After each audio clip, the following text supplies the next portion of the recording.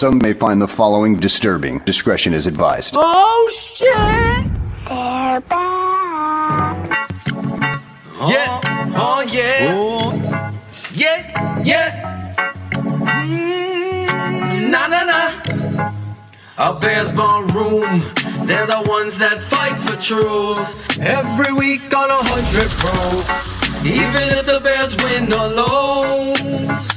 A Bears ballroom, they're the ones that fight for truth. Every week on 100 Proof, no matter if the Bears win or lose.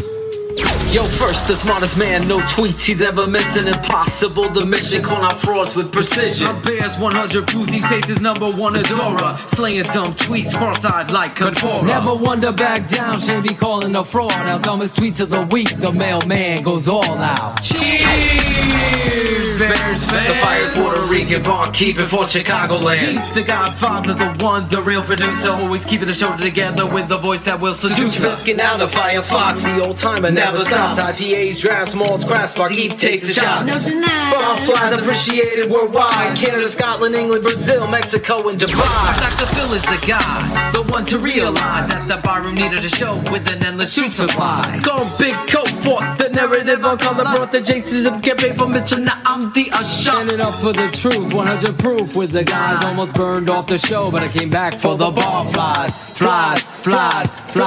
Fuck a fraud in his keyboard, Twitter tough guys surround us. Reigning truth on the Bears worldwide, Barflies astound us. This is the number one pod, that's the reality of the truth. And if you don't know us by now, Bears 100 Proof. A Bears ballroom, they're the ones that fight for truth. Every week on 100 Proof, even if the Bears win or lose. A Bears ballroom, they're the ones that fight for truth.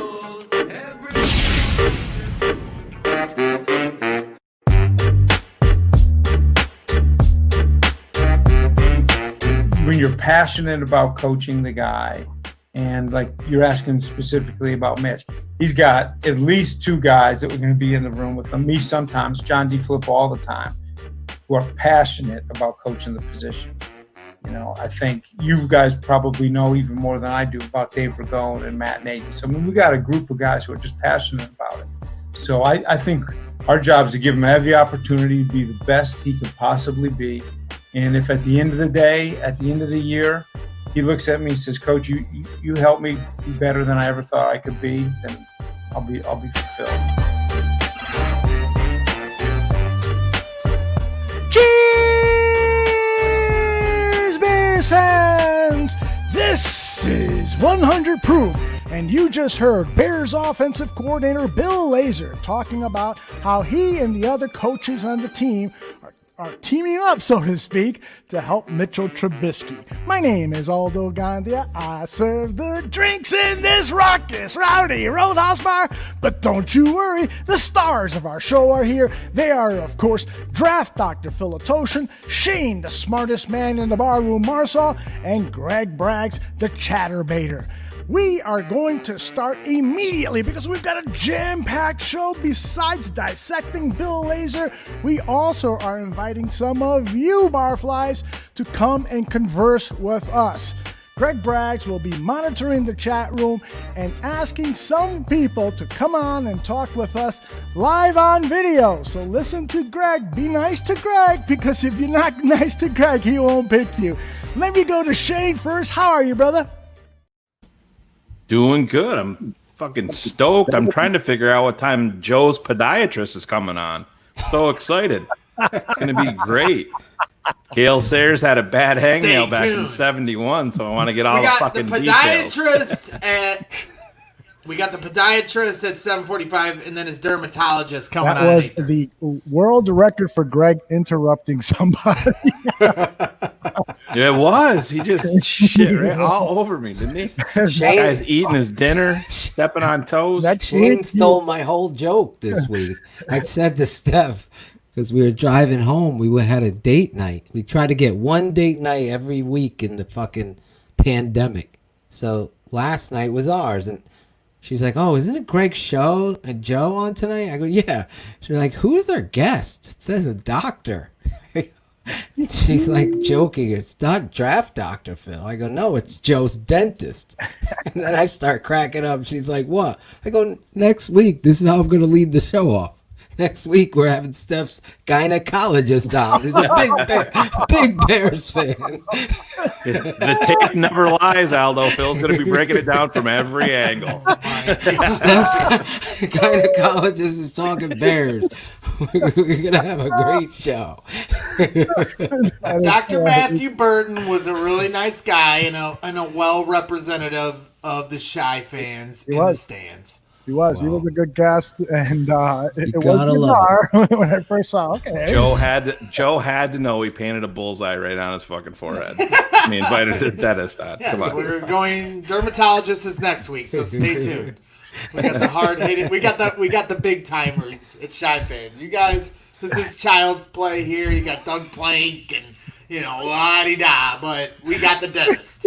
I love it. I mean, that falls right into the theme of the show. There's Chicago fans. You got dentists. You got firefighters. You got homeless people.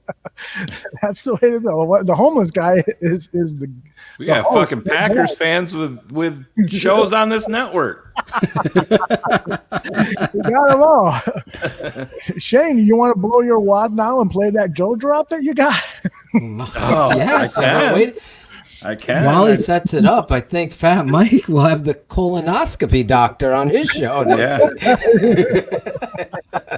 We're just gonna have a whole mess of doctors going on. Here's my favorite ever Joe Mandel drop from I Have a Stream. So I'll play it for the masses. Here we go. Awesome. What's that? We got some people in the chat room listening in. Fat Mike, and Zach, and on the chat. Saw Alex Acevedo and someone named Trucker X. Welcome. Yes, that's probably a trucker. Anyway. Joe.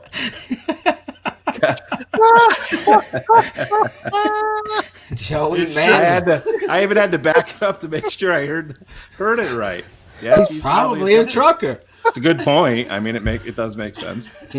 I know when I was first, like when the internet and chat rooms and message boards were first a thing, my last name is Marsaw, so I just flipped around my last name. That's Wazram is my last name backwards. And everybody for the longest time thought I was a former player and I was a Ram. So I can see why Joe went there. Trucker X must be a trucker. Captain Obvious Award. That is classic. Hey guys, before we get into Mr. Lazor and dissecting him, there's a couple of things I want to just mention briefly.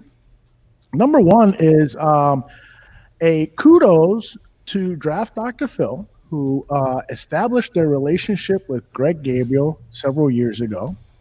Fast forward to today, where we announced that Greg Gabriel is joining the network as one of the analysts. He will be doing a show with David Schuster covering the NFL, and we're excited about that. And there's a lot of people to thank, but I'm going to start by thanking Draft Dr. Phil because it was his connection with Greg Gabriel that brought him to the network. So Greg was exposed to the fine work that we all do here, and that's how the ball got rolling officially. So, Phil, thank you very much. Well, it's the least I could do. I mean, I've been here for how many years? So we're finally getting here where we want. But yeah, Greg is a straight shooter. So the one thing I love about the guy, not only is his experience, and people on Twitter take a lot of shots and stuff like that, and I'm not a big fan of Twitter, as you guys know.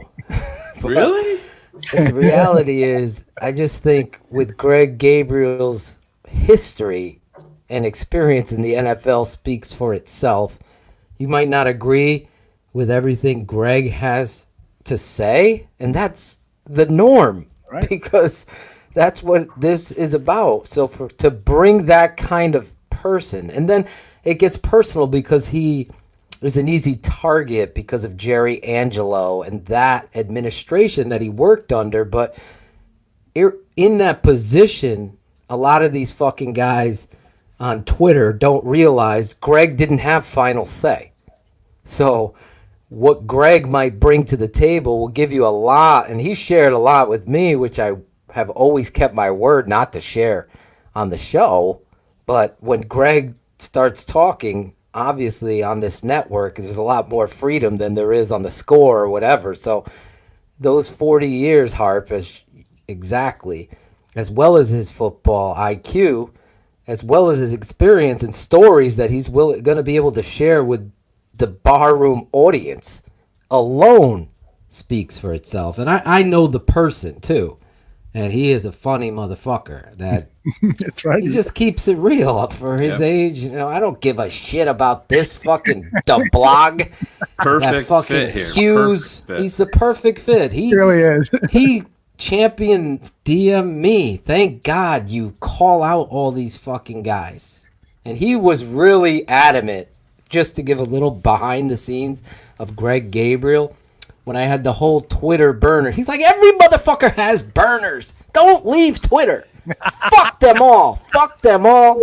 You have a supporter in me. I go, I just needed to leave because of, other things. And I explained it, and then he understood it. And we've gone into it.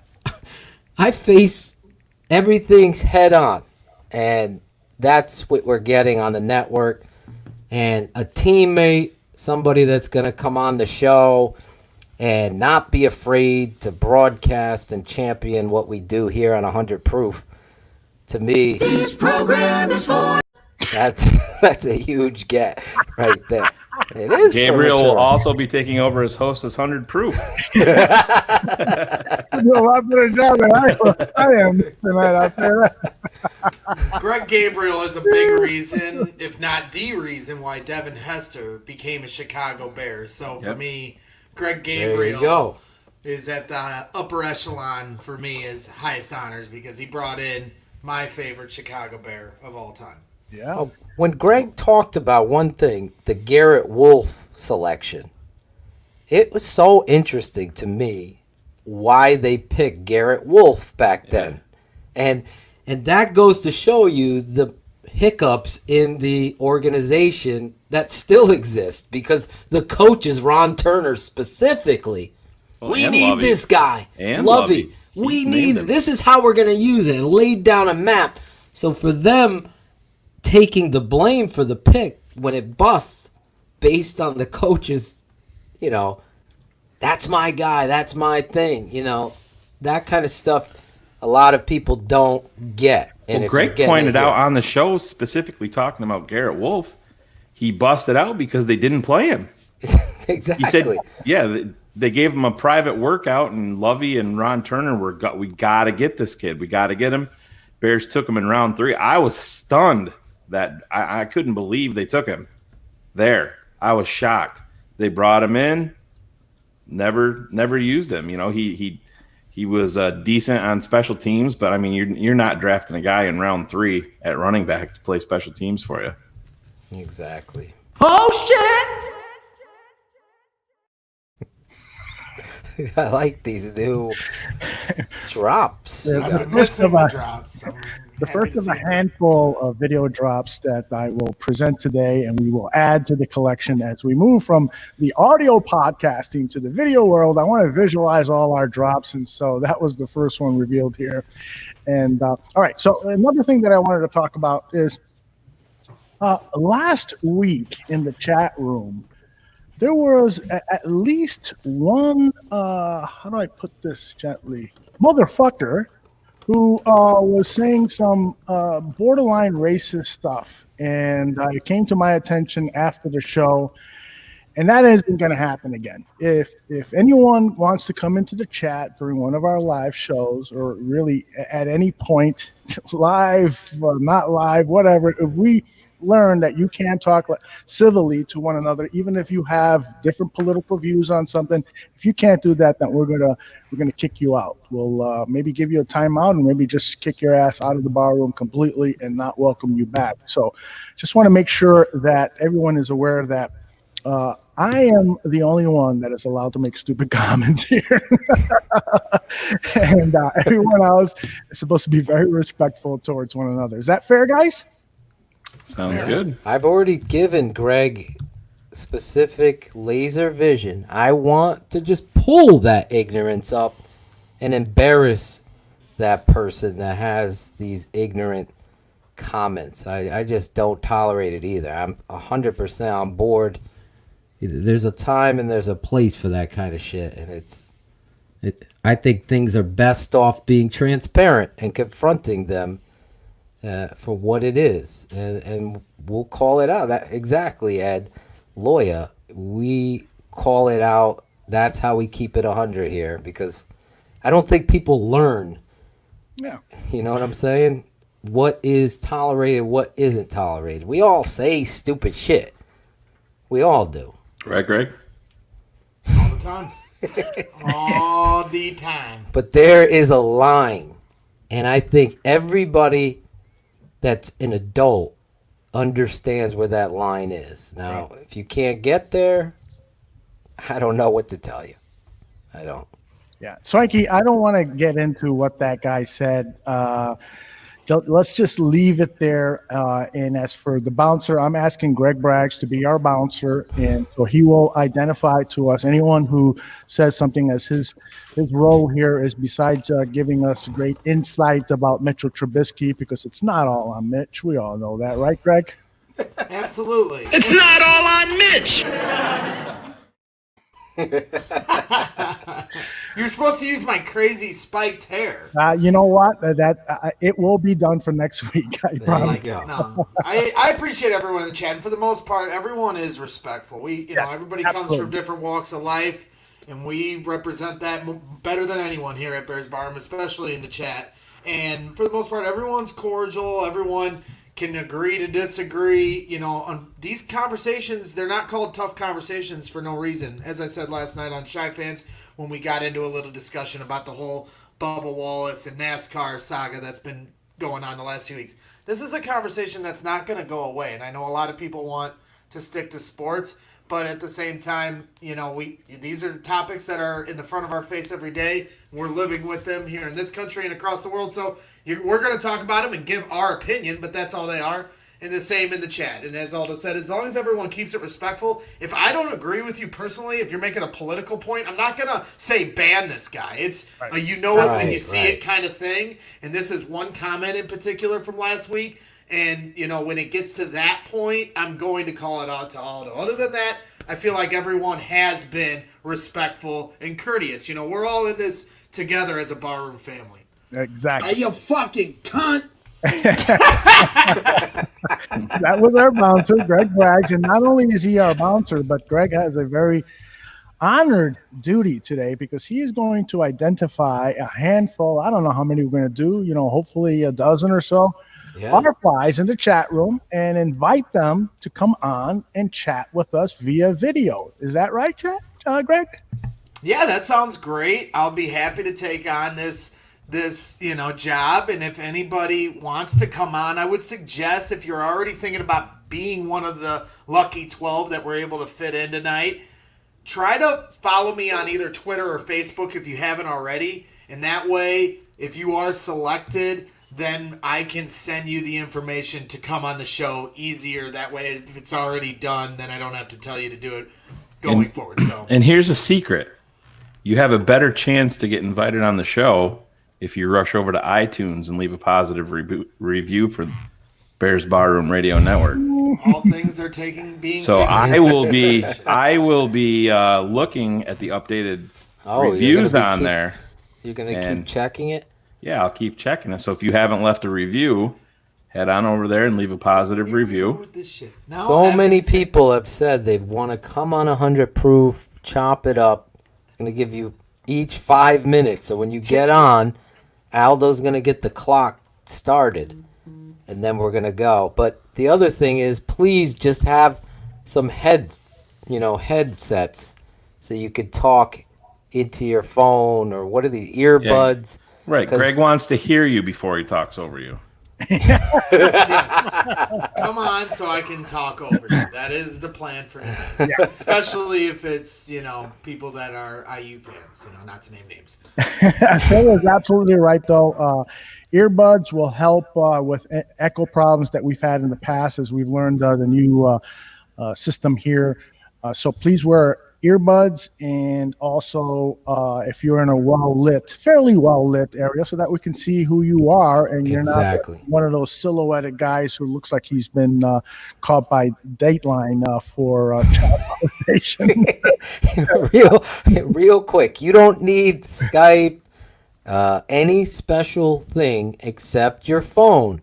So and if it you better really be an Android, not an iPhone, or else I'm not picking you. iPhone or Android is fine. You don't need any download. You're going to send a link to you. You fill out your name, and you'll be right on the air. It's that simple. So those of you that want to jump on, come on. We're just giving you the setup here. See, there's no Skype download or anything. Zoom. We're going to send you a link. Greg will send it to you. Have some earbuds in, and boom, we'll bring you. You'll be backstage, fill in your name or what you want people to know you as or whatever, and then we'll go from there, okay? All right. Just giving you that. I think we got all the ground rules out. And by the way, one thing you can do right now is hit like. If you're on YouTube and you're watching this on YouTube, hit like, make sure you subscribe, and leave us a comment there about how great I look. There you go. All right. Hey, guys, I am super, super psyched about this upcoming show, what we're going to do with Bill Lazor, because I listened to this interview this morning and early this afternoon, and I was super intrigued by this guy. He's been around the league for a long time. I think since around the year 2000, he's had all sorts of coaching jobs. And in the 30-minute Zoom press conference that he had last week, he was very thoughtful. He, in some cases, one response was like 5 minutes long. By the way, I think Jason Lazor, he's always, of the Chicago Sun-Times, he's always picked last by the Bears media group. I think they don't like him.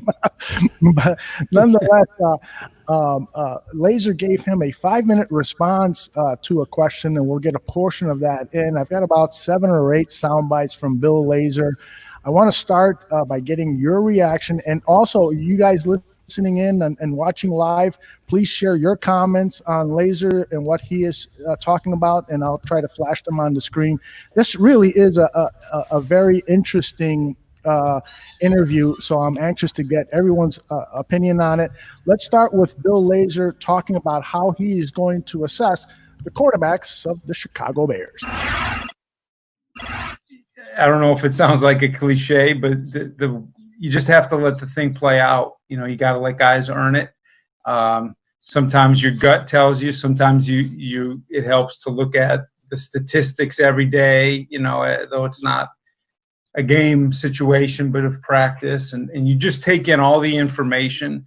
I worked for a coach one time, and actually the battle was. This was a very old, wise coach who won numerous Super Bowls, and the battle was for the backup quarterback job. And I just remember after one of the preseason games, he came to me. He said, when that guy went in the huddle, I just watched how the team changed, And so there are so many different factors that go into it. Some of it is real statistical, and some of it is watching a guy and how he presents himself. And hopefully we have plenty of preseason games, because I think that's the most fair way, I think, for the guys is to let them play on the game field. And that's the most fair. So hopefully they get an opportunity to do that. As soon as he said, looking at the statistics, I thought of you, Phil, right away. Oh, boy. Your thoughts. Yeah, this guy seems to be like, I don't know how to read this guy. He's very well thought, well spoken, but he kind of walks around and then comes back to the original point for me a lot. Mm-hmm. I watched this whole interview, and when he was throwing out statistics, it's funny. I was just shaking my head when I was watching. I'm like, where's the point in this? And then he gets, well, hopefully we have games because that's the most important element. So I'm not a big. It's so hard to like say this, but I'm not like a coach talker, like coach talk. I'm more straight in your face coach talk. Like when Shane keeps bringing up, for example, when Nagy's like, this is it, motherfucker. Get this fucking shit right. That's at every moment for me with players coming off. And I have former players, watching the show that aren't even fans of the Bears because they missed this shit. And that's, I'm not going to take anything away from what he's saying there because he finally gets to the point where, the preseason games are going to be the critical things. Imagine anything else for the quarterback competition. Exactly. and you hope there was a hope in there at one point. I don't think it was in that last, but maybe you'll have it in the future. And I'm like, hope. You're the offensive coordinator. Make it happen. Like, don't hope it to happen. Make it happen so you can assess it. So it's interesting. The guy's interesting to say the least. He looks, I don't know, nerdy. Yeah, he really does. He really does. And I have to admit that when Mark Trestman was originally hired, I was kind of I wasn't pleased that he was hired over Bill Arians, but I was intrigued by the fact that he was a really smart guy who grew up in the Bill Walsh system, which is a system that I loved as a kid and as a young adult. I actually bought Bill Walsh's coaching book, and when I coached the flag football team. Did Phil Rainey give you his? No. Next break, I'm going to go run over and get the book because I noticed the other day that this book is selling for $200. Really? Yeah, as a resale because it's out of print now, and I've got a pristine copy. But nonetheless, I learned about the 3, 5, 7-step drop, and I learned about how to conduct the practice because I was coaching a flag football team of 20-year-old Puerto Ricans who would show up with their fucking switchblades. Jose Cotto in the house. Right.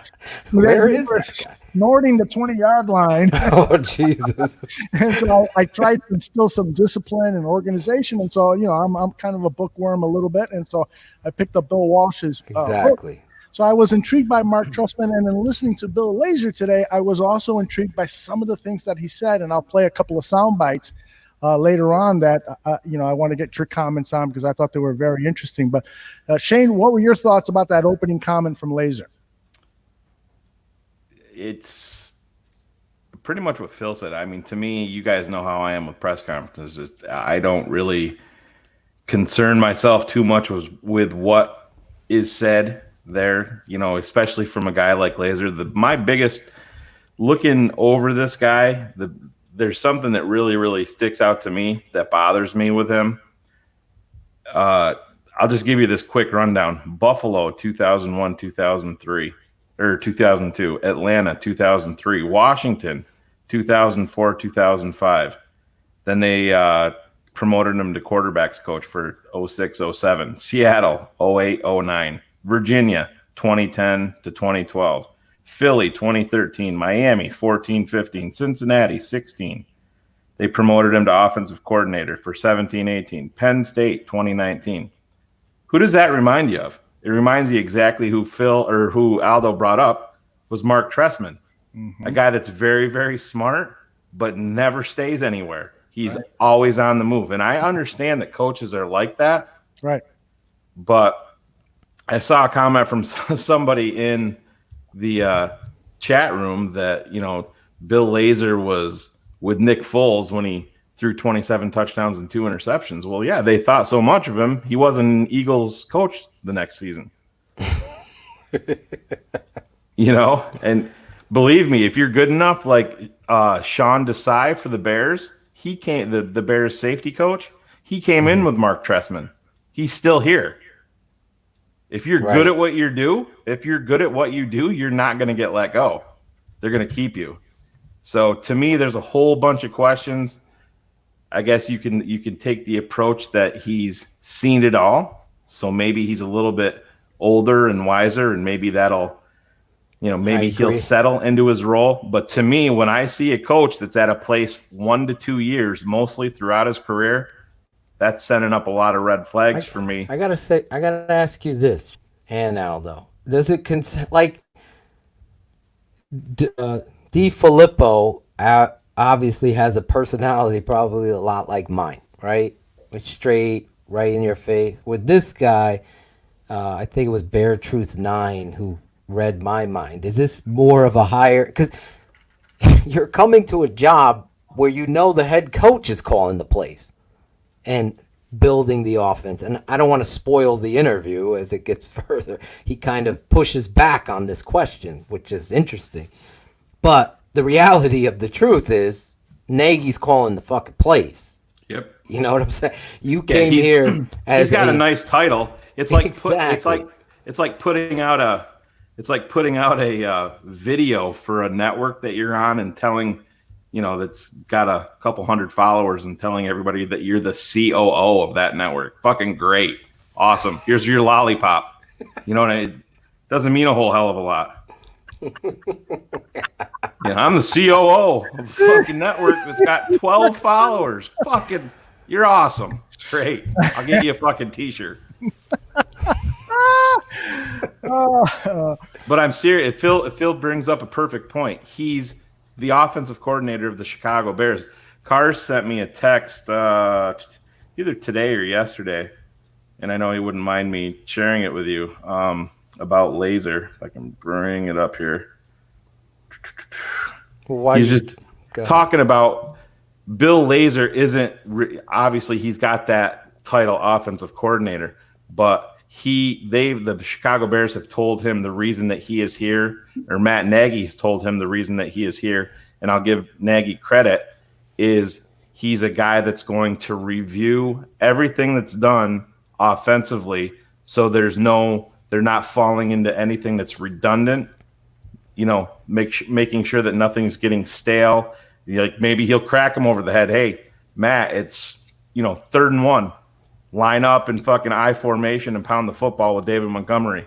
You don't have to, you don't have to go deep. Little stuff like that. So that could be when you're looking back at his history where he has been around so much, he's seen a lot. So that definitely could be a help there. But the offensive coordinator title doesn't mean anything here in Chicago. Yep, I agree to a certain extent, but let's listen to more of Lazor and then really assess that point. This is Lazor talking about Nick Foles and what he has seen regarding Foles' development on and off the field over the years. When he finally got a chance to play in regular season games, and I saw the jump that he had made, I thought, from preseason play to then, 4 or 5 weeks later when he got in. So I just saw constant development. I think when you're coaching the quarterback, you remember, you learn over time everyone is different, and so part of the growth is between the coach and the player, and the coach figuring out the player. And I mean, even as little a thing as, okay, if I'm on the sideline or if you're in the box and you're dealing with him on game day and you see something that you need to correct, how do I say it to this player? I've had guys who want me to tell them if I think they're jumpy in the pocket. I've had other guys that would get defensive about it, so we had to have a code word. But until you're with a guy, it's hard to know how is it going to go on game day. So I just had a chance to watch him grow. I thought that year, obviously, he had a fantastic year statistically. He touches a lot about communicating with the quarterback and finding the right way to connect with the quarterback. At one point, he talked about how he was playing catch with his son outside, and how he said a couple of things to him and he finally learned how to move his shoulders and set his feet to look at the target after he said it a certain way. Maybe I'll try that with Mitch, he said. So he really is a technician regarding coaching and communication, isn't he? Hopefully he knows that the fucking mic shuts off with 15 seconds to go on the play clock. Because when I'm listening to him talk, I'm like, holy fuck, just speed it up a little bit. You remember that show that we did where you slowed all our voices down, Aldo? It sounded like we were all high and strung out. That was a great one. That's where I'm at with him. I find myself like staring at him like, holy shit, Bill. Just speed it up. Just pick up the tempo a little bit. But to me, maybe it's a healthy thing. You have these coaches that are diverse, like Flip. He's got a fucking bottle rocket up his ass 24/7. That's right. Bill's a little bit more laid back. You know what I mean? And maybe that's healthy to have these guys that are at different ends of the spectrum emotionally in the way that they're speaking. You have that could balance out the room. So, we don't know these guys on a personal level, and maybe he's not comfortable talking to the media. That who knows? That very well could be. But if it works out, it works out. I just look back at the history, and when I see a guy that's bounced around so much, that to me sends up a red flag. Yep, I am with you. I wanted to say, when you get to the point where you're the play caller and the head coach and you're learning on the job, you're hiring different personalities that fit you. We had Olin Kreutz expertly talk about Dave Ragone and Last Chance U. He called it up at Hallis Hall with Coach Nagy, because all of these guys are his guys.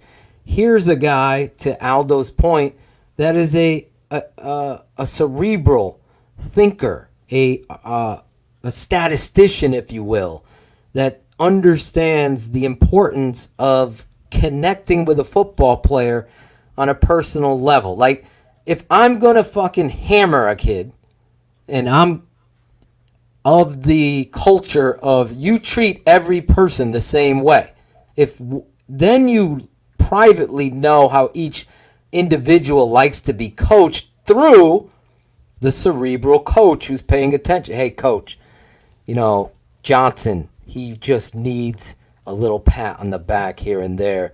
It'll go a long way with him. If I'm in a good mood, I'll be like, all right, thanks, coach. Now I know Johnson is going to need a joke or a pat on the back. If that's the hire there, and he's going to be checks and balances guy, because he's clearly here to be the self-scouter, and that's something that they haven't done well. And hopefully his voice is heard by Coach Nagy to what Shane is saying. That, again, we don't know these guys. I'm just watching him, the person, and saying, this is a great example by you, Aldo, and Mark Trestman as an offensive coordinator that's going to handle the experience level of understanding all of these offensive systems that he's been in, all of his football experience, college and pro. That shouldn't be overlooked. And I'm not going to knock the guy because he's moving around, because I know how coaching is crazy like that. Your fits are your fits. If you don't fit, they fire you. You saw it with Harry Houston. Right. So, but Phil, what I'm saying, when you're at a place for 1 year and then another place for 1 year or 2 years, and then you're at another place for a year, and then another place for 2 years, then another place for a year, that's a worry. I mean, if you're if you're really good at what you do, especially as a coach at the highest level, the whole good old boy network, I get it. But if you're really, really good at what you do, like I said, Sean Desai is a glaring example of it. Well, safety Jay coach. Rogers. Exactly. He's a better example. He didn't leave, and that's Sean Desai interviewed for the Bears job at the Senior Bowl up in the bleachers. Oh, that's true. Yeah, that's with Mark true. Trestman. He hired him, and he's still here. That says a lot. Lazor was out of football. He was at what did they call him? Like an analyst or something for Penn State last year, and then he did some traveling. I believe they said. This guy could be the best fucking tape breaker downer. He could be, right. And that could be his thing where he's charting in order. You already see a guy, I've said it 100 times, that's overwhelmed in situational football. So here's a guy that his job, I love that, Mike. That's exactly what Ragone's job is. But what Lazor's job is to be the checks and balances. Hey, coach, every time on 3rd and 7, you're running dash pass right. You need to, and then you're like, oh shit, you're right, I am. You always have to have those guys, especially if you're doing both. Why are we throwing a fader out to Taylor Gabriel on 3rd and 12 in front of the end zone? And I think it's key that he trusts the guys that are saying it to him because, like, at the Chargers game last year, I know it was caught on camera that Dave Ragone was pleading with him to continue to run the ball, and he didn't listen to him. So maybe having some guys that he trusts a little more, will help him, open up that kind of decision making. I would just love to know who the quarterback was that needed the code word for when he was stepping up, because you know damn well if it came out that Mitch Trubisky needed a freaking code word for stepping up in the pocket, I know this chat room would be fired up about it. For sure. No doubt. All right, let's move 3rd and 1. Fuck it, Coach Nagy. He's going deep. Dan. All right, let's see Bill's take on evaluating Mitchell Trubisky. And this was another one of his super long sound bites. I mean, he went through the history of his relationship with Mitch Trubisky, and I cut all that stuff out. He met him when he was in high school. He talked to his high school football coach. He ran into Mitch in the hallway or at a gym on the field and talked to him there. But that was really the extent of it. You know what I mean? They didn't really curate this relationship. Correct. If you listen to it, it was he had his name and number in his phone because they passed each other. So there was a lot of fluff there. Yeah, he's a lot of fluff kind of guy. Yeah. Somebody in the chat room said he's a fluffer. Yeah. This is Lazor on evaluating Mitch. The evaluation I have of him at this point is probably the numerous times I've watched the game film over and over, whether we've watched it as a staff evaluating the scheme or evaluating the players. And obviously I had a chance to watch some of it even before I came to visit with Coach regarding the chance to speak about the job. And I don't think it would be fair for me to say anything to you that you haven't seen on video. I think everything is open as far as what is going to happen next. And I feel very good about the talks that Mitch and I have had about the fact that his future and his career is in his hands. I think that's the way he and I've kind of agreed to look at it. And that's a great thing about football. It's up to you. I mean, we all come into different circumstances of who else is on the team or who else is on the coaching staff, or there are circumstances that affect every person's job. But if you approach every day that, hey, today I get to, I get to have more control than anyone else of what my story is going to be and what my future is. I think that's where Mitch is. I think he's got a lot of great football ahead of him, and he gets to walk in the building the first day we're allowed. He'll probably have a mask on, right, and get his forehead tested for fever.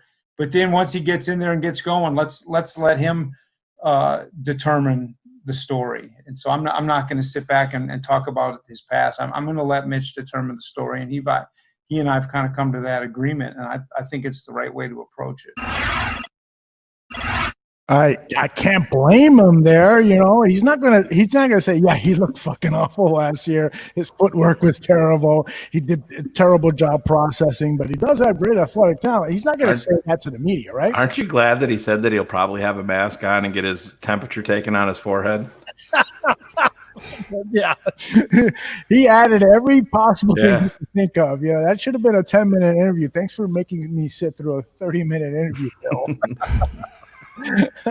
He's very what's the safe. Word that I'm He's very safe. Yeah, he's very guarded almost with every single. He's like It's watching what he's saying as he's saying it. he's a faster version of Dead Air Jer. A little more motivated. A little bit. But The Rock, Corey, Dead Air Jer. Great point, Greg. What am I doing? Why am I on the screen? What did I do? Why am I up here? We like your beard. Oh, thank you. My mane. He's still growing it. Coming off, son. It is. I'm actually a master of watching what I say as I say it. So. Oh yeah. Laser. What do you mean? Oh yeah. You think I just shoot off at the mouth over here? Phil and I were on the phone with Greg today. We were right in the middle of a super important conversation. I mean, pouring our heart out. And this guy's like, guys, yeah, I'm real sorry, but I got to go. I did. It was either listen to the rest of your heart or get fired. Getting to the main course, the crescendo of the entire conversation. And this fucking guy fucking bounces. All right, let's move on to our next soundbite. We've got Lazor talking about David Montgomery, and this perhaps was the most exciting bit of news that he had in the press conference, because it sounds like David Montgomery could be worthy of the 3rd overall pick in the fantasy football draft, where I picked him last year, as a risky move that never paid off. I have gotten probably as good a recommendation for David as a person as you could possibly receive. And nothing that I've seen has shown to be counter to that, so far. Whether it be phone conversations that he and I have had, or, sitting on a Zoom meeting, it might be with 140 people, or it might be an offensive meeting with whatever that number of people, or listening and, sitting in the back of the, sitting in on the running back Zoom meeting and just listening to him talk, how he presents himself. I mean, he seems to be, to me, a guy who really has his mindset on what he expects this year to be for him. Montgomery back in, and here's Montgomery breaking a couple of tackles and winds up with a first down and a touchdown. I'm excited about it. I think for a young guy to come in and play as well as he did is not easy, and so that's an impressive feat. And then everything he's said now tells you that he's serious about what that jump is going to be from year 1 to year 2, which we've all seen young players make. So I'm excited about it. I'm excited to see how he works on the practice field and his level of detail. That's the thing that oftentimes for those second-year players, now that they've kind of got their feet on solid ground with some of just the small things of the atmosphere they're in, now they can really turn into those details. And so I'm excited on the practice field to see how he attacks that. And really, for me, I've got to evaluate, too, what does he need to improve and do better. So it'll kind of be a joint process where hopefully between Coach London and he and myself, we can all work that out. Hey, this is the path to the next step towards greatness. But everything's been super impressive with his attitude. Phil? So excited there. Yeah. He's getting out of his seat. He's John Madden. He's drawing up play. Phil, what I'd love for you to do, I'm going to put up some David Montgomery highlights, and you talk about this kid. And I should be playing the Tape Never Lies one that you did, but I'm doing this right off the top of my head, so excuse me. I found some highlights, and so I'll play those while you talk about David Montgomery. Okay? Absolutely. I mean, do you want me to break him down, or do you want me to just talk about the football player? You know how to do this, brother. Well, this guy, I mean, every time you watch him, especially from his college tape and where they put him in the NFL, this is in the preseason last year, you just saw the kind of talent he could be when used appropriately. Here, they're running outside zone. You see him churning and fighting for every goddamn yard with an offensive line that's piss poor. you're trying to find creases. What did Gail Sayers give me 18 inches, and I'm going to give you. Give me an inch. Give me. 18. I thought it was 16 inches or something like that. No, all he needed was an inch. Really? Someone pull up that stat. I think it's 18 inches. I really do. I think I'm going to beat the smartest man. But here he is. I mean, you see the explosiveness. When it's blocked right, that's where NFL athletes showcase themselves. People don't get to a higher level without the kind of help in a team sport. Look at them go downhill on a bob play, find the cutback and hit it up in there. The kid, I have studied this kid on college tape alone. What he could do. Look at him. The ball's thrown the backside where he's going. He adjusts easily and catches the football. Here you go, inside zone. He goes over the top, gets it into the end zone. He has a nose for the goal line, but also a nose for the sticks. And those kind of athletes, when you look at them hesitate, find the back door, put your shoulder down, and run hard. We've seen plays where you're hesitating like that, crease, shoulder, turn your legs. Look at guys standing around watching them. That's coaching. How is that okay? This is a guy that's always running, always churning his legs. As an offensive coordinator, you got to get after your guys, get to the next level and stay with your guys, because 32 isn't going to give up until the final whistle's blown. So when you have this kind of athlete, inside zone, it's RPO, he gave it, he made the right read, you see what he gets to, the second level. You got cats down here. Shut up, Greg. Holy cow, Greg. That Charles Reynolds? Calm down, Barb. Daddy will be home soon. Unbelievable. So you got cats down here. Think that's funny, right? Fighting with the dogs. Although I got some breaking Bears bar room. I love that news. play. I love that play. The Bob. Do we have the breaking news drop? No, we don't. All right. Gail Sayers said, "Give me 18 inches of daylight." I was correct. So you were wrong. Yep. See, I can admit it, Greg. See how Shane steps up? Like, that makes me proud. Because he's admitting that I was right. And Greg has a tendency to not be able to. No, the Robert Quinn thing, Shane didn't want to give you props for, and I did. Because he selected 47 other players along with Robert. No, he didn't. No, I didn't. He nailed Rob. See what he's doing, Thank you, Phil? Greg. You're back in my good graces. Greg's got too, See how I just pulled that out? Greg's got too much chlorine in his system from his neighbor's house. I haven't been able to freaking swim at all this year. I got the Thank kid God. pool, that's it. Thank God. Oh, God. Oops. Let me get this cat the frig out of here. Cat out. Bye, Phil. There you go. All right. Put the tape back on. I'll break it down. Oh! This shit ain't hard. Yeah, Phil's like, oh, look at it. Watch me do it. You guys want to see the chatterbaiter break some film down? It's not hard. The tape always lies. He just wants So to look be at able to this. talk. Second effort, third effort, fourth effort. Fuck Green Bay. Look at this. How are we cutting through the middle, slicing and dicing? See how easy I can do this? Look at handoff. That's an RPO. Look at, did he even get in? Who knows? But I love the effort. You got in. He got in. That's a touchdown. I always love his hesitation before the line. That reminds me of Thomas Jones. He was always so good at waiting for that right hole, And with this line, as we know, it's hard to find him. I know everyone's hard on him, right, Phil, about not finishing the run, but This who? Thomas or no Montgomery? Montgomery? On this run. I can remember everybody at the that's stadium. not the strong. That's not the strong point of his game. That's not his game. His game isn't. I mean, how many?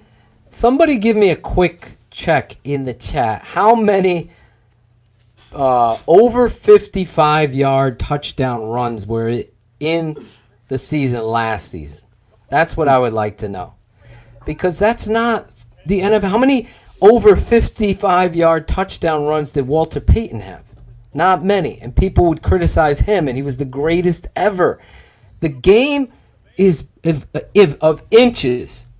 The patience, the ability to dip and find back doors and understand, instinctive runners understand where they're going to set up the next, but do it in an effortless way. When you have this kind of balance and this kind of tendency to break tackles, arm tackles, everybody goes back to that, missed field goal. And Shane will talk about Jordan Howard getting tripped up on an arm tackle in that game that could have been a house call. Versus Philly, he's gone. Gone. Does that change the whole dynamic of the game? That was a 3rd and 1 play. It's a 60-yard touchdown run. There's nobody there. Nobody there. They clipped his heel. Exactly. And he stubbed his toe on the field and went down and went short. He gets through that. It's a house call. It's a completely, but that just goes to show you how when people say it's a game of inches, to bring up Gale Sayers again, 18 inches, whatever, 1 inch, every inch matters. It does. It really does. And this especially guy, in the playoffs. The last point is the most important. On tape, you're seeing so many times where he's still making effort and offensive linemen are going like this, looking like they don't know that he's still going. That's how bad this running game was last season, and he almost had 1,000 yards.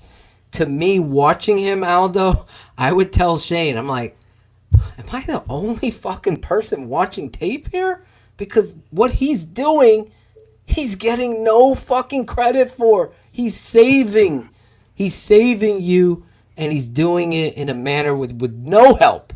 A tight end that's a former Princeton wide receiver playing tight end. You heard Olin a few weeks ago. Like the success rate with him. What's his name again? Jasper Horsted. The kid, Cornelius Lucas, and the other, Ted Larson, firing out against the fucking Saints. What's the success going to be there against that front? Well, and Phil, the stubbornness on the part of Matt Nagy is a huge part of the problem. And on the Grobstein-Schuster show, they interviewed John Greenberg of The Athletic, longtime sports writer here in Chicago, great writer over at The Athletic. And I think it was Schuster asked Greenberg, how stubborn is David Schuster? I mean, how stubborn is Matt Nagy? So Schuster can be stubborn too. I don't know, David. But yeah, he wants to come on, and you guys will have a great time together. He's a great guy. But bring Grobstein on too, because we want to tonk him over the head. Oh my God! With his comment, talking about the quarterback competition. Who cares? I don't know. Everybody at the fucking network. Jesus. Everybody listening. Where's Grobstein? He's get him on the years phone. Old. He's seen No, I know. I get it, but we care. Believe me. The point that Greenberg made is that Nagy is stubborn, very stubborn, but so is every coach in the NFL, and there is a lot of truth to that. But I personally think that the best coaches are the ones that are flexible and adapt, because the game is the basics are never going to change. Running the ball, tackling, throwing the ball, speed, those are the basics. But strategically, the game is going to change, and so you've got to adapt. So when all of a sudden, and Lazor talked about this, you can't run on the base defense, so you got to get that nickel defense out there and run the ball then. You don't fucking give up on the run game. You fucking force them to react to what you are instilling in the offense. So how much of football is trickery? People have asked me this so much, and you look at the counter play, and this is really going not too deep, but it's into the context of the virtual classroom, Aldo. Real quick. You're running power right? And you've gotten success there. So what do you do off of that? You don't go into four wides when you've had success off of power formation. So say I'm a coach, right? And I have an offensive coordinator in my ear, a wing right has been killing this team today. It might not have killed, the Eagles didn't kill the Vikings with wing right, but today we are. It's working. So the job for the OC is to get in my ear, wing right, or whatever their formation is, tight end, wing right, trips left, that's killing them. We're running power right down the football field, right? Now, what do you do off that? You don't go in 4 wide to decide to throw. You get in wing right, and you boot action off that and get your quarterback outside the pocket, and you're tricking. You're always one step ahead. All right, we've had success 15 times with the Bob play. Now we're going to run action off that same form. We want to give them the same look. So they're stepping one step in a game of inches, to Shane's point, even though I was right about Gale Sayers' 18 inches. Yeah, I brought it up. Nobody else did. You got to give the tricker. You got to be in control, I would call it, of what you want to do. Because you can't concede yourself to Lazor's great point. I remember that point. And I'm like, exactly. So if he's coming here to remind him, hey, we're having trouble running with 2 tight ends. We should be better. We did great last week against the Raiders in 2 tights, but this week we suck. So now we're going to go in fucking quads. And we're going to run the ball still. We're going to trap. We're going to fucking stunt. We're going to fucking run a special trap play, a counter play. Everybody's blocking down and we're pulling the guards and the tackles, the backside, and we're going to go old school right up in there. They haven't seen that. That's where you got to be on top of it. You can't be limited in your playbook. As Nagy has said, hey, you heard Olin talk about, hey, that one play, the fullback out of the I formation, action, the fullback fakes like he's going to block the end, slips under, gets outside. He's wide open. Wide open every time. We used to John Kuhn would fucking kill us with that. Every fucking Go back to the fullback. 2001 playoffs. Remember Cecil Martin? Oh, yeah. Killing us in the playoffs. Former the Eagles Wisconsin game. fucking Badger who went to the Eagles. Fucking dumbass. Killed the Bears. Every third down. I remember fucking Favre, speaking of fat fucking Mike, Brett Favre would run that fucking... I knew it was coming every time. Here it comes. Action to the fullback with the tight end running the drag.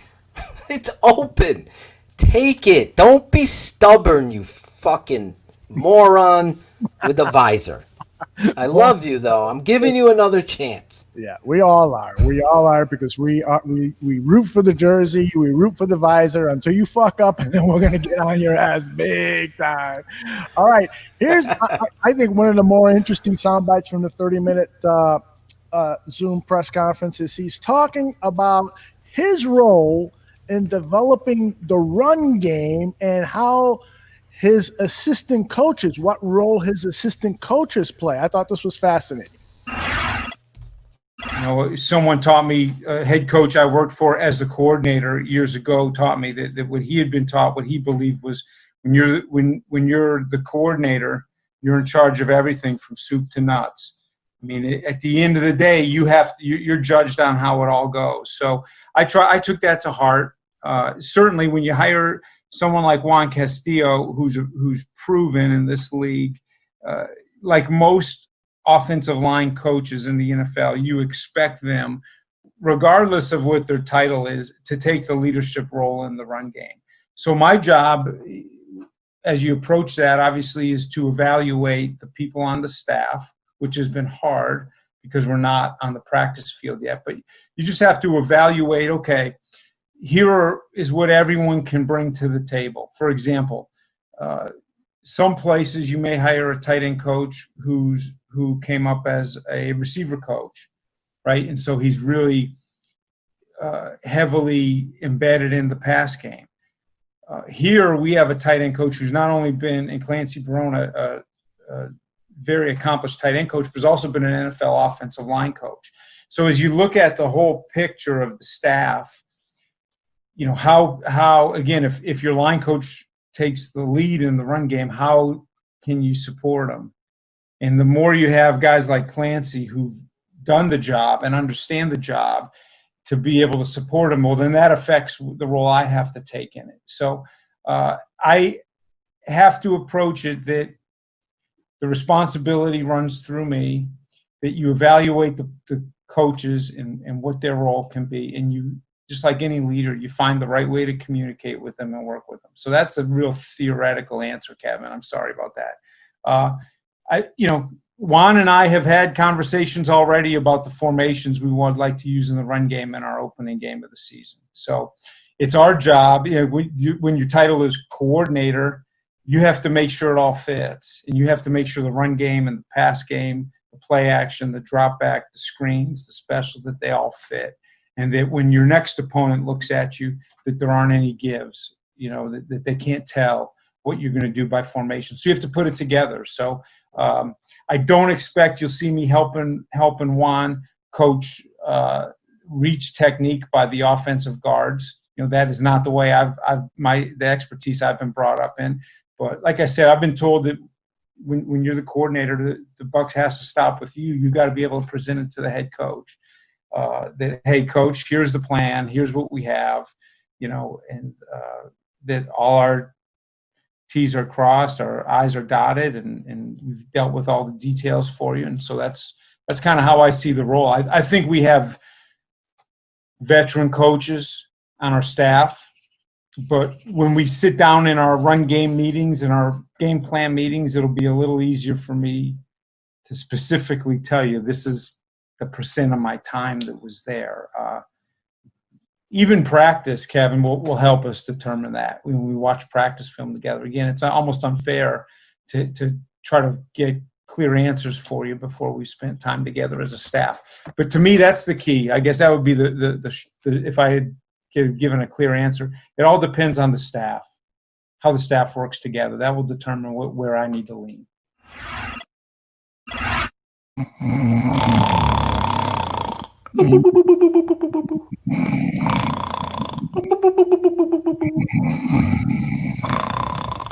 The joke would work better if Greg read the private chat. Man. Come on, I was just so mystified. No, I've never seen a guy do the Disney imitation of snoring. Like a normal fake snore would be like, but Shane went to the Disney. Come on, who's that a shout out to on this network? Who does that all the time, Aldo? Mike North. Have you heard him? Yep. When he does that every time. He does. It's a Stooges thing. Yeah, Greg, Dick. Black and white. Sorry. I've never seen it.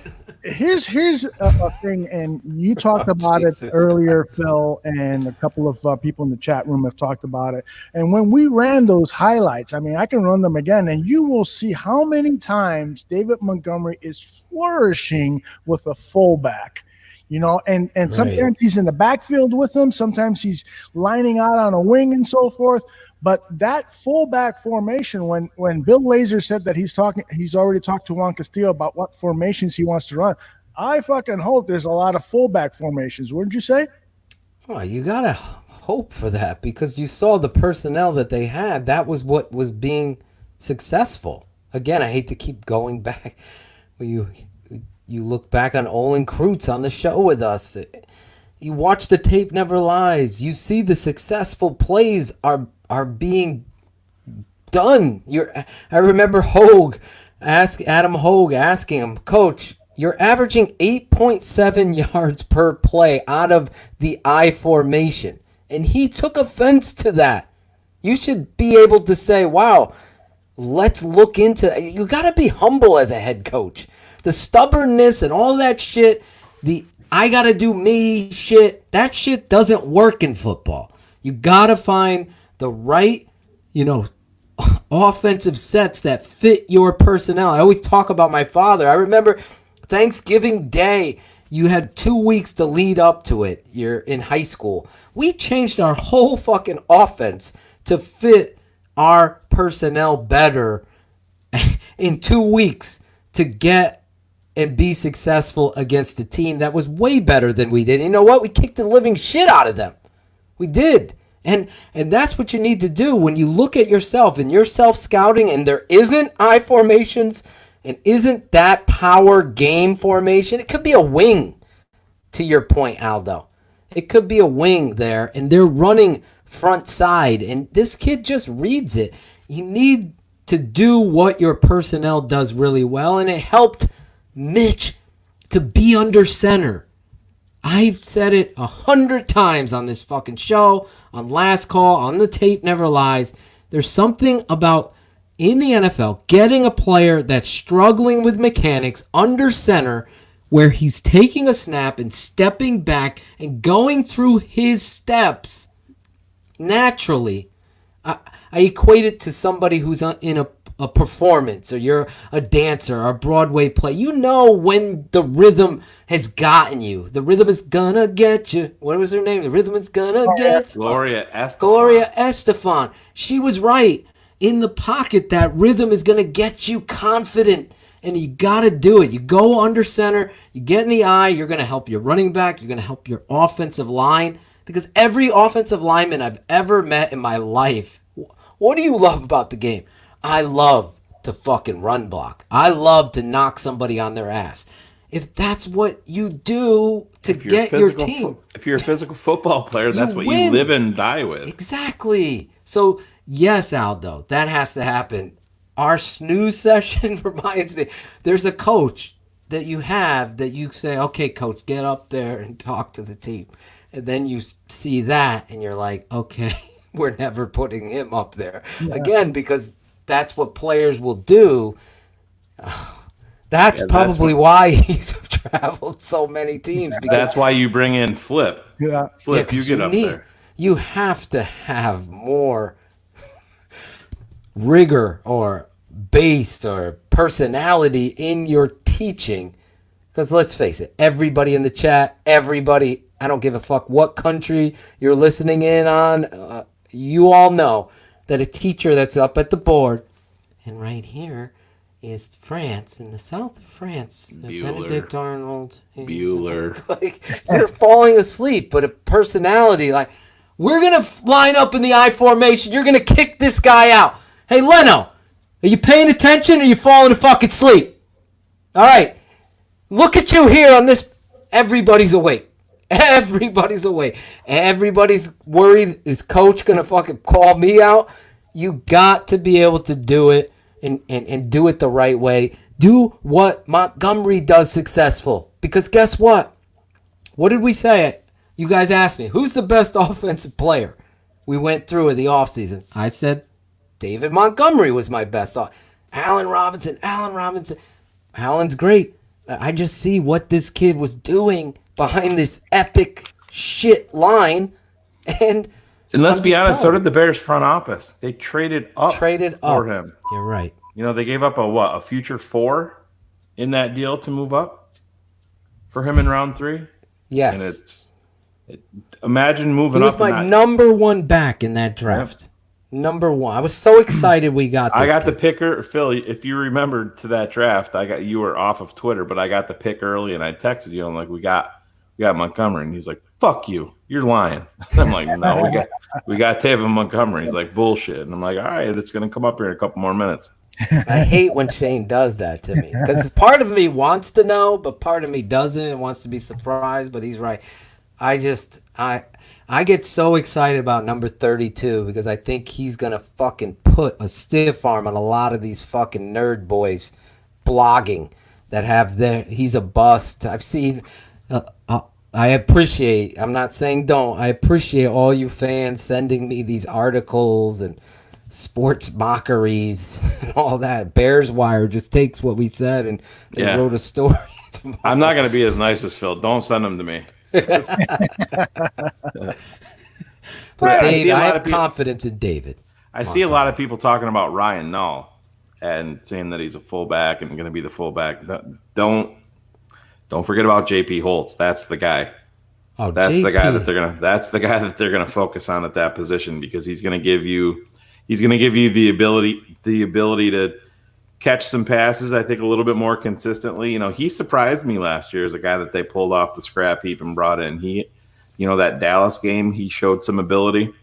But if they put him in that H-back role and let him block, move him around a little bit, I think he can be effective. It's going to be interesting to see how they go at RB3. If it's going to be no, don't count out Pierce. The UDFA that they brought in, that kid's got some ability from Oregon State too. Phil, do you think that Holtz could cut at H-back? Because I tend to recall a Tape Never Lies episode. I think it was against Dallas, maybe not, but where you had him highlighted on like 8 straight, where he had to come back across the line, and as you call it, crackback block, and he missed it. He missed it like 8 different ways. That's what it is, though. He hasn't been an H-back. Well, this is something. Does he have the disposition, the want to do this? Yes. That's why it's going to be interesting to see. Again, don't forget there's 3 chess moves here. Does Coach Nagy say, yes, Phil's right, we need to run the eye. We need to. If he says no, we got a clown show again, and we're going to be going crazy. If he says yes, and JP Holtz is that guy, I think JP has that demeanor to do that job. I don't think that you count Ryan Nall. I think Ryan Nall, because he's white, was typecast as he's a fullback when he comes. And I've seen tremendous athleticism from that kid who could give you some running back reps and give it a shot. Let's see what he could do. He's never gotten that shot. You're giving it to fucking East-West Shrine Bowl over here, Tariq Cohen, who's running out of bounds all the time. Send the right message and put Ryan Nall into backup David Montgomery and let him hit it up in there and see what he could do. That's what I would do as a coach. But to Shane's point, I really think JP has the advantage here. But to your point, Greg, it was one of those, and I think it was the Washington Redskins game. He was playing against his old team, and he kept missing. And he kept missing, and he's going down and falling down. And again, this isn't want to. Like with Leno, there's laziness a lot of time, and do you want to fucking be a dominant player? JP, I think, wants to do it. So, again, you got to open that up. Phil, speak to it, too, how this affects a player. JP's going to have a lot less on his plate. He's not going to – you got Jimmy Graham here. You have Cole Kmet here. He's going to have a specific and defined role. He's going to have a reduced role, really. Right. And he's gonna have the ability. He's not gonna have that expanded role where he's gonna have to do 3 or 4 different things. I know as an H-back, that's exactly what you're doing, but he's not gonna be a huge part of this offense. You had Adam Shaheen get bounced. You had Trey Burton get hurt. Now JP's coming in late. Let's not forget, thrust into the offense, learning as he's going. Being a part of this, where others like Ben Broniker didn't step up. Jasper was on the practice squad, brought up. There was so much, rigmarole, if you will, with the tight end position, because Adam Shaheen is a giant fucking bust, that you got, JP in there, and he's doing and overthinking. It might be over. Now here's your job. You already have Graham, got Cole Kmet. Those are your 1 and 2. Now you're playing a wing and a fullback, so his job and knowledge of that job should be equivalent to what your expectation is with Mitch Trubisky, to know the playbook inside and out. What can you do if you know exactly what everybody's job is on a certain play or an assignment? You go fast and you go hard. If you're always in knowledge of what is going on in your job and your responsibility, then you won't have a problem. And this isn't an excuse, Greg. This is a reality of that tape. It is JP Holtz doing his assignment and other people not knowing their assignment, and JP kind of like, I thought I was supposed to block the last man, and someone else blocked. Now he's gone. So it was a fucking Chinese fire drill out there in regards to what their assignments were. So a lot of confusion, a lot of stupid shit, a lot of players, but that's not injuries, and that's not an excuse. This coaching staff should have all of these players on the same page. JP Holtz. The JP Holtz segment. Oh, we got you on mute, Aldo. We can't hear you. It's because I was blowing my nose. Oh. I thought you were going to say you were Greg. blowing coke or something. Like, I was blowing coke. I wish. All right, I got two more laser sound. 6-hour show. This one guaranteed to put you all to sleep. No, hopefully not. This is Laser talking about how he can help Matt Nagy. One of the most impressive things about Coach Nagy is the very quick willingness to evaluate himself, to humble himself, and to ask the question, did I make the right call here? Am I doing it the right way? And opening himself up to criticism. You know, we've all worked different jobs. And obviously when we close the door in our staff room, I think we're in we're in an environment where and we've talked about this as a staff, where you need to be able to be open to each other. And guys, we wanted to have an environment where people can speak. But all of us, you all included, have been on teams or in businesses where that's not the case with the boss, right? Where the boss doesn't want criticism. But Matt is very open to what's the best way to get this done and to listening.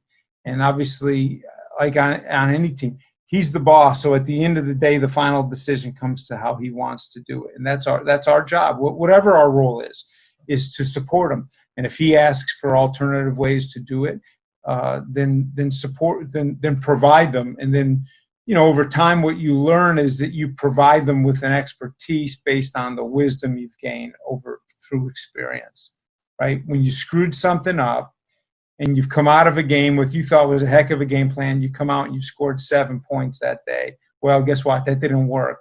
So bank that and understand why, and then you can carry that experience forward. Then hopefully over time you have more where you've scored 37 points, where you can learn positively, and then you can present it. So my job was at the end of the day, if I can help him be a better head coach and a better play caller, because I've provided leadership for the offensive staff and the offensive team, because I've provided him whatever level of expertise schematically that he asks for, then I think I can feel like I've accomplished my job. And so we started by evaluating the Bears. And we did it as a staff. I did it, when I was first hired, I did it myself, watching all the video, and then brought that in to the office, all the notes I'd taken. Then we sat as a whole staff and evaluated everything we did. He explained the whys. Sometimes we would go back to his Philadelphia and Kansas City days if it was a play that had come through. Of course, being in the league, I had seen a lot of it. Sometimes we then opened up for alternatives. Is this the best thing for the players we have? What would be the alternative? Would we rather keep going further in this direction? Do we want to minimize this and start a new string of a little different offense that maybe fits our players better? And we just had to constantly have those conversations. And it was I've been in good staff rooms, and I've been in staff rooms that weren't a lot of fun.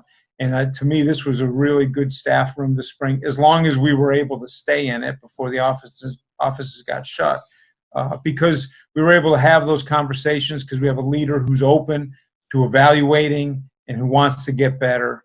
And so my job is to facilitate that. And when there's someone on the staff, I think another important part, Jason, is when there's someone on the staff who can help push us or give ideas. It's not just me giving it to Matt. It's also, create an atmosphere where the other guys can bring their experience and add to it, so that it's our, it's the 2020 Bears offense. Holy shit. Hold on a second. What do we got here? Laser. Begin laser ignition sequence. Begin laser ignition! A contribution from our man Greg Brack. He was supposed to say fire the laser. Fire the laser. You might be predicting the future with that. He's a fucking idiot. There you go. Thank you, Mama. Did she talk about Greg or Laser? I'm sorry, Greg. Swing and a but miss. he's saying that Nagy is accepting of knowledge and course correcting. Did you expect him to come out and say that he's not open to change and he doesn't want to self scout?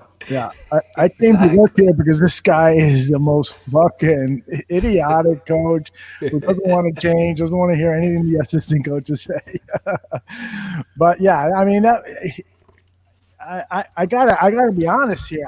I thought when I was listening to these sound bites that I thought that he was kind of interesting, but you're right. I mean, re-listening to them, the guy is fucking boring. There's no doubt about it. He's guarded with every word that comes out of his mouth. Yes. I mean, for real. That's he probably thinks, fuck, I've been here 112 days or whatever the fuck it is. I'm surprised that they haven't fired me yet because he's bounced around that much. But it's hard to listen to, but don't overrate this either because he's not the guy calling plays. Absolutely. He's got that fucking title and it means just about nothing. It's like being a fucking chatterbaiter on a fucking podcast. Who cares? It's a replaceable part. Oh, jeez. Leave him alone. He's doing his job. He's doing a great job. Greg, you were going to say something? I have a few things to say about that. But you know what? Don't you wish someone was in that, media sit down with Laser that had the balls to cut him off every 5 minutes? 5 seconds. That is true. That is a very good true point. But what would you have asked? How many home runs do you think Chris Bryant's going to hit this year, Bill? Excuse me, Mr. Laser. Are you going to let my friend Mitch start at quarterback? You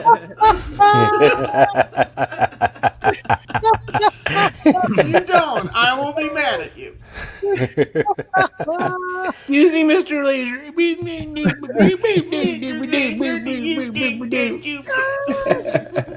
As long as Laser is keeping him on course.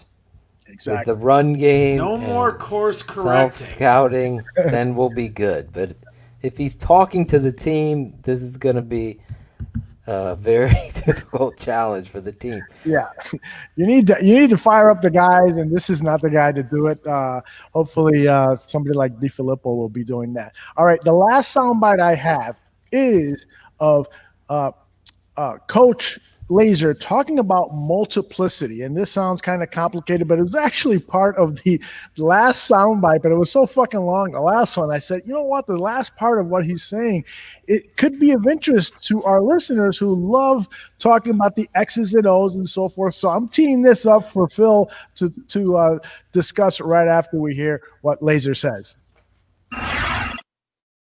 You have to have a certain level of multiplicity in your offense because 1 week, if you have someone, your tight ends, right? Big story in the 2019 Chicago land.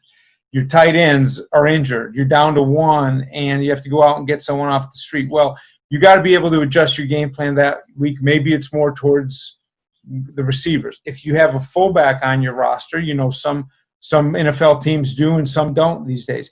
If you have a fullback on your roster, you've got to decide, hey, if this guy's active on game day as a great special teams player, then are we going to use, are we not going to utilize him at all on offense, or are we going to? And then week to week as guys are injured or as the matchup, you might be playing a defense and you say, man, when they're in base defense, we will be lucky to run it a yard. So we got to get this team into nickel defense. So this week we want to use more receivers. Now, do you change your offense? No. You build an offensive system that allows you to have multiplicity but still run the same concepts and speak the same language. So now you take that whole philosophy of this is a system, right, having multiplicity. We haven't had the chance to practice on the field and really see the guys in person. I've seen years of Jimmy Graham, right, on video.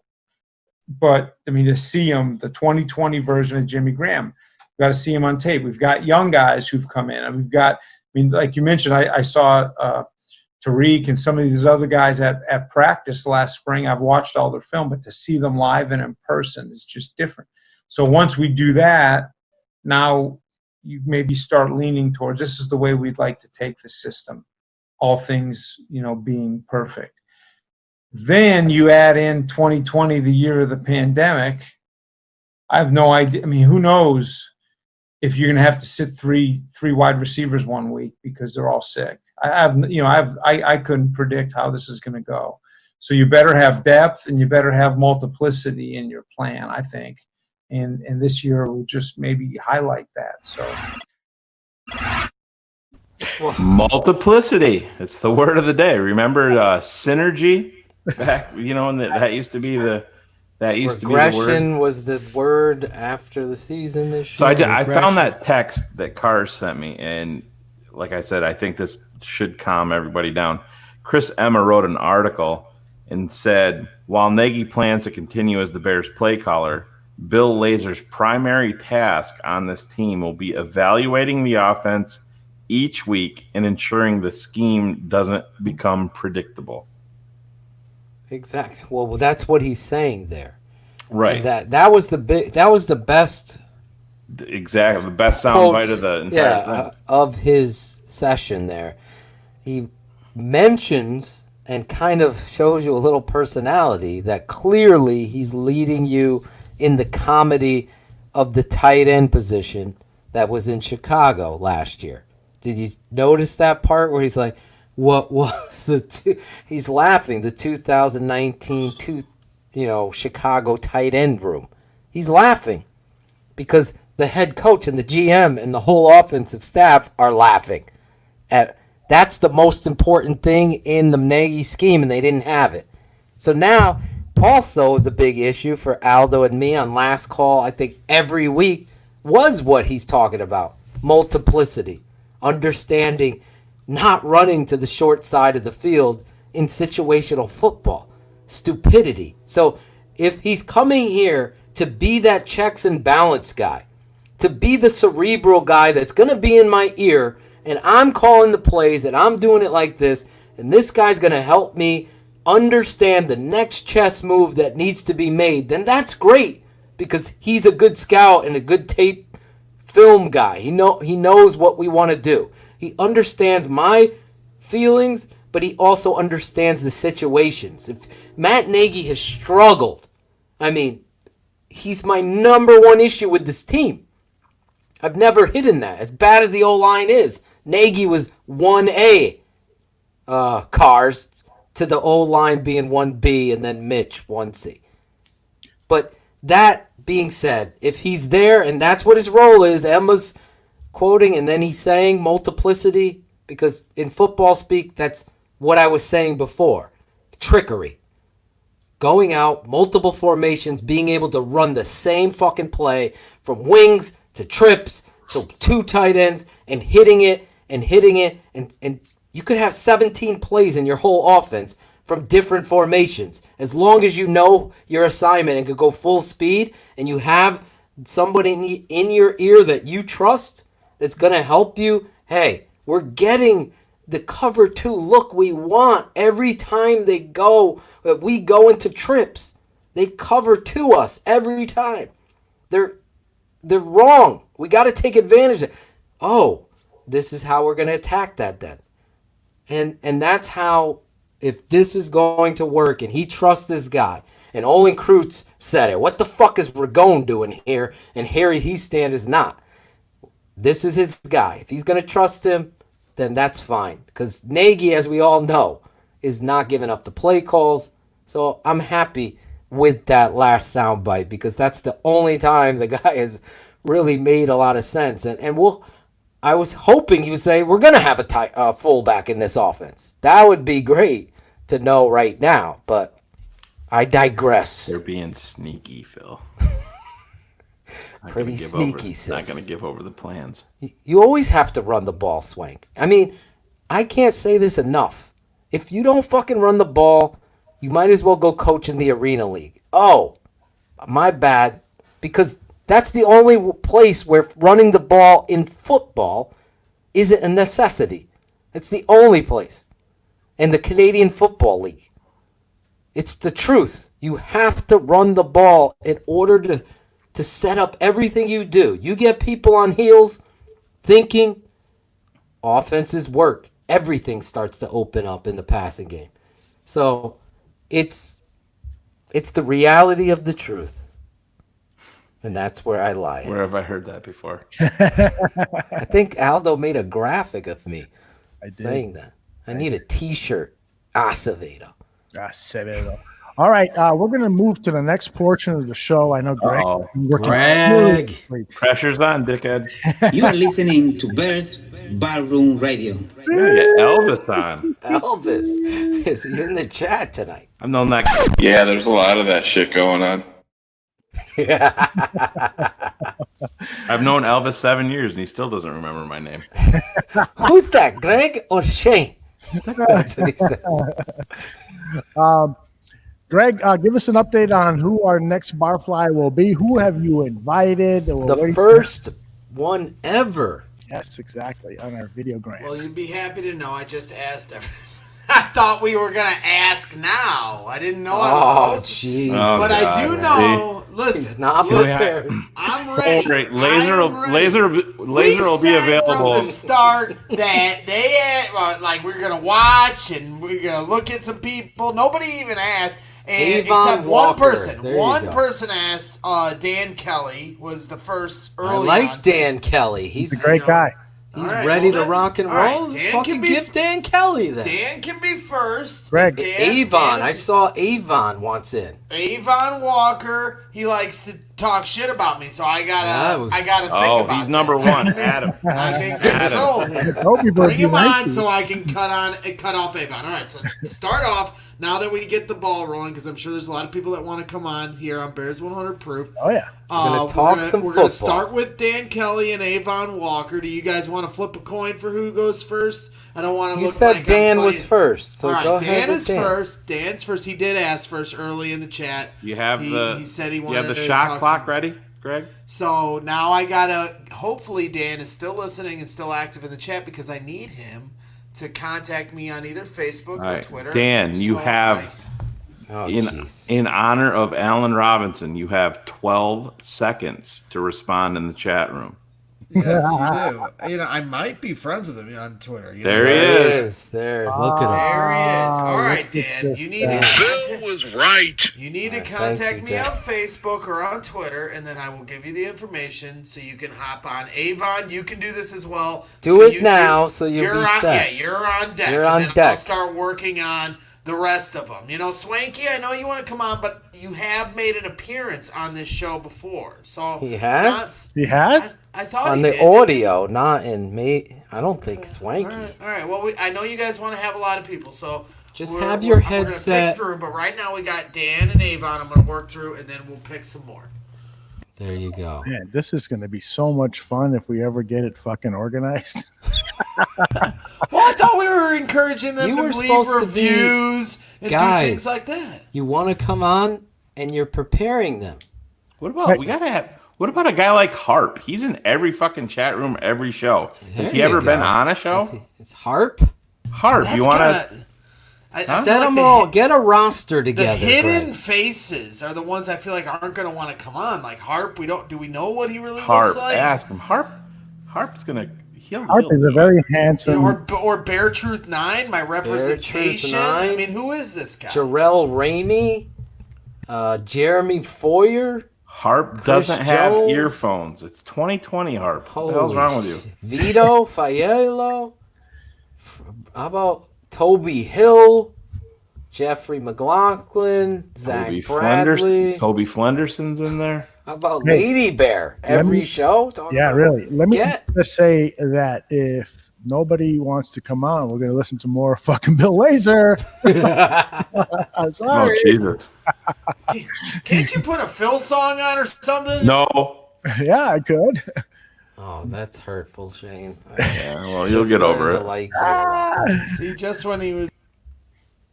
Did he mute himself in the middle of talking? Right. I'm sorry. I thought you were about to say an something. all-star. Did you get your? Did Dan Walker reply yet? Yeah, Dan I'm waiting. I'm waiting. Jenny, say hi, Jenny. Come over here. Say hi. What do you mean no? I saw her lifting weights on. Jenny, I saw you lifting weights on Snapchat the other day. Over here and say hi. I almost spilled on myself. Jesus. The Tell next her I time. saw All you right, do this. Dan Kelly has confirmed. We are now Facebook friends. There you All right? go. All right. So you guys chat along. Let me do. Now, anybody else wanting to go in, reach out to Greg. Is Barb in the chat room? And Rusty Hartman, all of you guys that really want to chop it up. We're going to talk football. Can we trust anybody named Rusty, though? Let's be honest. Oil Pan, remember Oil Pan Willie came on audio. Yeah. Now you can come on video. Absolutely. Don't be shy. Don't be nervous. No one's going to bite. You Look remember at that time? Steven Zimmerman just shows. You're like, we're bringing people on. Zimmerman. I'm here. What did I miss? Shut up. What's up? There's no crying in video, Zimmerman. Lance Bailey, Grant Sims. Where are these guys that wanted to come Dan Kelly on? has the link, so he should be entering, the backstage here very soon. Okay. So that's what's going to happen. Greg's going to send you. So reach out to Greg. You want to come on like Toby Hill and Avon. You reach out to Greg via Twitter or Facebook. He's going to set you up, give you the link. You're going to come on 100 Proof and talk Bears football with us. So just reach out, say you want to do it. You have a 5-minute shot clock. Got to shoot your shot. I hear noises. I hear noises too. That's Aldo's bat phone for the Grobstein and Schuster show. My wife is like, "Did you throw out the garbage yet?" That's Fat Mike in his Rolodex. What are you doing, Aldo? There he is. There he is. He is. Oh my goodness. Dan Kelly. You don't have a theme song for him, Phil? I'm not prepared. We should Where's have. Joe Mandel when you need him? I'm going to give him the proper Bears Barroom welcome. Ladies and gentlemen, Dan Walker in the green T-shirt. Dan Kelly. Truck driver. Or Dan Kelly, not a truck driver. Live. Does that say Dublin? Live from Dublin. Dan, talk to us. I want to make sure we can hear your audio. Yeah. Nope. Oh, we can't hear him. I had a feeling that we were going to hear him. Is your phone or device, whatever you're on mute? He is checking, ladies and gentlemen. Those filling airtime. This is called filling airtime. Filling airtime. And let me see if I can do anything to assist him from this. I can, according to the service that we use, I can kick him from the studio. I can ban him from the studio. I can edit his name, but I can't help him with his audio. No. Dan, do you know sign language? We get him on, and here's look what the great happens. thing is that you can hear us, right? Yes. Right. So we've got a series of questions for you. All you have to do is nod yes or nod no, okay? Are you a Mitch Trubisky fan? That's a no. Mez. That's a fuck him. Kind of. He can play. All right, I got one for him. Dan, what show do you like better? Shy Fans in the Stands or 100 Proof? 100 proof. I can read lips. That was pretty. I can read lips too, and he said, "Shy Fans in the Stands." No, he did not. Do not lie.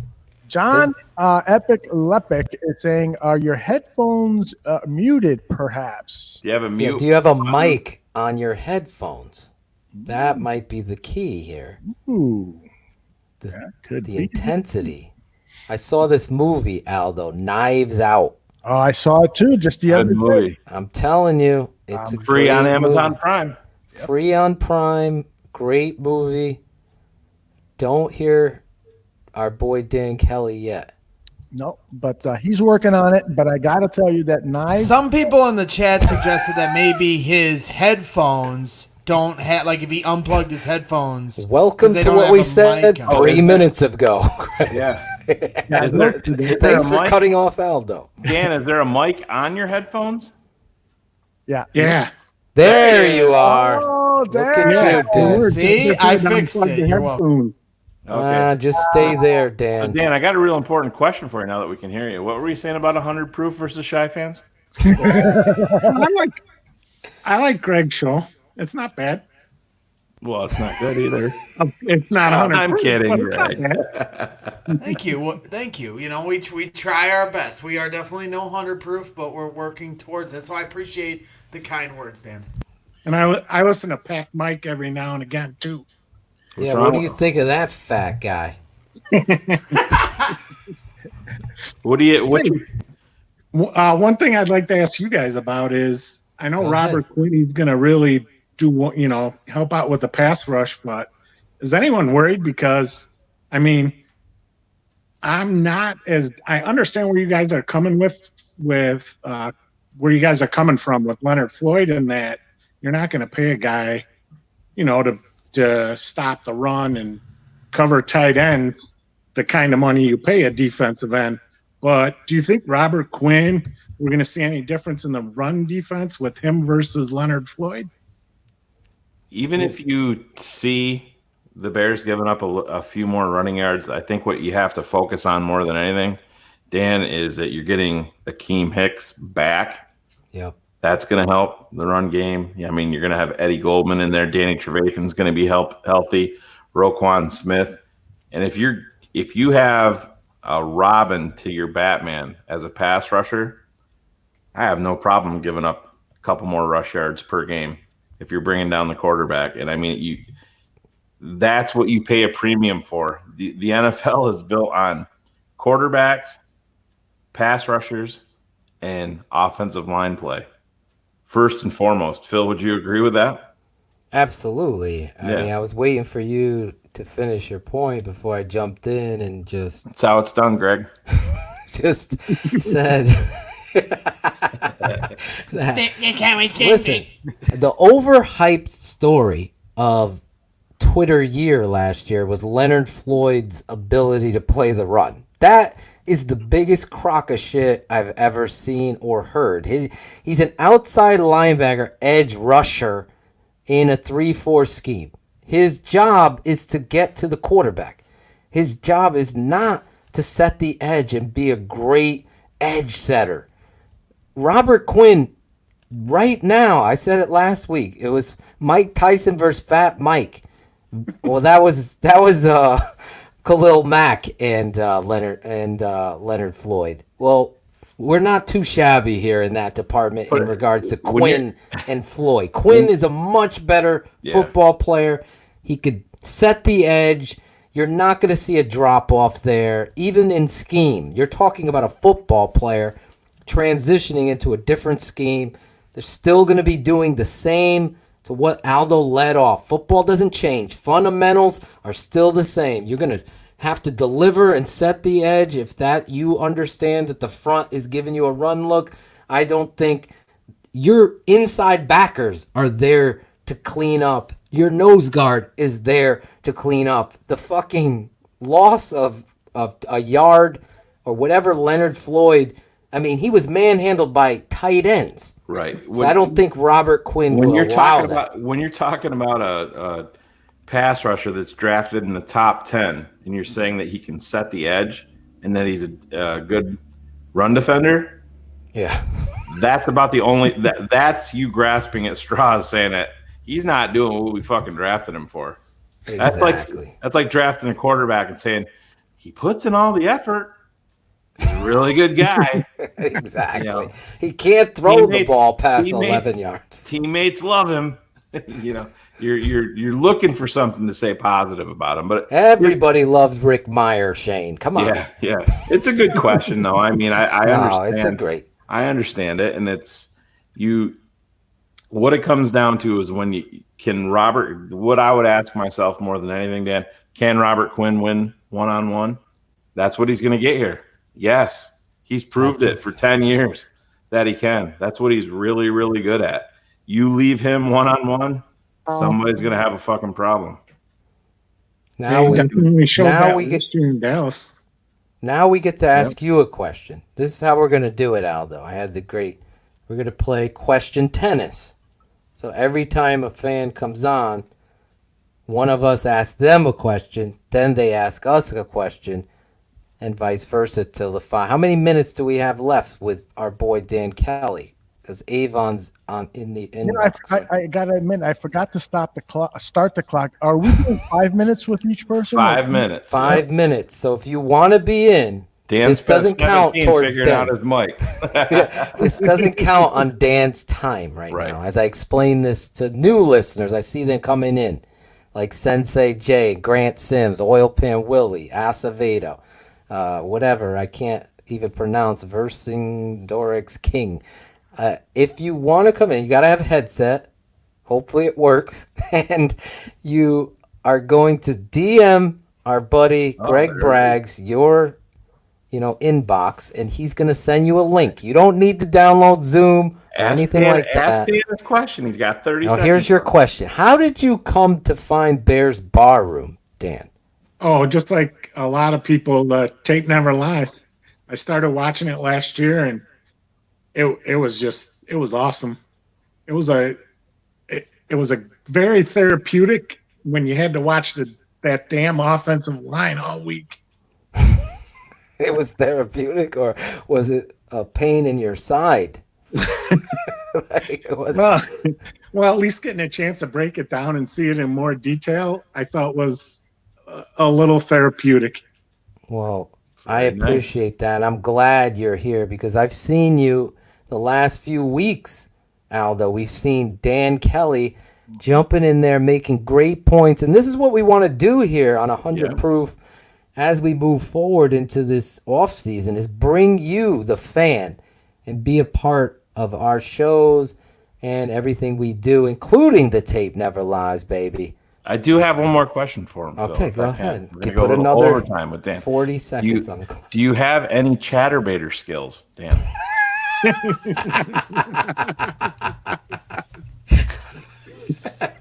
Answer the fucking question, man. I your am mother chatterbaiter. Would you like Shane to talk about sexual innuendos towards your mother for the next 6 months? Exactly.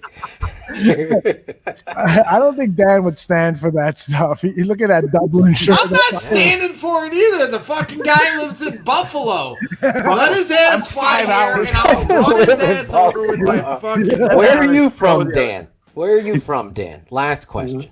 I live in Wisconsin. I live about half hour, 45 minutes south of Lambeau. Oh, you ever see Fat Mike up there buying jerseys?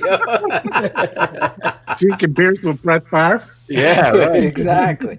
Drinking beers and snapping pictures with Favre, I'm sure.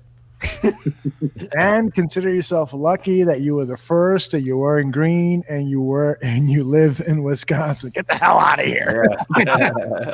Dan, we love you. Thanks, Dan. That was fun. That's great stuff, Dan. All right. Always So brings now it in the chat. Now I'm organized. Are you Now setting that them? You're setting them all up? The ball is rolling now, and this will be the last guest that you know who it is beforehand. Okay, that's awesome. Now you're doing your job. You gotta give me I'm doing a lot of work here, Phil. You know, you're hyping and talking. It's the damn pandemic. I'm writing comments. Just so busy with I'm the bouncer in the chat. It's the fucking damn pandemic going on. There's a lot going on in the chatterbaiter room, okay? In this box here, I'm working. This box over here. There he is. So I've got everybody lined up. After this, after Avon, you are no longer going to know who is coming on, so you can guess who they are when they come on. Well, here's a curveball for you, Greg, because you don't know what the fuck you're talking about. It's Zach Bradley on. Look at this, Zach Bradley. We can't even see you, Zach. Why are you on black, Zach? Zach, can you hear us? I heard him for a second. I see no picture. Not following the rules, Zach. Oh, Hello? Can y'all hear me? Zach, talk to him. We hear him. He's got but we don't shittier see internet than Greg Braggs does. Sorry, Zach. You got that Braggs internet package. We don't see you. We don't Do you see have you. your camera on? Did you select? No, his camera? camera's on. It froze. Oh, yes. Okay. No. Christ, we can never get out of these fucking fat mic. There we go. There he is. There he is. He's got the fresh God. cut. Turn your camera off. Turn it back off. Oh, that's messed up. That's so boy. So, Zach, first question. Do you not know how to follow instructions? Because what did I put? I messaged you. I sent you a link and I said, don't come in just yet. What are you doing in here? Oh, my bad. No, he did it right. He's ready. Oh, Avon was next. Well, we're trying to find Avon. That's okay. Avon's charging his phone, Zach, so you get a pass. There you go. The 5 minutes. Do you see your shot clock up there? Zach? Yes. I see. So you get the first question. We always give it to the guests. Go ahead. Man. Good point. You're See you not later, prepared. Zach. You got to be prepared, Zach.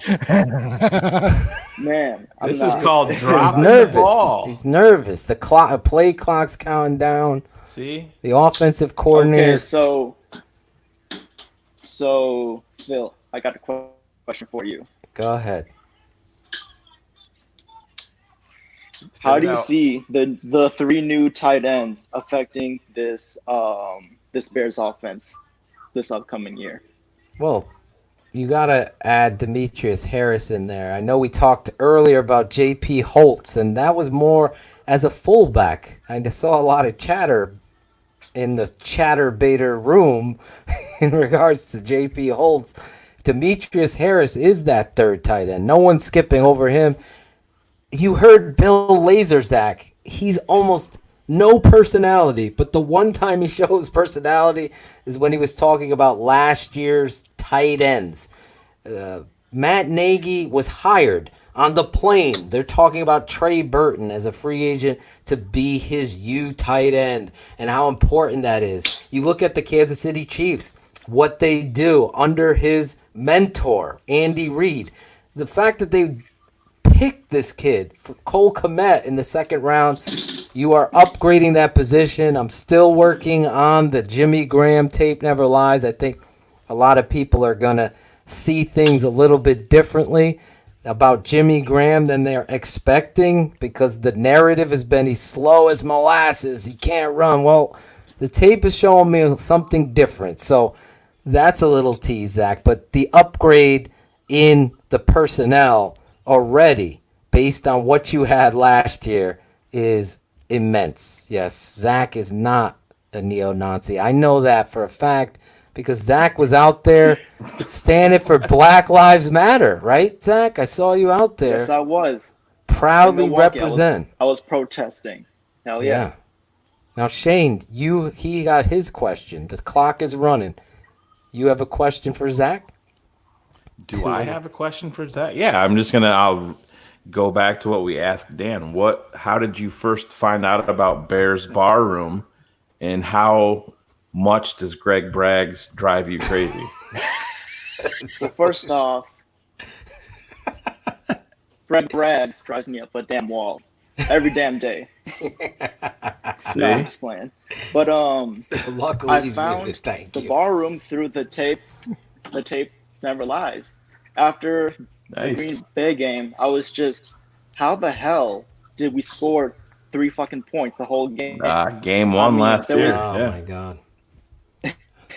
I mean, it's just, I was a big listener to 670 The Score, and they just said the same thing over and over again, kind of just blaming the quarterback. No kind of,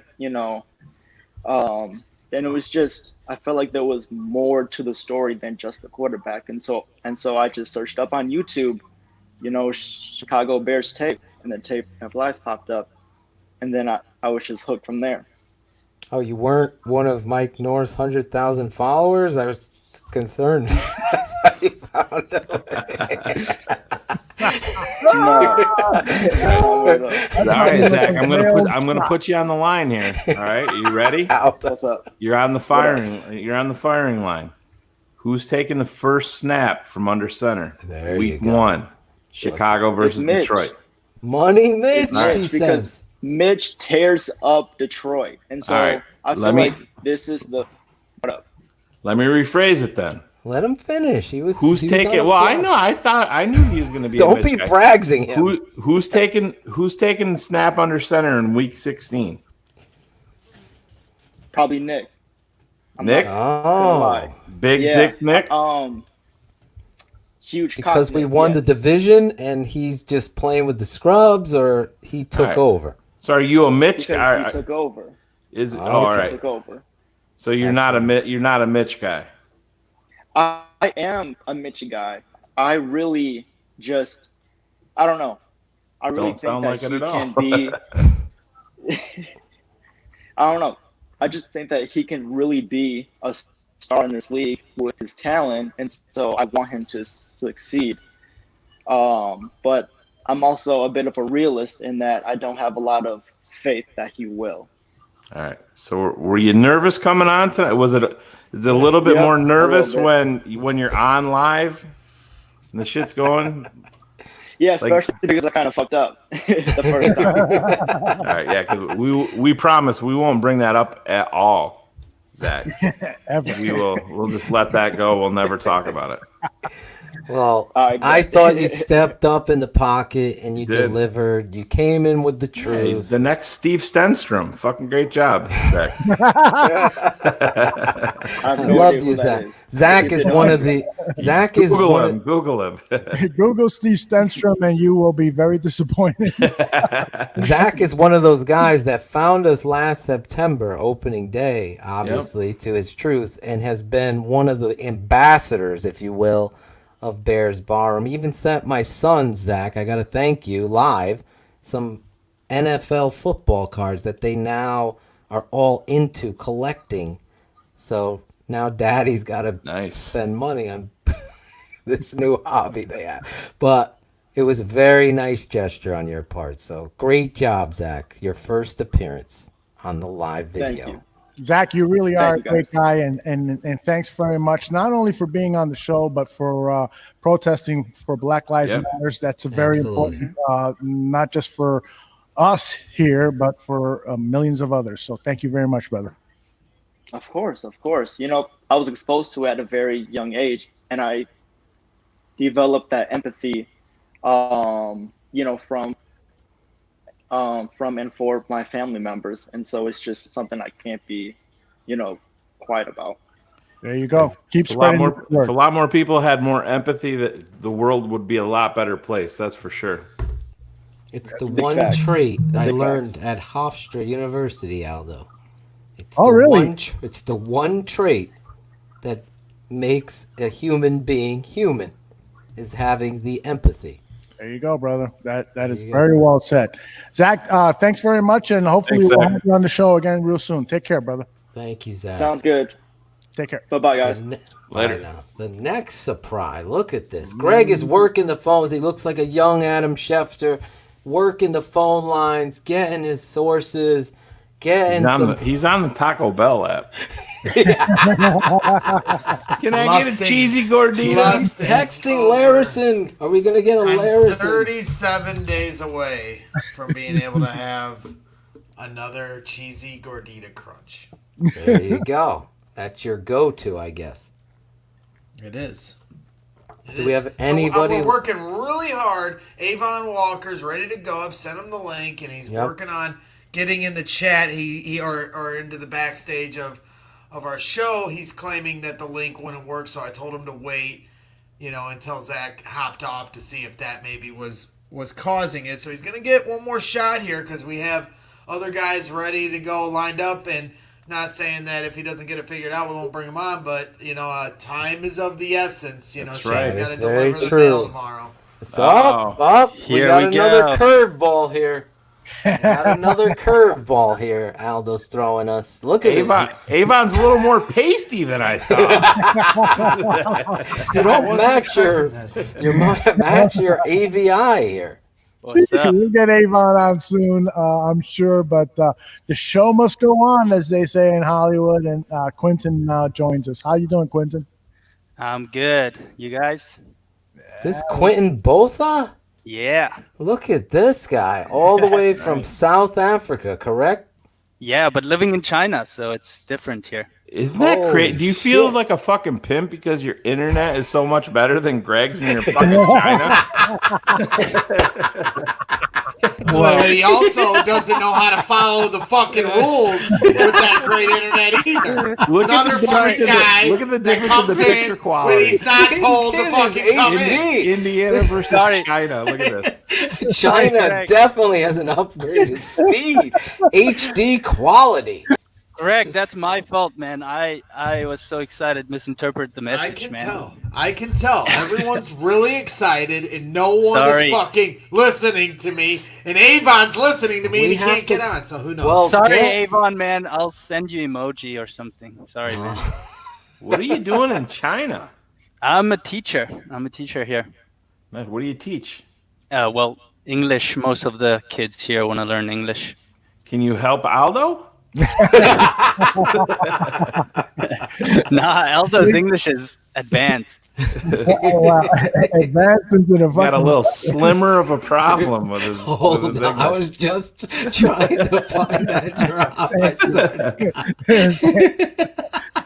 My mom has a comment on that, and she will speak right now. Right, Phil? Oh, I thought you had that. I had this one. I think there is a slimmer of hope. Wait a minute, I got one even better. Hold on. I'm emotional right now. Exactly. I'm emotional too because this guy, South Africa. He's one of those guys that smiles, his whole face lights up. Yeah, my eyes, everything closed. I think I'm half Chinese. Yeah, you're home. You're home. Yeah. So, do you want us to ask you first? Because usually we have the guests ask us, but everyone's been so scared. Are you nervous here? Well, I was nervous, but it's subsided pretty exciting. now? Yeah. Okay, so do you want to ask us the first question? Well, yeah, it's non-football related. What do you guys do for a living? Oh, geez. Now you're... James the mailman. Me, man. I work for the United States Postal Service. Yeah, I do. Okay. 19 years in August. Been there. Yeah, it's been a long time. Yep. I'm not allowed to say what I do for a living on the air, but I could say I work for the government. How about that? Yeah, yeah. Okay, that's good. How are you not allowed to fucking say it? They said that's... Hey, I follow the rules. Can I say it? Almost everyone. No. You want to get me in trouble? He fucking works at Dunkin' Donuts ordering iced coffee all day. I do. I go in for the large with cream every time. I go. Who the fuck orders a large iced coffee? So I at go, Dunkin' Donuts? Quentin. Like I always bucket. always like this. I say, can I get a large hazelnut iced coffee, cream, with 2 sweet and low? Phil is the worst. Every time. So rude. To the people at Dunkin' Donuts. Shane was on the fucking phone with me as I'm ordering. I get around the corner in the U.S. They always have like a garbage at the corner as you turn from a Dunkin' Donuts, so you could throw whatever else shit you got in your car in the garbage. So I always get there and I take my taste of this coffee. I'm stupid because I should be doing this right to the person making it. Let me taste this first. They're always putting this swirl in my coffee, which is like a sugar influx. And I asked Shane, I was like, holy fuck, this is the sugariest shit ever. So anyway, that's what I don't do. I don't work for Dunkin', but I do often frequent You there. gotta hear this guy though. He orders and they'll be like, just a minute, sir, and he'll turn to me. He's like, these motherfuckers at Dunkin' Donuts. The lady's still listening to him. So they fucked up his order the one day, Quentin. And he's like, he goes, these motherfuckers, they put they put that sugary shit in there. So like 35 minutes later, Phil these countdowns out though. drives to a completely different Dunkin' Donuts. Gets Oh, up yeah. to the intercom and goes, "You fucked up my order. You fucked it up. This isn't what I ordered." And she's like, "Pull ahead, sir. We'll make it right." He's like, "Yeah, you're gonna fucking make it right. Goddamn right, you're gonna make it right." Shit, man, and that's I did not say that So stuff gets rude. worse when you get older. So, I yeah, don't careful. say it. I am Phil. becoming my father as I get older. Did- Everything did he you said not- that I used to be did- like, why is this motherfucker telling me to Did you not turn out the order light at- all the time? Did you not order at one Dunkin' Donuts? No, get I the wrong did. Order and I go, return it to a Shane, I different found one? the miracle because I didn't want to go way back in the fucking line. He I was said, you gonna know- try to keep it until the next day, add new ice, and then take it the other one I back. go, I found the glitch in the system if you really want it. I called it the Braggs rule. Because do you remember the Braggs story? Opening night?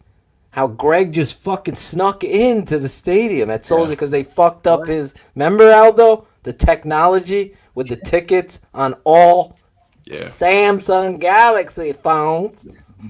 All of those phones were in one line. iPhone users are going right in, but Greg's arguing with the lady. She's like, I'm going to go get my supervisor. And Greg just snuck in. And he's like, I got the trick now. I can't get my ticket up on the phone. Stay I with wonder if those he used it. Samsungs. Yeah. Anyway. Hey, we Holy, got- no Oh, way. he used up all of his time. That was a lot of time.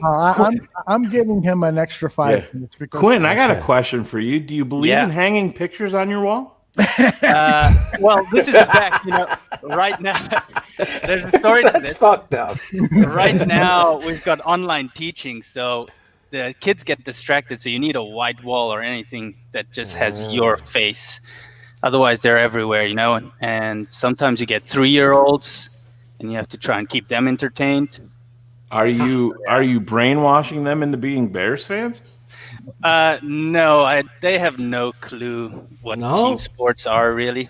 Really? I feel like most Chinese people do individual sport, so because they all get taught to beat their friends. So I think team sports here aren't a big thing.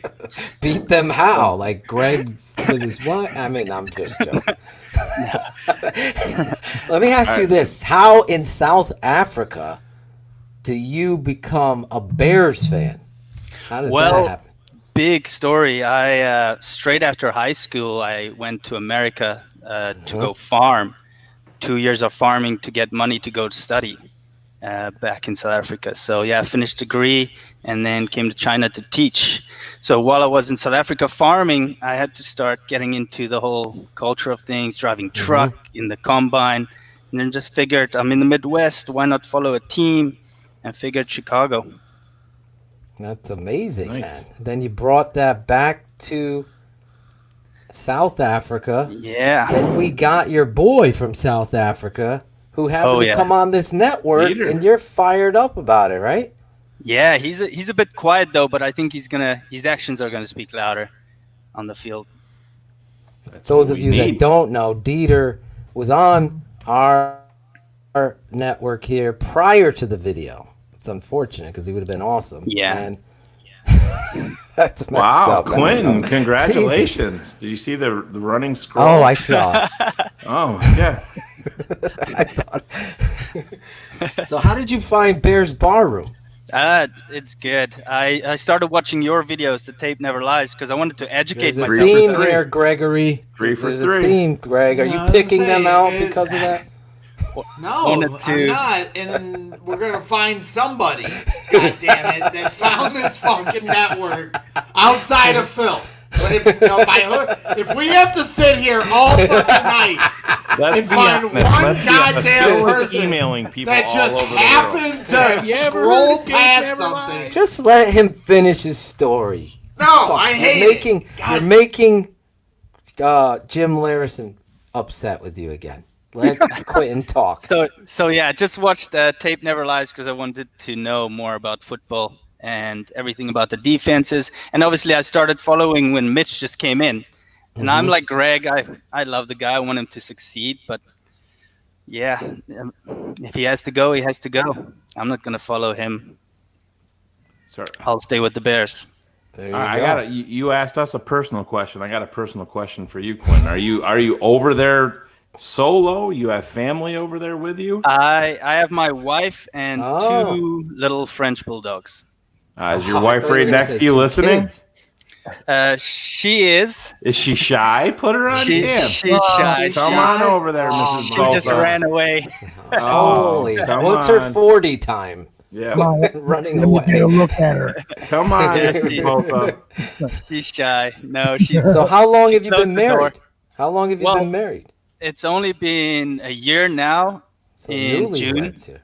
Yeah. Nice. Your anniversary just passed then. Yeah, the 17th. How did you handle that in China? Did you take her out to a Chinese restaurant? What do you do? Well, that's the thing. People have the perception of it's old Chinese, but it's pretty Western here. A lot of things going on. Quentin, are you on a laptop right now? Just turn the camera real quick. Shut the door. She won't even know. Oh, she left? Yes. Yeah, I'm on a webcam. This is the one I use for the. It's very clear. We gotta whatever you're doing, send it to us so we can get Greg. I took your advice on the Mitch Trubisky conference call and all that, so I don't want to be up here. Or... All right. Nice. What's your favorite thing about Bears Bar Room? Phil going off on the smallest things. That's the best. Like the 14-year-old that he beat up at Dunkin' Donuts, you mean, for putting sugar in his coffee? 14-year-olds don't work at Dunkin' Donuts. No, honestly, maybe she was just 17. No, Phil's passion just going into like a small topic and him just raging. I don't know what he has there to calm him down, but I love the raging on simple things. All right, gets me hyped. So Quentin, you're on 100. Interesting man. Yeah, you're on 100 proof. So that means you got to keep it 100. So we got to put some pressure on you. Cool. Look at Larison. He wants him. He wants him on the show. He wants to replace. No. What is your Larison don't decide none. Fuck you, Larison. What is your least favorite thing about Bears Bar Room? Least favorite? Shane throwing curves here. Keep it 100. Keep it 100. Let's go with. There's not much, but not starting on time. So Aldo Gandia.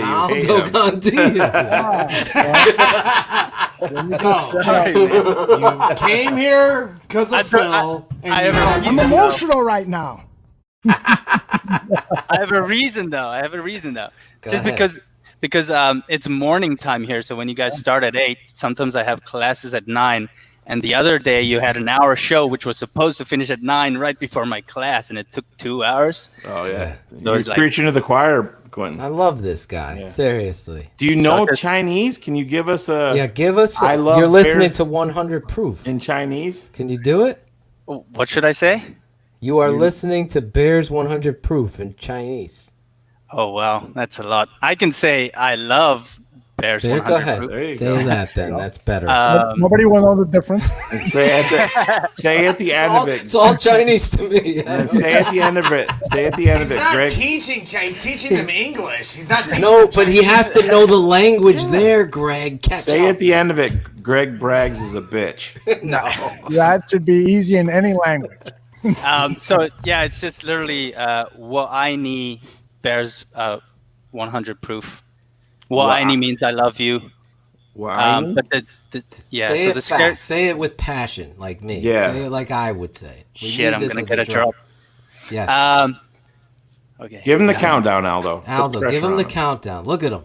He just adjusted the getting eyebrows. ready up. Now he's serious. Yeah, perfect. This is perfect. Look right at the camera. Now, seriously, pretend you're somebody important. 3, 2, Don't make 1. 3, Okay. 3, 2, 1. Action. What I need Bears 100 Proof. Yes. That was good. That was good. Nice. Even you agree that it was good. I have to admit, though, that I'm a little disappointed. All right. Wait a minute. He's still here. Okay. Quentin, seriously, thank you very much for being on the show. I hope that you are Thanks, safe. you guys. Everybody knows about COVID-19 and that it originated in China. So hope you and Yeah. I mean, our president likes to let everybody know. Take down those wet markets Every day. tomorrow, Quentin. Yeah. But seriously, hope you and your family are safe, and we hope to talk to you again real soon. Okay, brother? Cool. Thanks a lot, guys. Okay, See you, bye-bye. Quentin. Quentin, great job there. Good Look stuff. at this guy stepping up in the pocket. Quentin. We didn't get Quentin Nelson. But we got we saw a Bring him face. back. We got another one up in the pocket, Aldo. Look at you. We lost him. He was on. Oh my God. Oh, Maron. Oh, Maron. Mia. And we had like 2 different people in our green room, and I lost them both. So Because here's the thing, people. Wait your damn turn. I'm going to give you your cue to come on. I'm trying to line people up, but we have to understand. No, they are all told to wait until I give them the When cue to there's hit 30 the link. seconds left on the shot clock, then you send it. No, because here's the thing, and everyone needs to understand this. Only 6 people are allowed in a session at a time. So if we have 5 with the 4 of us and we're talking to one person and somebody's backstage, another person cannot hop into the backstage. So you're creating Our your chatterbaiter's a dum-dum. He's telling you the truth. I'm teaching the chat because everyone's like, Figure it bum out. I gotta go rushing to the the bathroom. door. I'll be right back. Everyone's Booger. Jerome Booger. all right. So do we have someone in the green room? Jeff is says his device is not connected, so he's trying to get in. Okay. And so in the meantime, I will ask you, Draft Dr. Phil, a specific question. Thank you. Yes. Under Bill Lazor's new approach to the offense, what are you hoping the most that he will do to help correct the offense's problems in that we saw in 2009? Well, there's two parts to this. I really hope that he practices what he preaches in really being on top of Coach Nagy in the department where he terms it multiplicity. And I term that just being very, very diverse in what you show and do in those formations. Showing a lot of formations is one thing. Showing a lot of plays out of a lot of formations is another thing. Just hopefully they get that diversity in the offense with Bill Lazor being on top of that, Aldo, on top of the coach. And then obviously the number one issue, the number one thing is running the football. Make it a priority. You want to find your identity? Your identity always starts with running the football. It's the impetus of being successful in football. If you get to that point where you have no problem going to the ground game in any situation, then you offensively, no matter what quarterback is in there, are going to be successful and people are going to eat a lot of words. That's the reality here. This guy coming in, checks and balance boy. I'll certainly have a nickname for Bill Lazor this year, but he has to be that voice in Coach Nagy's headset to get this team to what he's saying in multiplicity as well as running the football. What do you think that he could potentially help Mitchell Trubisky with, and in fact, the entire new coaching staff, and in particular, DeFilippo? What are you hoping that they're going to focus on with Mitchell Trubisky? I think with Mitch, you really have to get to the point where, I said it earlier, where Shane was talking about Nagy saying, all right, time to motherfucker, whatever he said, fucking man up. Man the fuck up. Man the fuck up. I think that DeFilippo coming in here, going over the whole playbook, knowing it backwards and forwards with him, but have him understand what tough love is. If he can't get to the point where this competition has set you up for what it is, then he's never going to. There was a point last year, I remember on last call, I was like, this kid is never going to recover from this because the coach is out there totally destroying the kid by calling the plays. I think it was the Saints game with the 7 runs. That, me and you, Aldo, are like, in the history of this fucking franchise, that's never happened. Yet, let alone you as the offensive guru, as the head coach, owe it to this young man to do better than what you did. And Mitch, became the fall guy. So DiFilippo coming in here, Nagy talks about calloused up. This kid better be fired up. And having a coach come in here, I hope they continue. Have Lazor preach to him about his footwork and mechanics. Have DiFilippo getting his ass about his footwork and his mechanics. Because at the end of the day, I think Mitch is the more talented quarterback. I think Mitch, if he grows out of this bubble that he's, dealing with, because there's many issues that just not on Mitch, to Greg's point, that I think DiFilippo and this guy working in unity. They're two different personalities. It's too bad we didn't get to see DiFilippo talk. Yeah. Because I think you would have seen what, I like he would be my offensive coordinator. Yeah. Like that. But it was that's why I think that, he had that role in Minnesota. He got that opportunity at Minnesota, and he was fired in the middle of the season because he was so pass oriented. And Mike Zimmer, the old-fashioned defensive coach who wants to control the ball on the offense, give his defense plenty of rest and so forth. So my hope is that DiFilippo, who I am genuinely impressed incredibly when he talks, that he's learned from that lesson and that he gets to that balance that we'd all like to see. Hey, by the way, I think we got somebody. All right, the chatterbaiter's doing his job, Shane. Finally. Is he really?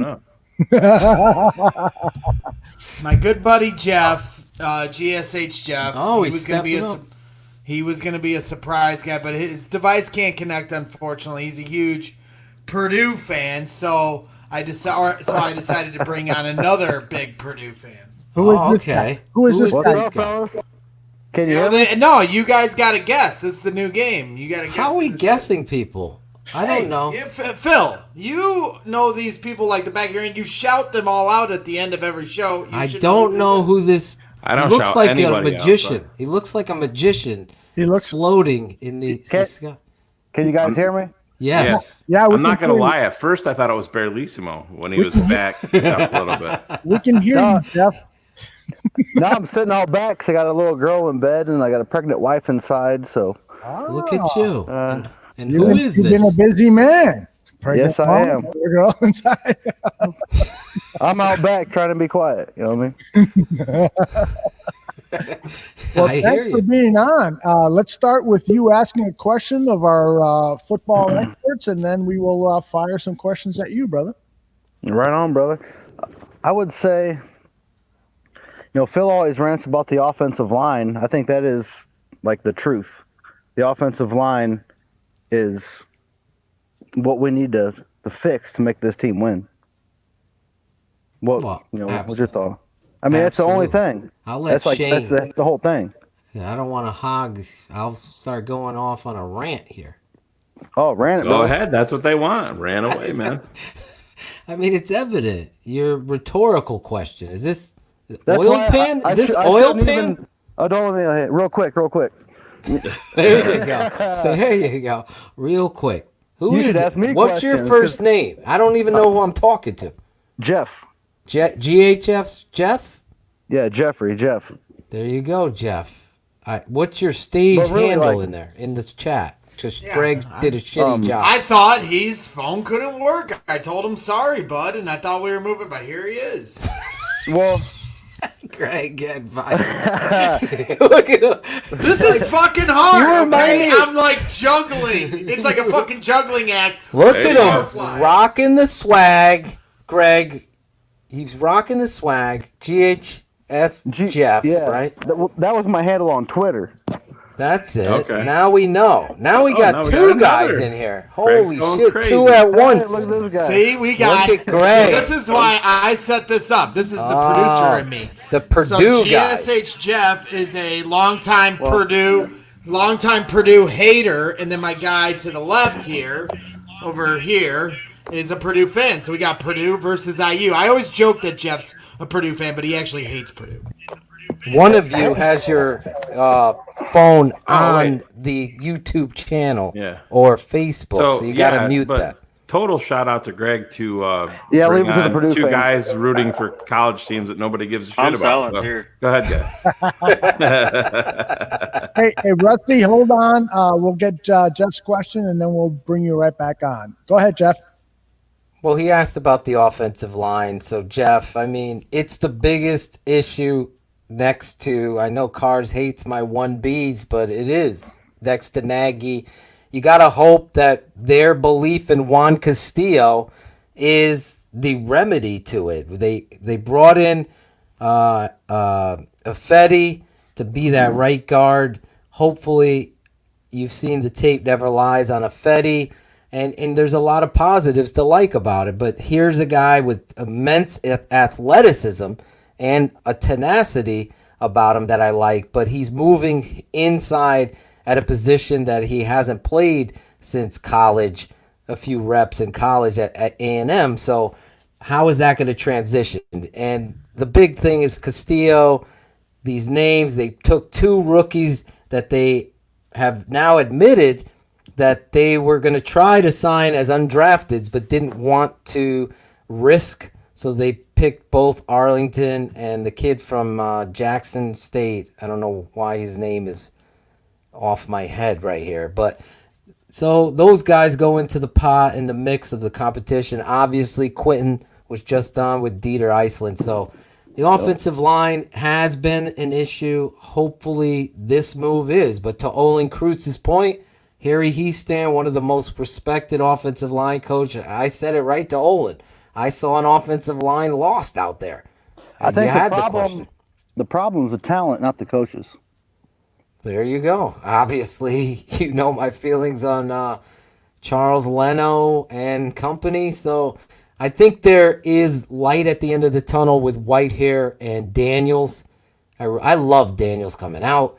To Olin's point, there's things he does that maybe this scheme doesn't appreciate as much as it should.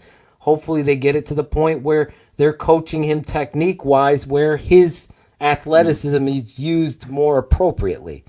Even so, I would move that kid to right guard right now. Time clock's ticking down. Yeah, it's ticking. So how did you find Barroom? I found you. It was on YouTube about a couple years ago, like before you guys were obviously posting a lot of videos. You had like one or two like whole shows, and you just said go to Podbean. So I downloaded Podbean, started listening to you guys. And then I found out I could listen to it live on Mixler. Mm-hmm. And then after that, it was, hey, what's this Twitter thing? Got on there. Now it's all been downhill. Keep it 100. That's what we do here. So first of all, don't let Greg threaten you. Favorite person on 100 proof.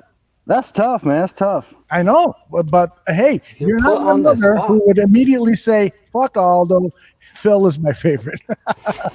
Well, I kind of like you, Aldo. Well, thank you. One of my best friends is Puerto Rican, so I gotta keep it 100. See, it's good for something, Aldo. You finally found out. It sounded like there was a butt coming. There's a butt. There is a butt. Unless he's talking about J-Lo. All right. So who's next after me? Aldo's my second. Aldo be my second. Oh, okay. I gotta get You're still in. Who's the first one out that you want I'm out? Man, it'd probably be you, Phil. I'm going. See you, Phil. It's kind of nice, right? Look how happy Greg is. Hey, I love you, Phil. But come on now. Then the second one, man, I'd probably go Shane. Oh, that leaves it up to the three of us. Braggs is my guy. Hey, what's up, Braggs? It's the Braggs and Jeff show now, right? Y'all out. Hey, Number one. Fuck you, Larson. You picked the guy and Jeff didn't find you guys from the tape never lies. I fucking love this guy, man. We're going to a Purdue IU game. Braggs only lives like an hour away from me, so hey. Has he invited you over to the house yet? Motherfucker, it's a pandemic. He did. Oh, okay. Hey, we were talking on Instagram the other day. He said he's got a little cookout going on here in about a month. We're going to do something up for the season when they don't let us. When they don't let us in the games, all of a sudden. we're going to do something up. We're going to do something up. Hey, Jeff, do you know vete pa'l carajo means in Puerto Rican? It means get the fuck out of here. Fuck you guys too. Hey, I'll see you later. Take care, brother. Jeff, thank you, man. I appreciate you. Right on, bro. Thank you for having me on. You got it. Absolutely. Thanks for coming on. Oh, for sure. You made a lot of enemies, though. I'm just letting you know. Hey. There's going to be one. There's going to be one Greg. There's only one Greg. Thank God. All right. Let's bring in our next guy. And there he is. There he is. We've seen him tonight. We still haven't heard him talk. We haven't heard him talk yet. He's got the great lighting. There he is. Nice. Very, very nice. I was kind of worried. I was looking at that sign behind him. I thought it said Packers Avenue, but now it's I see the red. Boy, I thought you were a Fat Mike fan for a second. How you doing, gentlemen? What's up? How you doing, Rusty? Drinking some whiskey. There you go. Look at you. Cheers. Yeah. Cheers, buddy. Cheers. I'm drinking some Zero Powerade. Can you hear me? We hear you. Can you hear us? You might have to have him. Can you hear us? Oh, okay. So, I guess, hear us. am I asking the question first, or is yes, please. All right. He's got it written down. I'm kind of no. I'm thinking about it, but I'm kind of interested about the Tampa Bay Bears game on October 8th and the breakdown of what you guys think the Bears need to do to win this game. If you're going to beat Tom Brady, you got to pressure Tom Brady. You got to knock him on his ass. That's first and foremost. I mean, I go back to when they were playing the Giants in the Super Bowl. You listen to any sideline interview or listen to any coach, you got to hit this guy. You don't have to sack him every time, but you have to keep him under pressure.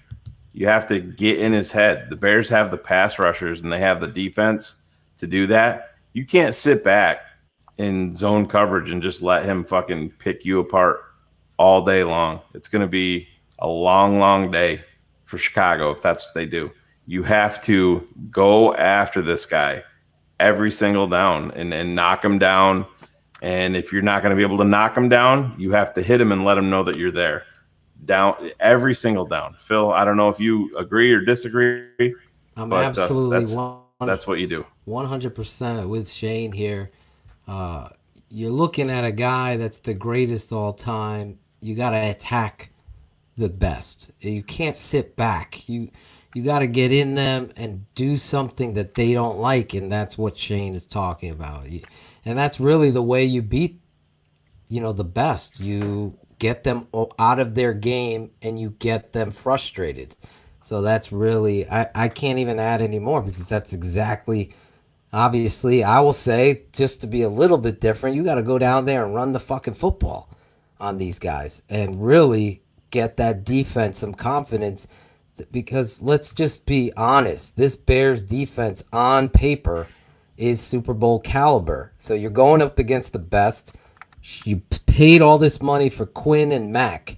You're going to have to hit them. And you got one of the best inside football players, most dominant, coming back in our boy Akeem Hicks, friend of the show. So that's how you do it. That's really going to be the way. Rusty, let me add that when Matt Nagy met the media 3 weeks ago, I think it was, he talked about the team needs to be more physical in 2020 and that was going to be a high priority.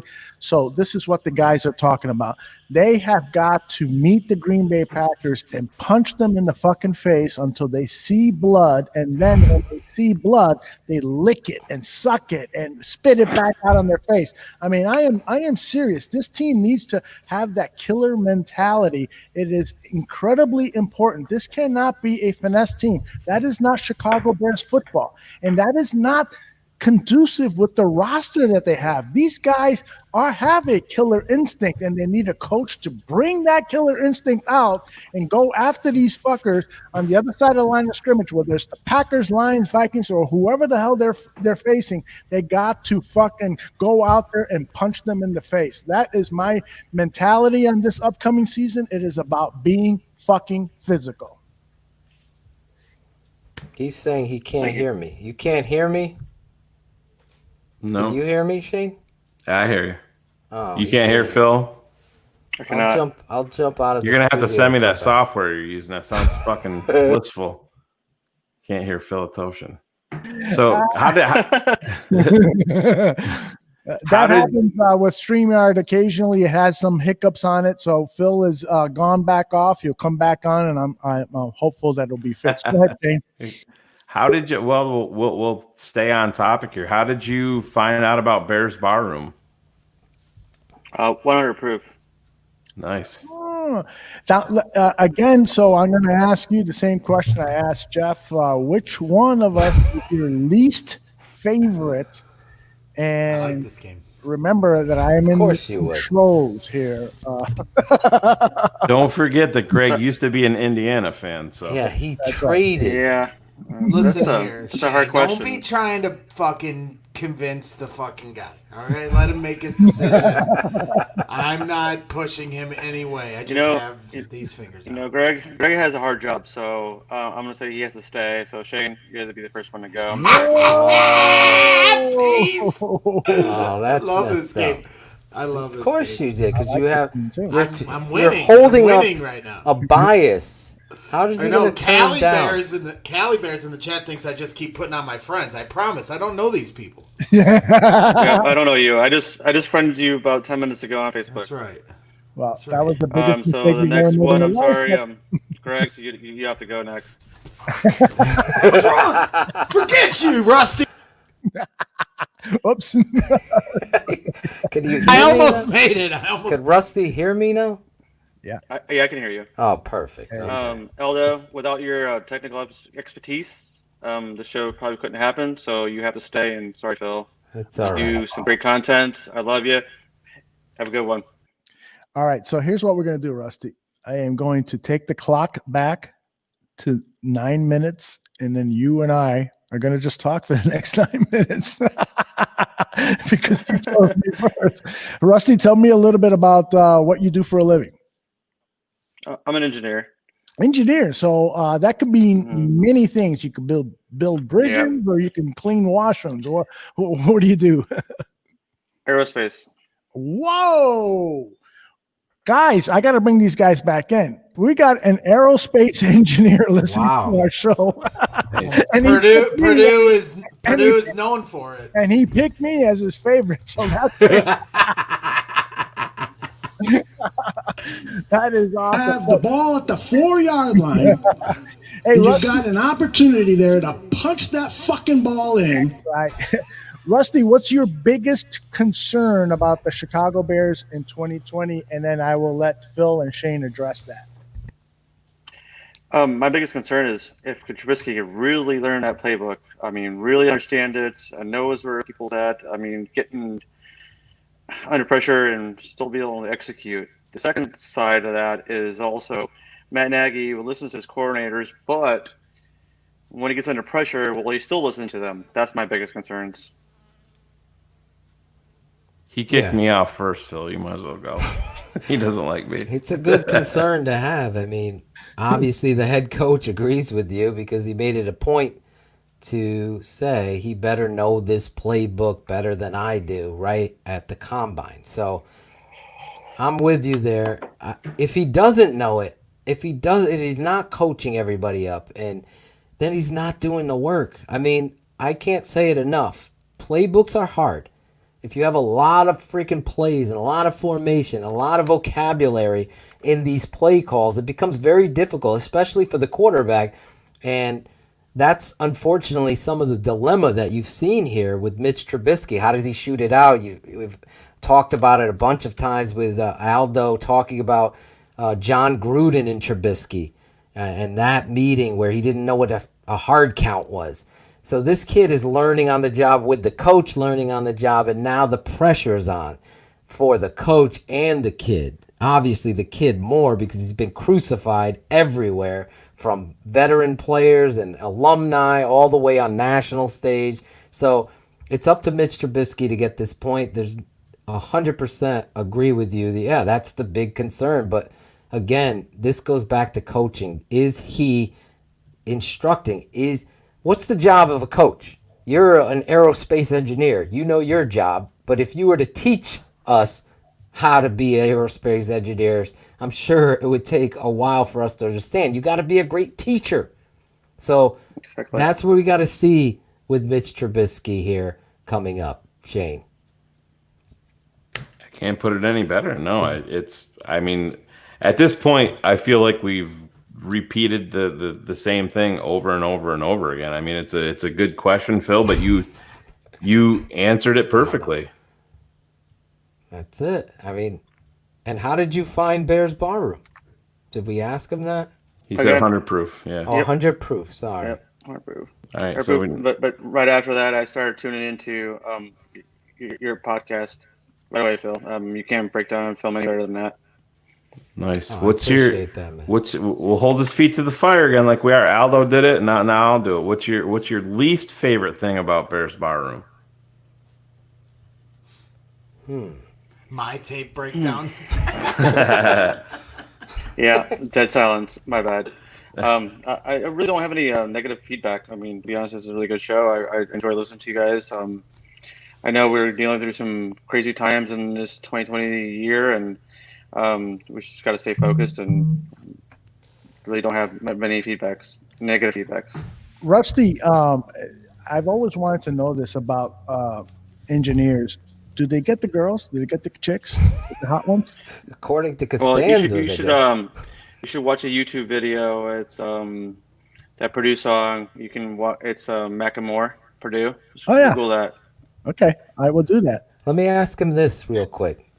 Are there aliens out there? What's going on? Give us a little bit. I think you know. I don't have any. I don't think you know what Rusty does, Phil. I don't have aerospace. He's working on technology to get spaceships. Correct? I mean, we have such a vast universe. I mean, we'd be kind of weird to think there's no other life form out there.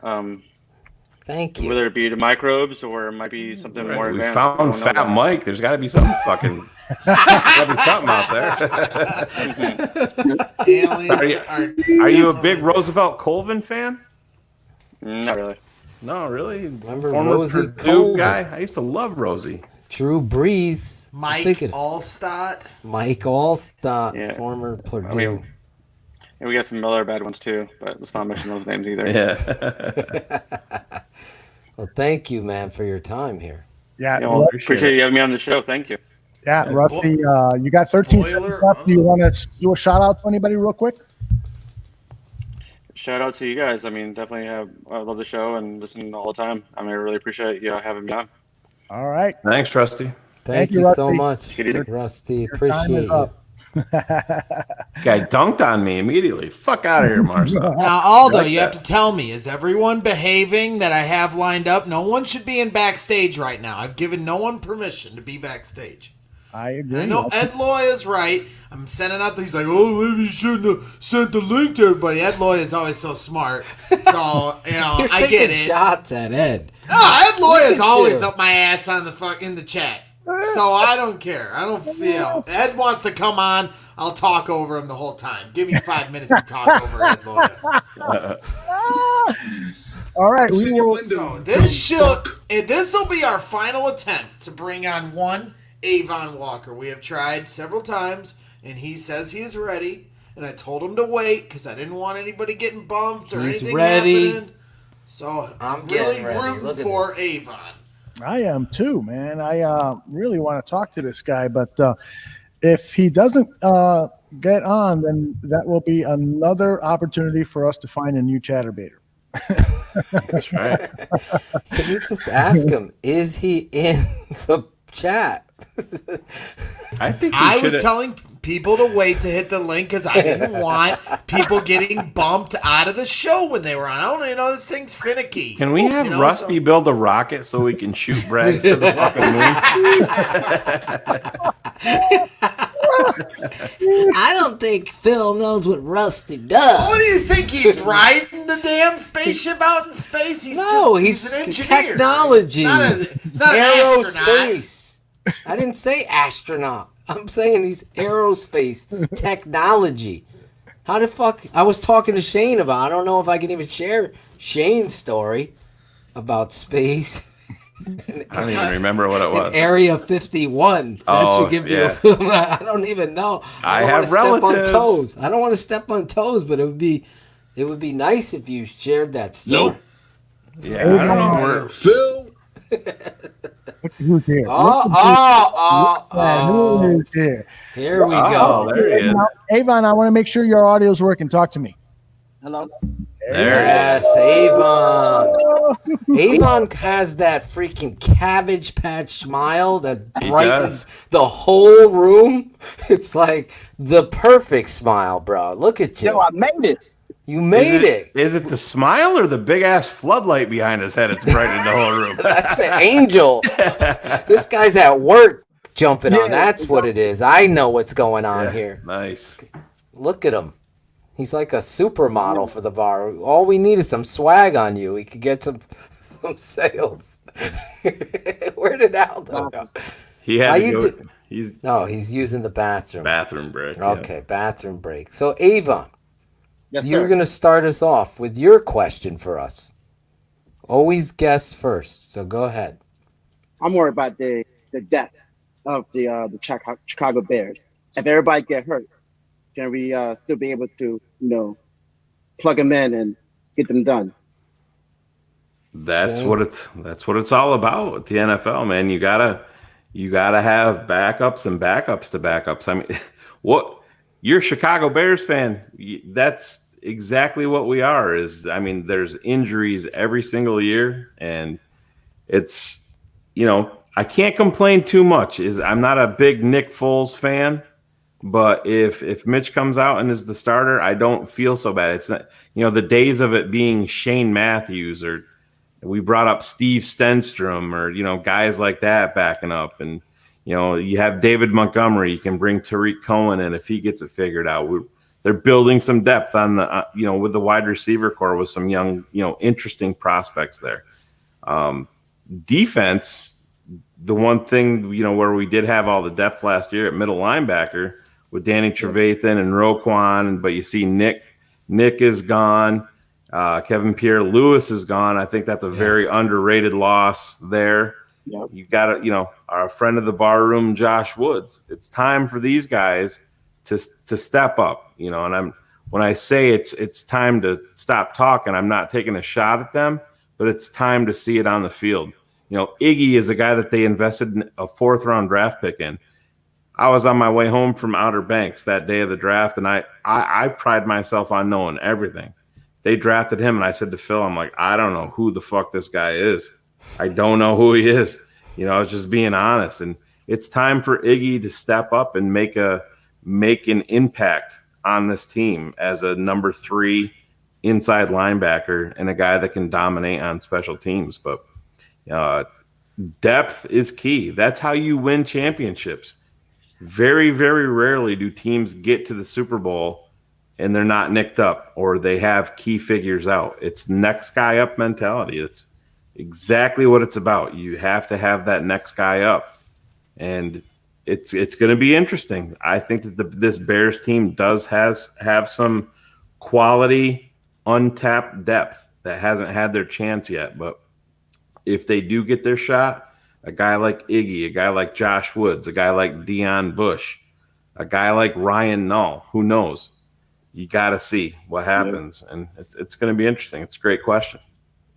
Yeah, you always have to have depth. Obviously, Shane broke it all down, but there's areas with which, even with the COVID, we haven't even gotten to be able to talk about it, is the expansion of the practice squad as well as roster limits. There's talk because of COVID virus our team's going to be able to carry more football players active on game day, as well as now they're going to extend the practice squad. So these players are prepared and know the Matt Nagy menu, so to speak, of plays and what have you. So you never know who you're going to find, what gem in there. We've seen it 100 times with this football team when it comes to allowing some of these younger players to show themselves. It hasn't really worked itself out. It's always usually been business first in regards to where they were picked, how much they're getting paid. Those guys play. So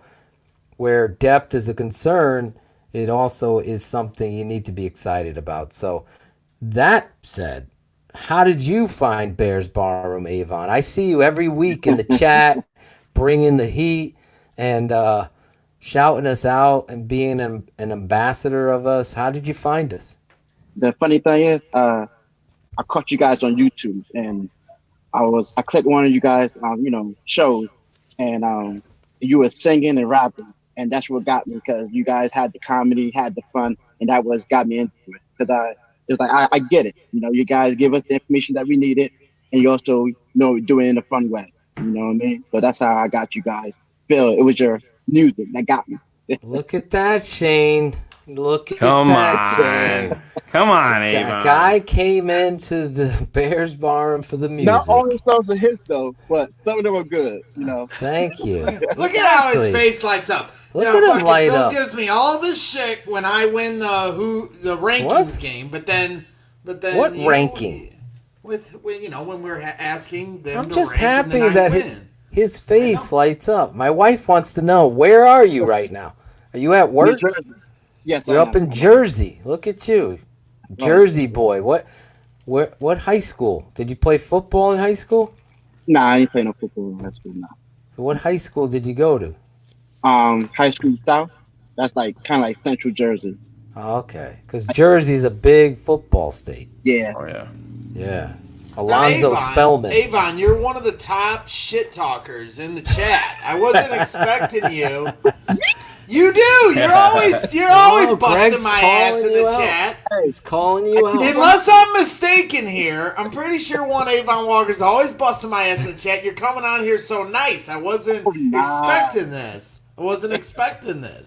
This guy, It's always nice to put a face to the names. I got a lot of people that, get on my list. some of our best fans are from Jersey. I think of our boy Miguel Rodriguez, Will Hill. You're gonna Will have to Hill go meet jumped up. in. I gotta meet up with all. I've You're gonna have to invited do a Will cookout. and Miguel to the house to hang out with the Atoshans and watch if there's games. I was like, you guys could sleep in the basement. I haven't talked to my wife about it yet, but come up and watch the game, and then we'll go live on Last Call, even in the preseason. We gotta have a preseason warm up. But Yeah. I love Jersey. I love your smile, man. Your enthusiasm for what we do, and you just made my night. I thought Quentin Botho was going to be tough to beat tonight, but there you are coming in with the music response, and that just livens my day there. That's All right. Avon, are you ready for the tough questions? Now we're going to hold your feet to the fire. Aldo, fire away with your question that you've been asking everybody. Oh, he's bringing this. Oh, he's on mute. I am not there on he mute. is. I There he have is. the volume all the way down. Same thing, just the Yes, it brags. is. Avon, this is a very serious question. We take this very seriously here because we love to measure the sizes of our cocks. Oh, Jesus Christ. But let's keep this out of the sexual realm. And just let us know which is the least favorite person that you see on the screen other than yourself, because we know that when you look in the mirror every day, you say, that is one handsome looking motherfucker right there. Avon is. Now, is it Shane? Is it Phil? Is it Greg? Or is it me that you think of the least important person here at the bar room? Oh man, that's tough. Welcome to 100 Proof. Welcome to 100 Proof. Aldo's not playing around. I like you guys all different ways because Greg, you know what I mean? I liked him because he gave us the opportunity to go to training camp with all his videos. I remember that. I love how'd that work out for him? Hey, at least I got you one good year in before they fucking put it away. That's true. I'm writing a song about that right now, Greg. You never fucking saw it before, so cut me some fucking slack here. Hey, Von, before you finish your response, let me remind you that I also posted a lot of really good video at Bears Barroom Twitter. Yeah, this motherfucker was copying me, eh? Yes, I was. Total honesty, I was.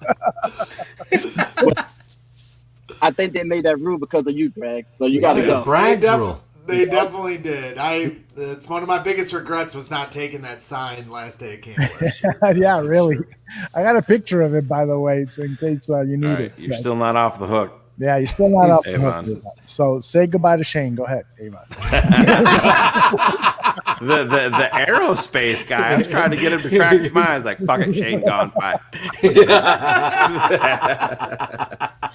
It's because you're so mean to me. You're so mean to me. People don't like it. The chat room is my people. So these guys stick up for me. This is what I like. You know, I'm seeing this. Oh, he's trying to build. He's trying to build a rebellion. I don't know. Jeff McLaughlin in the chat room wants you out right away. So Avon, go ahead. Give us your call. Who was the first person on your elimination here? I gotta go with the newbie, Greg. You know what I mean? Take this one out. Man, you're my guy. Fuck out of here. Yes. Can Keeping Barb it stay? 100. You got an open spot for Barb here now. See you, Greg. Let me tell you something, Avon. Oh my God. That was not only an intelligent choice, it was a very smart choice. This guy's playing chess. He's playing chess. All right, Avon. This is when it really, really gets difficult because Shane, as a way of getting back at people, That's right. against them. Just think of how much he hates my music and just kick his ass out right now. Oh my God. You know, I got Quentin, do you want a Bears Barroom CD? No, he's trying to get he's trying to bribe it. Briber. Look at this. Look at this. Christmas CD. Oh my God. Holy shit. Phil sent me one every year for Christmas. Secretly love my music. Oh no, that's the CD of my gallbladder. Oh. Everybody wants to see that. See, there you go. See? Oh my God. Wait, let me strategically place my thought finger. Sandlin. Let me strategically place my finger There here you so I can go. advertise That's this. how you do it. The wrong finger. Anyway, Avon, do you want? I'll send you. You want a Christmas CD from Bears Barroom of Phil's music? I can send it out. Music. How many is on that CD? How many is on that? How many 22 tracks. 22. 22 for my football jersey. Let me. You'll show be you. the whitest black guy in New Jersey if you listen to this, so everybody else can hear it at work. I tell you. There was no rap on the album. That's right. It's all Christmas songs. It's all Christmas songs. Don't let Shane twerk your All right, brain. Avon. The pressure is on. Oh man. Yeah, this is tough. Yeah, this is tough. Although I can see Shane, you tweet. Tough decision. Although you next. Oh, See, I knew knocking I out liked the this guy. Puerto Ricans. Let me just put it this way: Puerto Rican lives matter, brother. He's bounced. He bounced. Bounce Yeah. house. So Him and it's a him and- layup at this point. Is it weird I mean, that Aldo and Braggs are jerking each other off in the green room right now? we do have a green room, as you can attest. That's right. No sex in the champagne room. Look at these, Phil. What? I still We gotta do giveaways. Did you like the new swag song? Did you hear the new swag song? Did you like Yeah, I the heard it. bars on there? Yeah, I like your bars. You know what I mean? There you go. 85% of your songs are good. There's a couple that I'm like, Listen, See? I'm batting 85 yeah. out of 100. That's not bad. He raised your time. The crowd is loving you. Time, you know. Look at I you. think I'm out of time. I always see Avon. Do you have a bald head, Avon? Because your AVI has a bald head. Yeah, I got a bald So head. your Now- whole, that's crazy because like when I see people's, in the chat, their AVIs, is that what you call it, Shane? AVIs pop up. AV, yeah, AV, right? whatever the frig it's called. Avatar. Avatar, there you go. They pop up. So when I meet a person, they're like, I know you. You're Draft Dr. Phil. I'm this person. And I only see them from this. So now with you, now I got your whole vibe is different than your avatar. Who calls it AVI? Look at Greg talking shit from the fucking green room. Keep him in the green room. There, thank you. Grant Sims in the chat room. Grant, It's the Navy. Grant, it's an DM me your address. I'll get you a CD.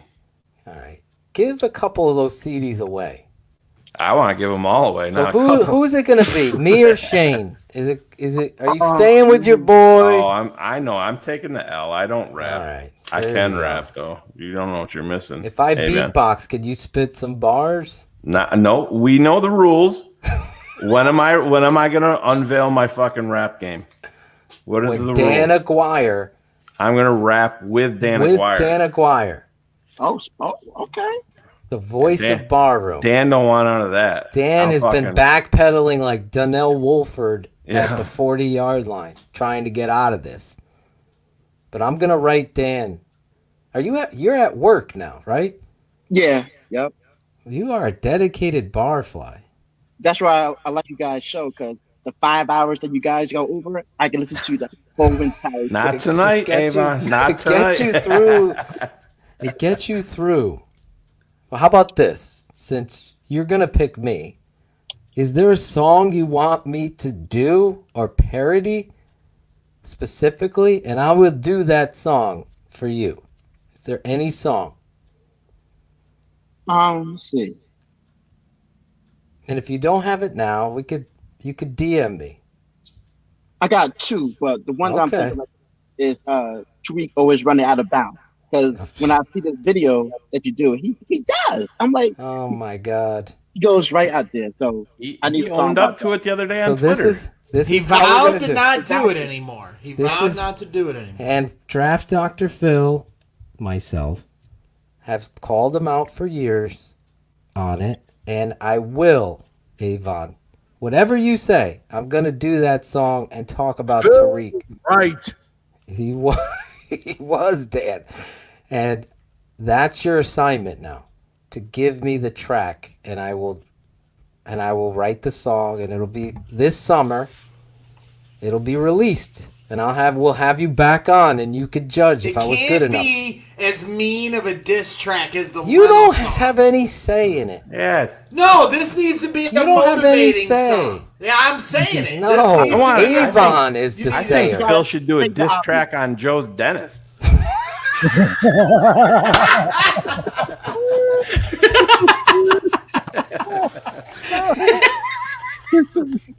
We'll put that on.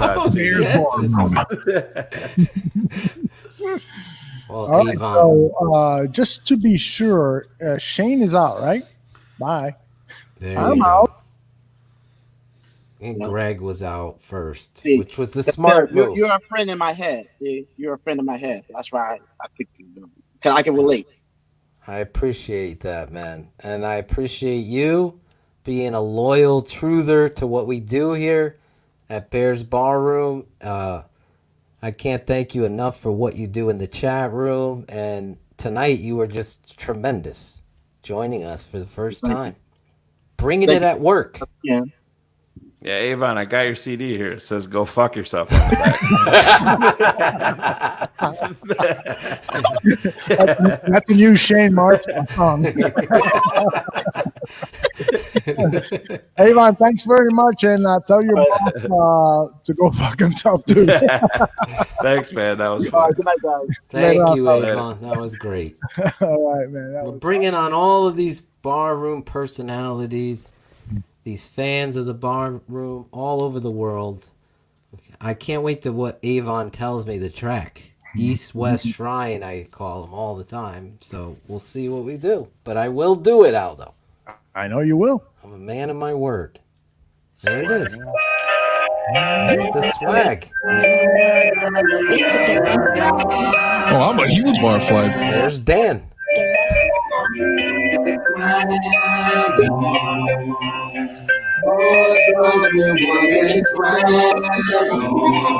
Alex Acevedo. There he is.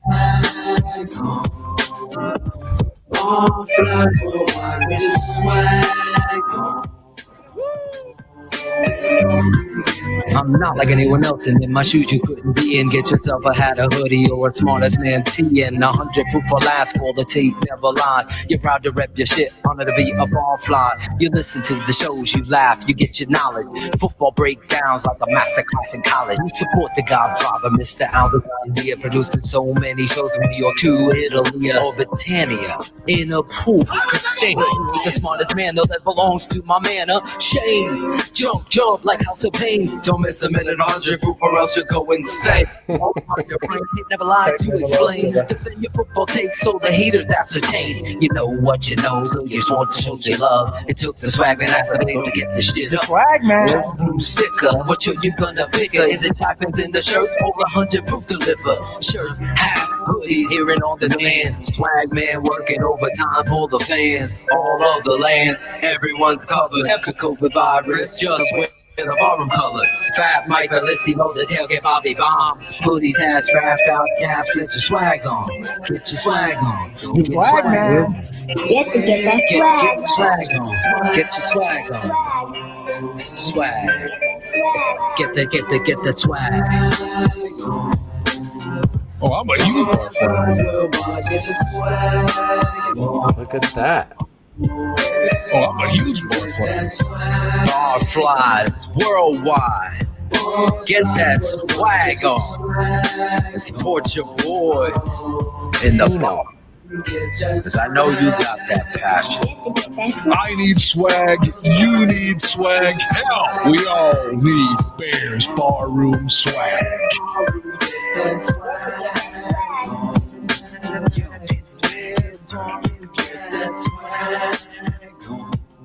Look at that, Aldo.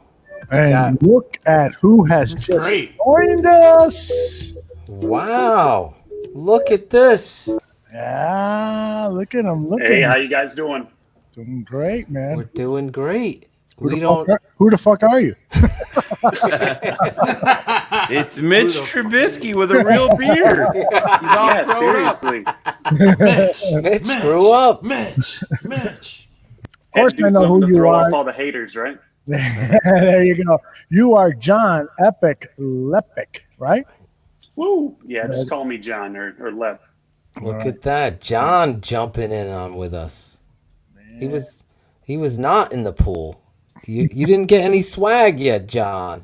I didn't get any swag yet. I'm relatively new to your guys' whole brand and everything you got going on, but I'm loving it. I just discovered you guys recently, so give me some time. I'm sinking in. You're ruining one of my questions for you, but might as well kick it off. So how did you find us then?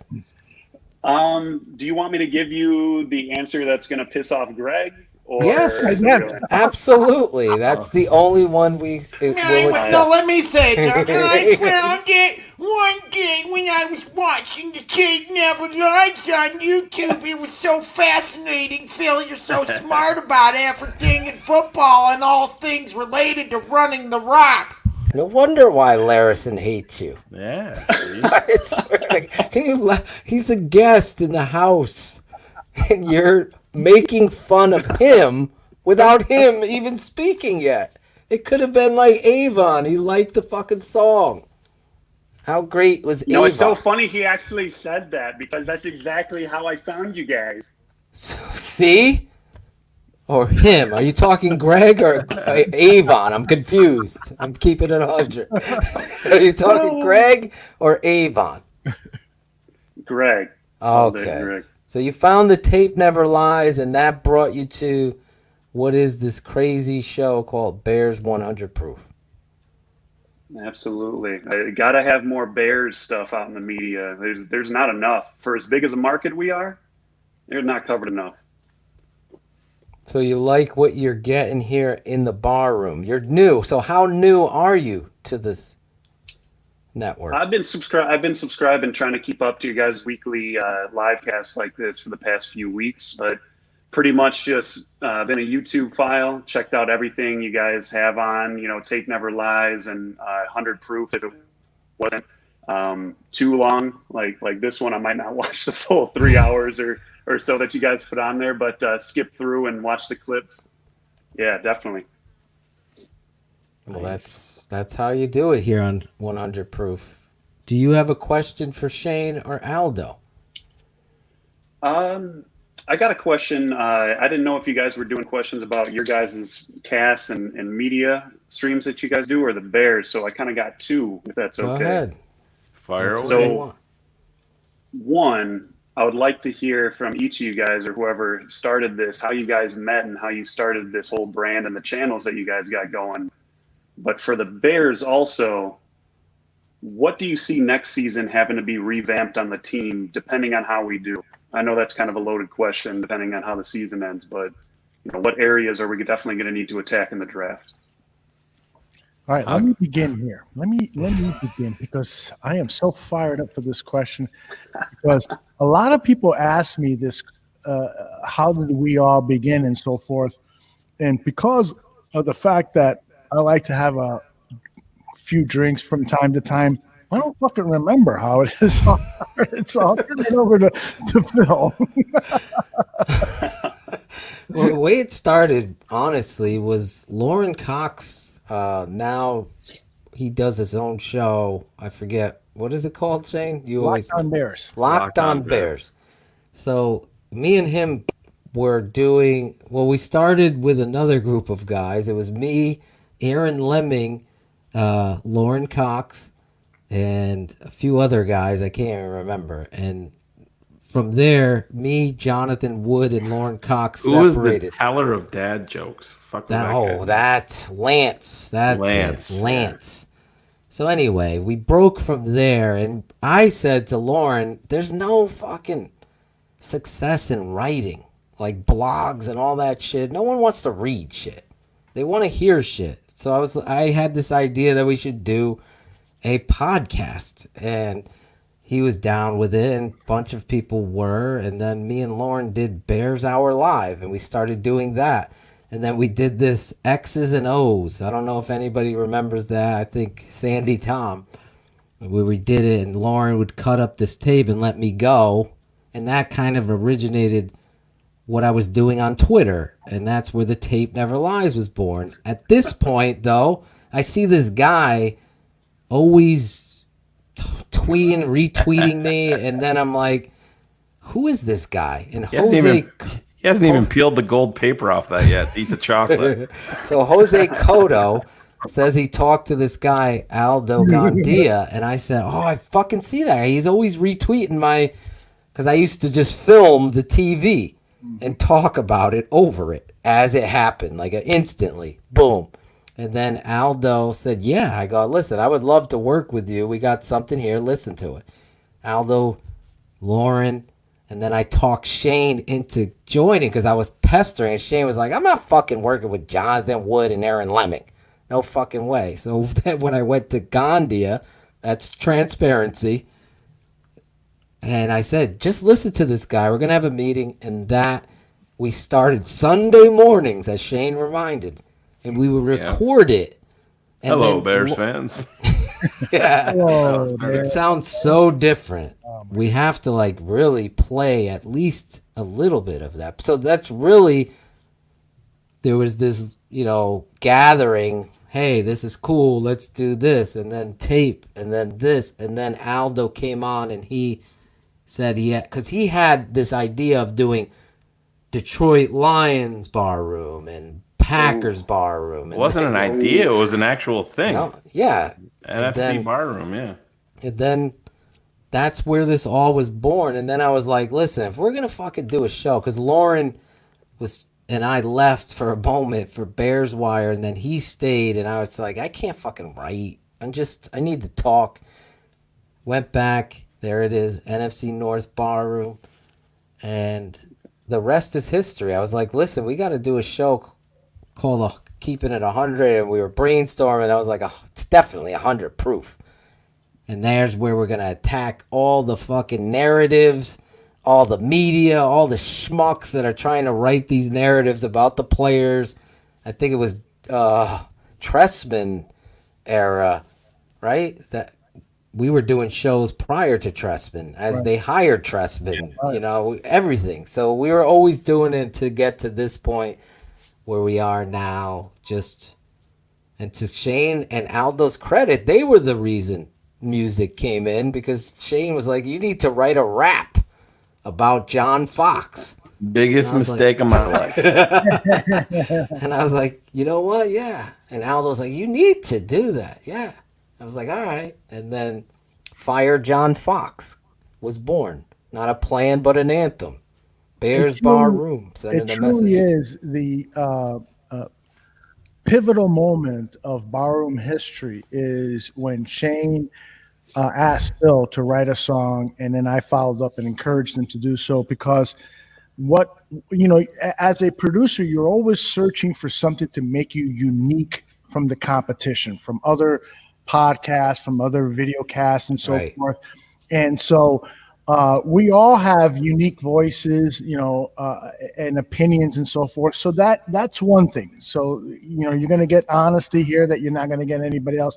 But added to that is Phil's creativity with music, and that's what launched us to get more acclaim. And then, of course, his Tape Never Lies series, which, there have been individual episodes that have gotten 50, 60,000 views and so forth. So that's been a game changer for us. It's attracted people like Gabriel, who is now part of the bar room and so forth, and a number of other people. So that's been huge. And, Shane's wit and his no holds barred commentary, that's all part of the chemistry that has gone on here. And to answer your original question, John, when I looked at those tweets from Phil and Shane, my first exposure to them, I said, these guys know their stuff. These guys are talented. These guys have a unique voice. I would like to work with them. And I'll never forget that first call that I had with them. And I was trying to convince them to come on to the bar room and so forth. I was like a used car salesman. I didn't know what the fuck I was getting into, but I was just trying to sell them into coming on board and promising, great things and so forth. And here we are 5 years later, finally getting to the point, getting into that initial step of greatness. But thanks to fans like you, John, and thanks to the other fans that we have had on here, we're getting there, and it's huge. So thanks for that question, because it really is important for people to know where we started from, because this brand, this barroom brand, is come a long way. Yeah, it really has come a long way, and it's emerging, and people are starting to take notice. And thank you for taking notice. Definitely, and like I said before, it's just it's such a reprieve to find stuff on the Bears coverage. And I forgot who was talking at the time. Phil, I think it was you.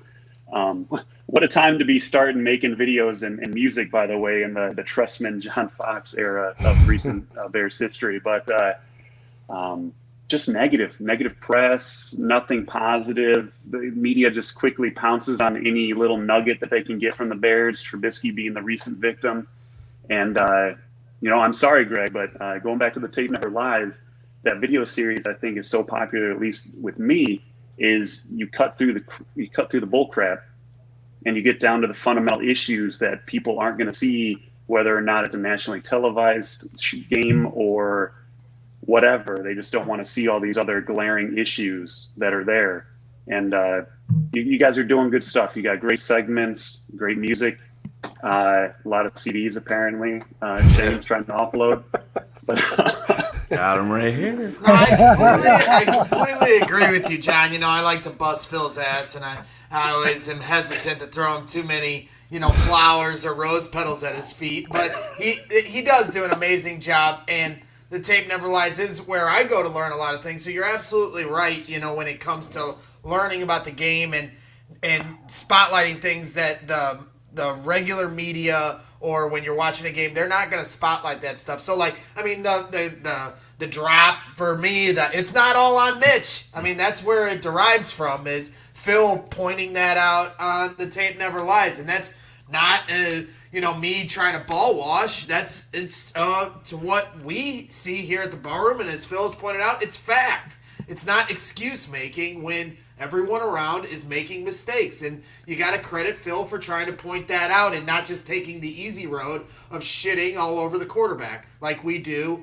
every year in Chicago since before I was born. Yeah.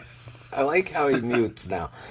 He says his final word, and then he comes up here and mutes. It's becoming a staple to the show. It only took 4 months.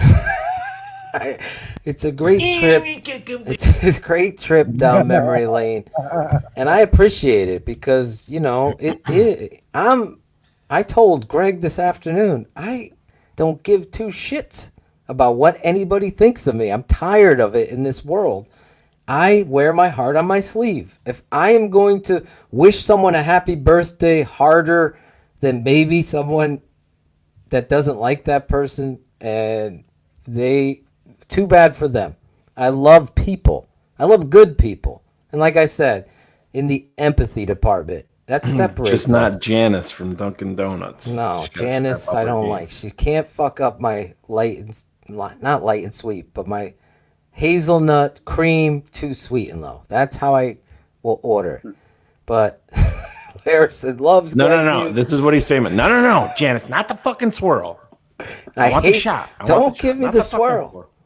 But anyway, the tape never lies. I'm very, very freaking proud of the network that we've built here. But, the tape never lies is me. I'll never change. I would always laugh. It's like, hey, can you turn down that music that you play? No, that's me. I get into my zone and I just go and I break it down and I cut it and I just tell you like it is. So I just want people like you, John. Love tape, love the truth. I'm going to keep it 100. It's one take. It's like I've let Chris Sandlin see me do it. Super Barfly Sandlin say, listen, I cut it all up.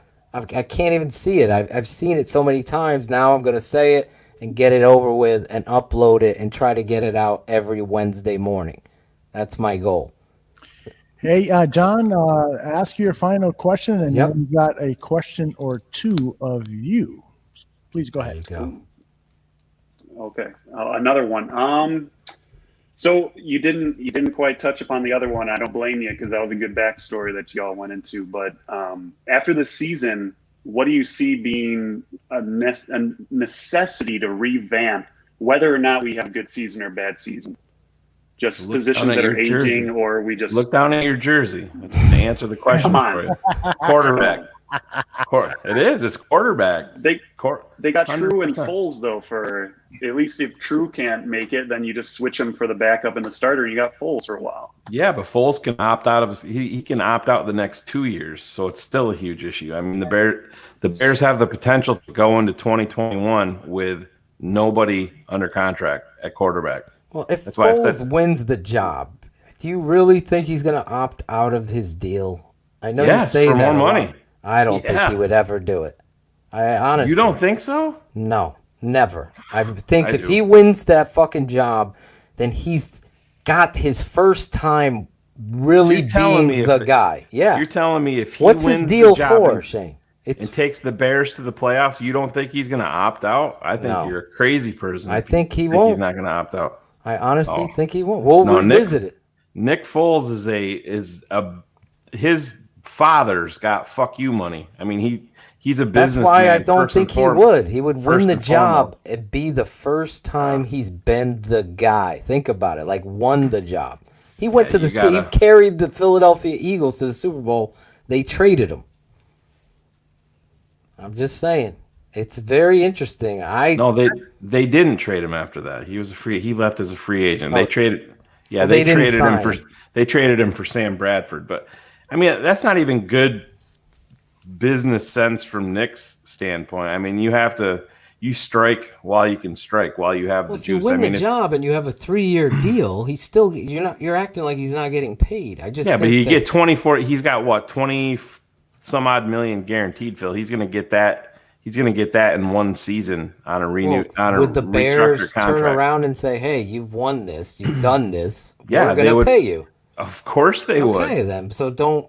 I just think it's a good discussion. I just don't see him wanting to. But do you? leave All right. Well, John, let me ask you this: do you have confidence that Nick Foles or Mitch Trubisky will be the starting quarterback in 2021 for the Bears? Where's your confidence level that it'll be one of those guys? Without you calling attention that I am wearing a Trubisky jersey again, unbiased. I know that's I can say that right now. Right, I'm wearing a Trubisky jersey, but unbiasedness. If True really clicks and turns it on, I'm counting this as his 3rd year, right? Yeah. You normally want to give a quarterback 3 years, technically 4th year, but that first one was whatever. If he clicks, and I really think that they need to fix the problems of execution overall through the entire offense. Mitch too, quarterback, running back, tight end especially. I do see that Mitch can have a chance to earn it, just like Fuller did.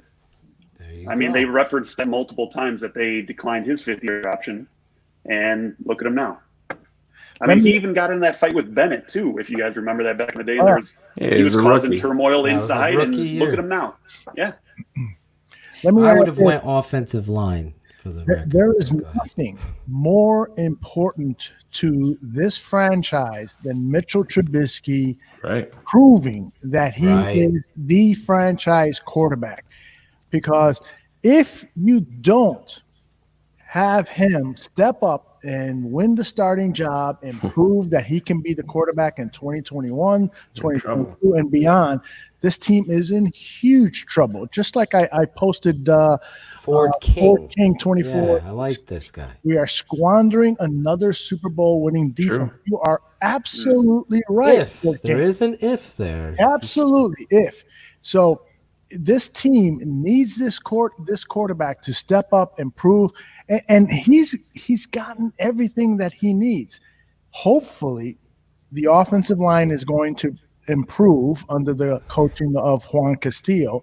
So that is huge. But he's got the offensive weapons to get the job done. He's got the quarterback guru coach and DiFilippo, and so that's huge. I will add to your question that when the next draft comes along, you have to finally, Ryan Pace, you have to add saying it for 3 years. Yes.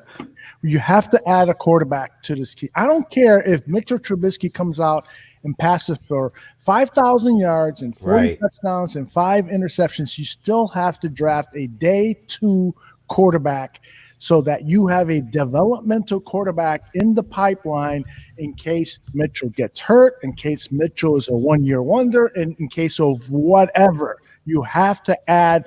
And if both quarterbacks fail this year, then you have to draft a first-round quarterback. You'll have probably a top 5 pick.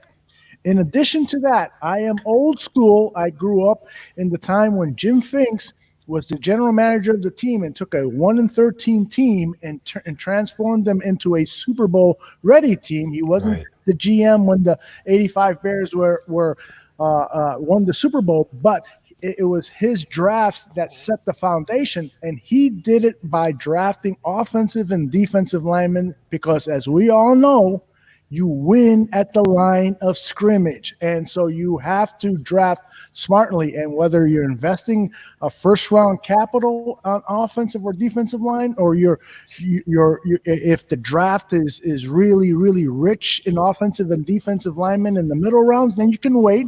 But you have to strengthen that position. And this offensive line, I don't care if Juan Castillo is the second coming of Jesus Christ, you still have to have the players to to get the performance out of what the coach is asking. And then another thing that I think is important is the wide receiver position, because, hey, Allen Robinson is still not signed. What's going on there? Are they afraid, or have they talked to the agent and said, this motherfucker is pricing himself out of what we can possibly pay him? I think it's been their history, though, that they sign a guy in training camp. They did it with Kyle Long. They did it with Eddie Goldman. I think they did it with Cody Whitehair. They did. I think that's been there. I really don't. The blog had him signing. Yeah. Well, that's why he writes a blog. Sorry, Greg. Well, before we get him off here, we gotta hold his feet to the fire. We gotta keep the trend up. You're on 100 proof. But before we do that, Greg had a quick thought, because I saw him unmute, and he's got that a bunch evil, of guys. He's got that evil eye. So he's nervous because he has a bunch of guys waiting. When Phil brought up the Bears blog swinging and missing on the Allen Robinson signed contract, I just thought that was funny because he was getting in a little argument with Brad OTC. And he blocked him on Twitter about it, and the Bears blog eventually blocked Brad over it. So the Bears blog's having a tough time. Jeff's having a tough time living that Brad one. OTC. He claimed that the reason that Allen didn't sign, as per reported by Jeff, was that it's because of the COVID-19 is why no contracts are. That's why Allen totally spit on his tweet. And then someone pulled up the tweet where he said it was done 2 days ago. And that's what he literally Jeff Hughes is I can't wait for Greg to be able to freely speak on that. Brad Greg OTC, Gabriel, that is. Brad OTC of PFF now, by the way. Oh, Brad OTC, these. That's what I have to say to him. I smoked Brad OTC in that. Whoever made that March Madness bracket, I faced him in a round and I showed him. Brad OTC likes to run his mouth a lot. I would love to get him on the air to confront me straight man to man and talk. He's a cap guy, so That's what I'm saying. Let's talk. I don't know shit about numbers, so I don't. He hates music. Invite him on. Exactly. He hates. Sounds like a great. He hates puppies. All right, John. We now move to that part of the show where we have our Barfly's He's how old fast his cheeks are getting red already. He's handled himself well so far. He has handled himself very well. But I gotta ask a tough question. Phil. Yes. Shane, Greg. Not me. Who is the first person you are eliminating? Who's the first person you are eliminating from our least favorite Barroom 100 Proof co-host?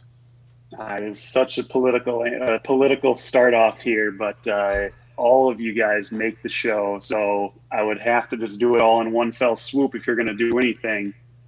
But also, I'm a very pragmatic guy, and so I thought about this as you were going through everyone else. And Greg, I'm sorry, Greg, but you'd have. You're wearing a Mitch jersey. You're wearing a Mitch jersey.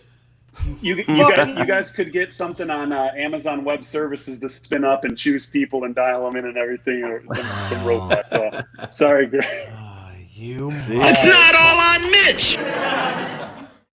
It's really tough, but I love it. The next one would probably have to be Shane. Shane. Oh, I'm sorry. You are listening to Bears. Yeah, there's a lot of that shit going on. And Phil, as much as I love hearing you talk and your ideas and you spitting the sick raps and rhymes that you got, you're the air jockey here. You got to go. And Aldo, you're the back end. You put the show together. You can get the pieces together and start it up again. John, sorry. John, are you a married man? About to be. Oh, really? Because I was going to introduce you to my daughter because I really like you. I don't think my fiance would like that, but I appreciate it. Tell her and tell everyone in your family that you are one hell of a guy, and we are really, really happy that you found the bar room. And please let your fellow Bears fans know what we're doing here. And it's not just Bears talk. We have I Have a Stream, which is a great show that John Santucci hosts and produces, and we talk about movies on HBO and all the streaming services. And we're going to have a lot of new programming coming up on the Bears Bar Room. And we are a growing network, and we really, really appreciate you being on and entertaining us. And hopefully we entertained you. Absolutely, everyone. Thanks for having me. Okay, Thanks, John. Thanks for coming. I'm doing good. I'm happy. There he is. I have a stream. Oh, that was Greg talking to Tooch in the green room after he got kicked off. I don't know if we're keeping score here, but I have one first place finish and one second place finish, so I'm doing pretty good. Greg and everybody hates me and Greg. I was the first to get a first place. Shane, sorry, everyone just hates and you. I'm perfectly fine with it. Not to single you out. But I also want to say, look at my cousin Kevin in the house. I know. I have him in the shout outs list. Look at Phil. the drop. I'll let you guys know that we have 4 people remaining in my list. I know this is late night. You know, Phil and Shane are on the East Coast, so maybe these next few guys, and I'm having fun too. So we can go as long as you guys want, but you might want to start adhering to the 5-minute rule we originally. Phil is right. You know, I'll leave it up to you guys. I'm just letting you know. I've got 4 left in the tumbler, and I don't want to. There's other people asking now because everybody wants to get on, and I told them we might have to extend the fan show next week too, you know, or whatever. Absolutely, you're absolutely right, Greg. We will extend this to next week because it is my fault. I am in charge. But let's go through the ones that I have saved up. Absolutely. Okay. Absolutely. Jesus Christ, Aldo. I'm sorry, Dan. I'm trying to do the best that I can. I really am. But here we go. Our next person, and I'm really, really excited to talk to this person because his comments in the chat room have me intrigued that I think this guy really knows his football. His name is Andrew Tarbill. There he is. There he is. What's up? What's up? Look at him. He's wearing the swag. I like that. Did you have it on during the show, or were you waiting in the green room and you went and changed your shirt? No, I've had it on all day, brother. Nice. Look at that. That's what we like. That's how he warms my heart. Yes, absolutely. Sweat it up really good so that you have to buy another one in a couple of months. He's bought a few. This guy's bought a few. I think. Look at that. I've got a couple. I actually bought one for my daughter, so shout out to Alex for making that happen. Yeah, I saw the photograph. Excellent. Very nice. And thank you for all of you people who have bought swag. Thank you for posting those pictures. It really helps us to just feel good about ourselves, which we love to do besides masturbating. We also love to see the photographs just to see the people representing what we do here. Andrew, I know you've got questions to Phil and Shane about the Chicago Bears, so I'll turn it over to you. All right, my first question is going to have to be regarding our wide receiver positions this season. Who do you guys think is going to be that breakthrough receiver that is underrated moving into the 2020 season? Well, I think it's going to be Riley Ridley. And the reality is this football player comes from a football family but loves the game. The GM went out on a limb, Andrew, and was calling him, what was it?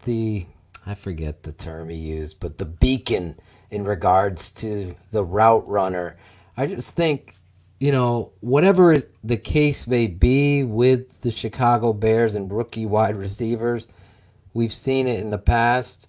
I don't know exactly what's going on. I only know through what Shane was able to find out and why Ridley was kind of riddled, if you will, to the bench was because he spoke out against some of Coach Nagy's, play designs and what they actually were trying to do. It didn't make sense And the fact that he was keeping it 100 kind of put him 100% on the bench until we ended up seeing him. So this season, all reports that I've gotten, not talking through the media, but from people that I trust, is that this kid is somebody that you're going to have to watch. And Shane and I love this kid coming out at the draft. In fact, to Shane's credit, he said to me the night before, in the third round, we need to get this kid Ridley. He's still there.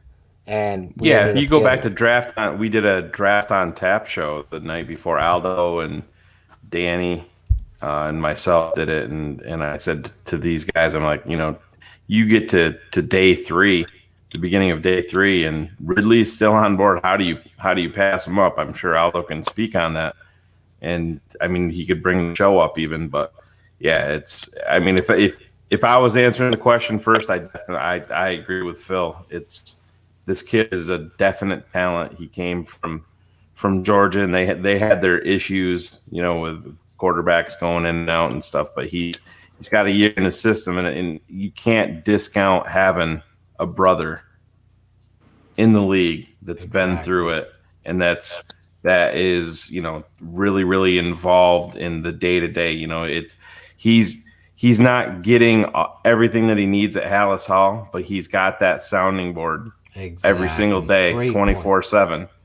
And let's not forget the Bears were connected to trading up for his brother until Atlanta took him. That was the move that the Bears were trying to make. That was the draft. They got James Daniels there in the Right. second. And they traded up for Anthony Miller, but they really wanted Calvin.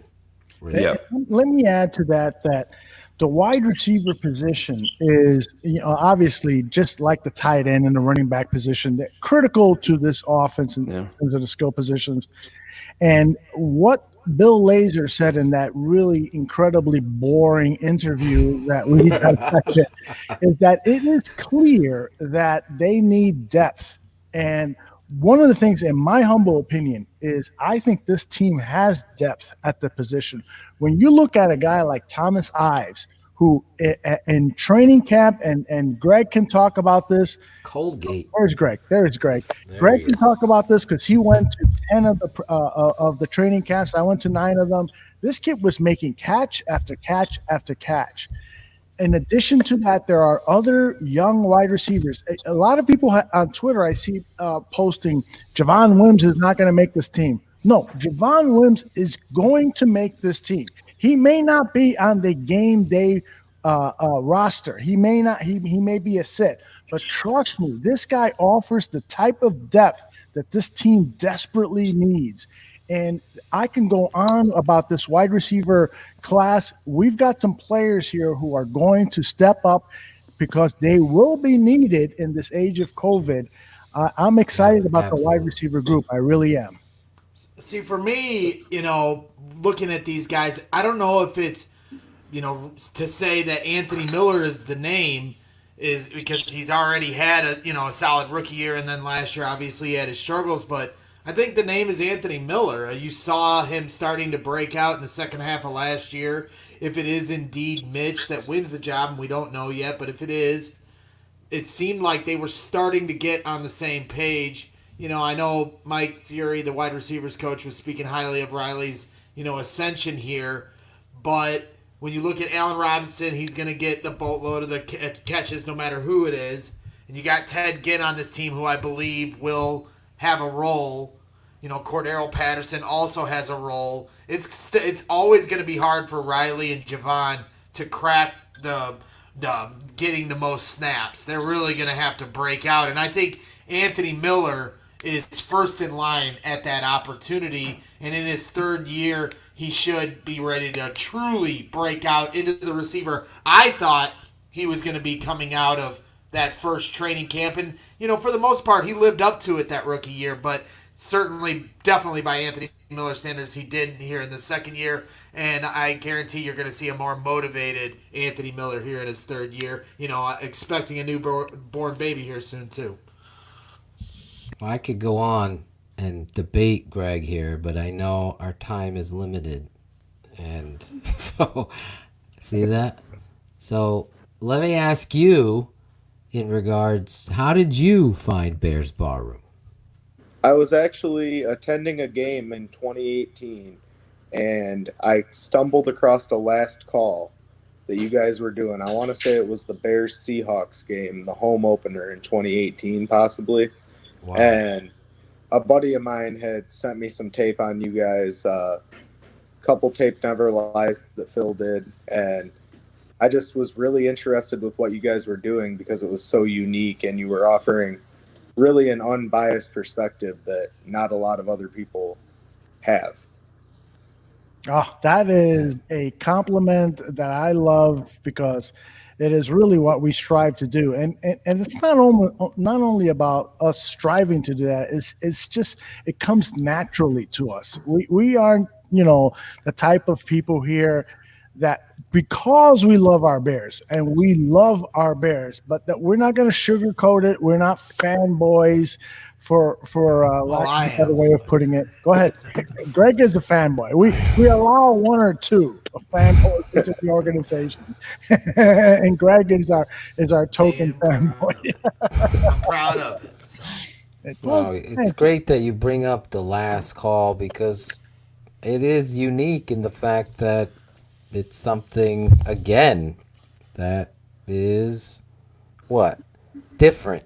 Like Aldo said, with the music and the rant and the open up and just be, actually I think that's my favorite barroom song that I done in regards to original songs. I'm saying. Because I inspired you, man. Yeah. And word is there's a new cast member to Last Call this year. Yeah, Shane's gonna be jumping in. It's not gonna be sometime Shane. Yeah, it'll be sometime. Okay. So, Andrew, are you planning if crowds are allowed at Bears games? Are you planning to attend any of the games? Oh yeah, absolutely. My wife's uncle is a season ticket holder, Marine veteran. He's had tickets for about 6 years, so sweet. We try to make it out to at least one game, if not 2 or 3 a season. What part of the stadium do you guys sit at? South end zone. Greg will take you on his Greg Bragg's Soldier Field tour. Get you right in the tunnel. He's a season ticket holder. He knows all about it. He probably gets on the field sometimes. Phil was sitting in the south end zone when the Bears beat the Packers to win the division 2 years ago. Yes, I was. I was there, and I was yelling at the fans to get up on every fucking third down. I didn't give a fuck. This old lady had a fucking cane. I was yelling at her. Yeah, my wife's like, be easy. I'm like, it's his third down. That's Aaron Rodgers out there. That's right. Andrew, thanks very much for being on, and hopefully you will get to attend Bears games this season. And if you do, join us for a last call and give us a first-hand report on what you see with your very own eyes and hear with your very own ears. Thank you. I'll get a Shy Fan in the Stands report from Andrew Tarbill. All right. Yes. Shut up. Let the guys say goodbye. It's going to be You'll pick up 3 followers on Twitter. Last call goes right after the game. Thank you, Andrew. Yep. Thanks, guys. Andrew, thank you, man. Thanks, man. All right. Next, and I apologize for telling you to shut up, Greg. I'm really not that type of person. Sometimes I need to. My wife. But the breaking news to your fans in the stands before you bring on our next guy, a little breaking news from today about fans going into the stands in Chicago. There is some room for optimism if you're thinking you're going to go to a game this year, because the White Sox announced that they're going to try to allow fans to come in at a 20 to 25% capacity. And then the other part of the news that I found interesting with that, because to me, if Chicago baseball is going to allow fans in the stands, outdoor stadiums, then I think that the Bears will also try this. And we saw a report that the NFL is going to tarp off the first 8 rows all the way around the stadium. So that to me tells me what is that doing though? To keep people like me from the freaking tunnel yelling at them as they're coming out. There's all these people. Breaking news with Greg Bragg. all these people very close to the players, they're going to avoid that, take that out by putting advertisement tarp in the first 8 rows. So that tells me they're planning on having fans as well, maybe at a 25% capacity to start. But, you know, a small little bit of optimism and a chance to go to a game this year. All right, joining us now there he is. There he is. This guy. Evan, how are you, brother? Doing good. Look at this guy. What jersey is he wearing? I'm trying to guess. All I see. Oh, he's a Hester. The 3. Look at that. You're goat. making Greg very happy. Hey, Evan, where are you from? Yeah. I'm over in What Iowa. part of the country are you? Oh, the great state of Iowa. You know as Tino Tooch? Martinez would say. Do you know Tooch? No, No? I don't. All right. Haven't been watching you guys for all that long. Fuck's You wrong know, with yeah. Sociopathic, psychopathic. Yeah. You know, just getting to know everybody in the chats and kind of finding out, you know, everybody's stories and all you guys' stories. It's, you know, it's awesome. It's really since you guys went to the video format, which is great, by the way. I love it. Thank you, man. You know, it's really fun, not only getting to interact with everybody in the chat, but seeing you guys, your faces, your reactions to everything is like sitting here right now, just talking with you live. You know, it's no different. It feels like I'm sitting there with you guys at the bar or wherever it may be, having that conversation. So see, Aldo, 2 years ago I said this shit should have happened. You fucking didn't believe me. I was very, very busy on. That'll be good for you to remember, Ed, when you pick your least favorite. We're not doing that anymore because we're getting short on time. Oh, that's right. We didn't do that with our last listener. Andrew got off scot-free and is probably happy. I love Andrew. Only because I'm trying to squeeze in as many. Yeah, we're trying to get everybody in. Evan, I know you've got a question or two for Phil and Shane, our football experts. Please go away. So since we're talking about coaches and staff changes and everything anyway, what do you guys think will be the most important change that's been made, the most impactful change that's been made? Well, I think you want me to go? I think it's going to be the offensive line coach. That's where I was going. Yeah, you get that simpatico going with your head coach. We've heard the talk about, you know, the blocking assignments. Maybe they didn't see eye to eye in terms of scheme and how to do it. Mm-hmm. Listen, there was an obvious disconnect there. Olin Kreutz said it all. You can't be a 500 football team and say, all right, we're going to get rid of Harry Heastand and make our team better. Everybody resoundingly says that he's one of the top 3 offensive lineman coaches in the world. But if you're not going to do it the way that the offense needs it to be coached up or to be blocked up, then it doesn't make sense for him to be here. Castillo has a little bit of affiliation. He came from Philly, worked with Andy Reid forever, was actually a defensive coordinator for the Eagles for a year, if you can believe that. No. It's going to be very interesting because you hear Castillo talk about, repetition. Can you bring up Charlie 35? Are you this naive to the question? Not Charlie. I see your negative energy. He's a fake account. I guarantee Just saying, Charlie, man. The guy's asking which fucking coach did you think the change? So Shane's answering the question as a position coach, the offensive line coach, and the disconnect that Harry had with Nagy and that coach speak, that connection to run the ball. We talked about it all night.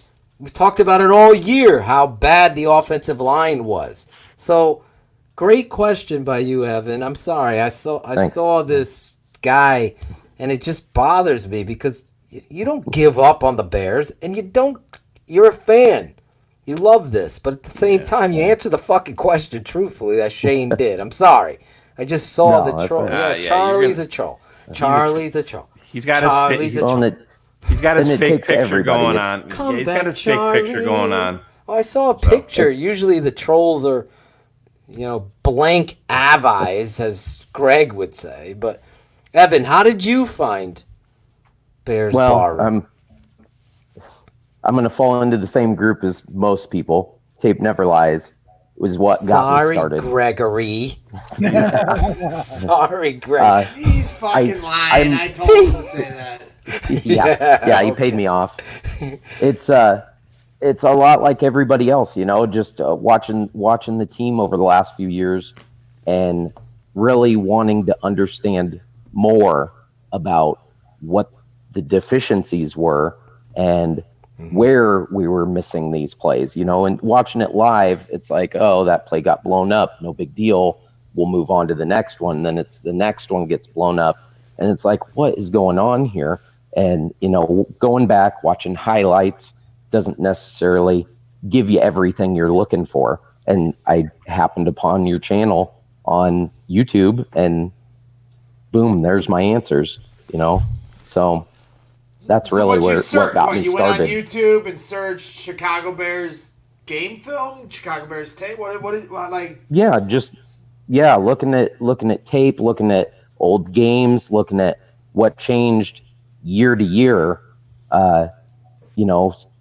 Obviously we're in the same scheme the last couple of years. So what's changed?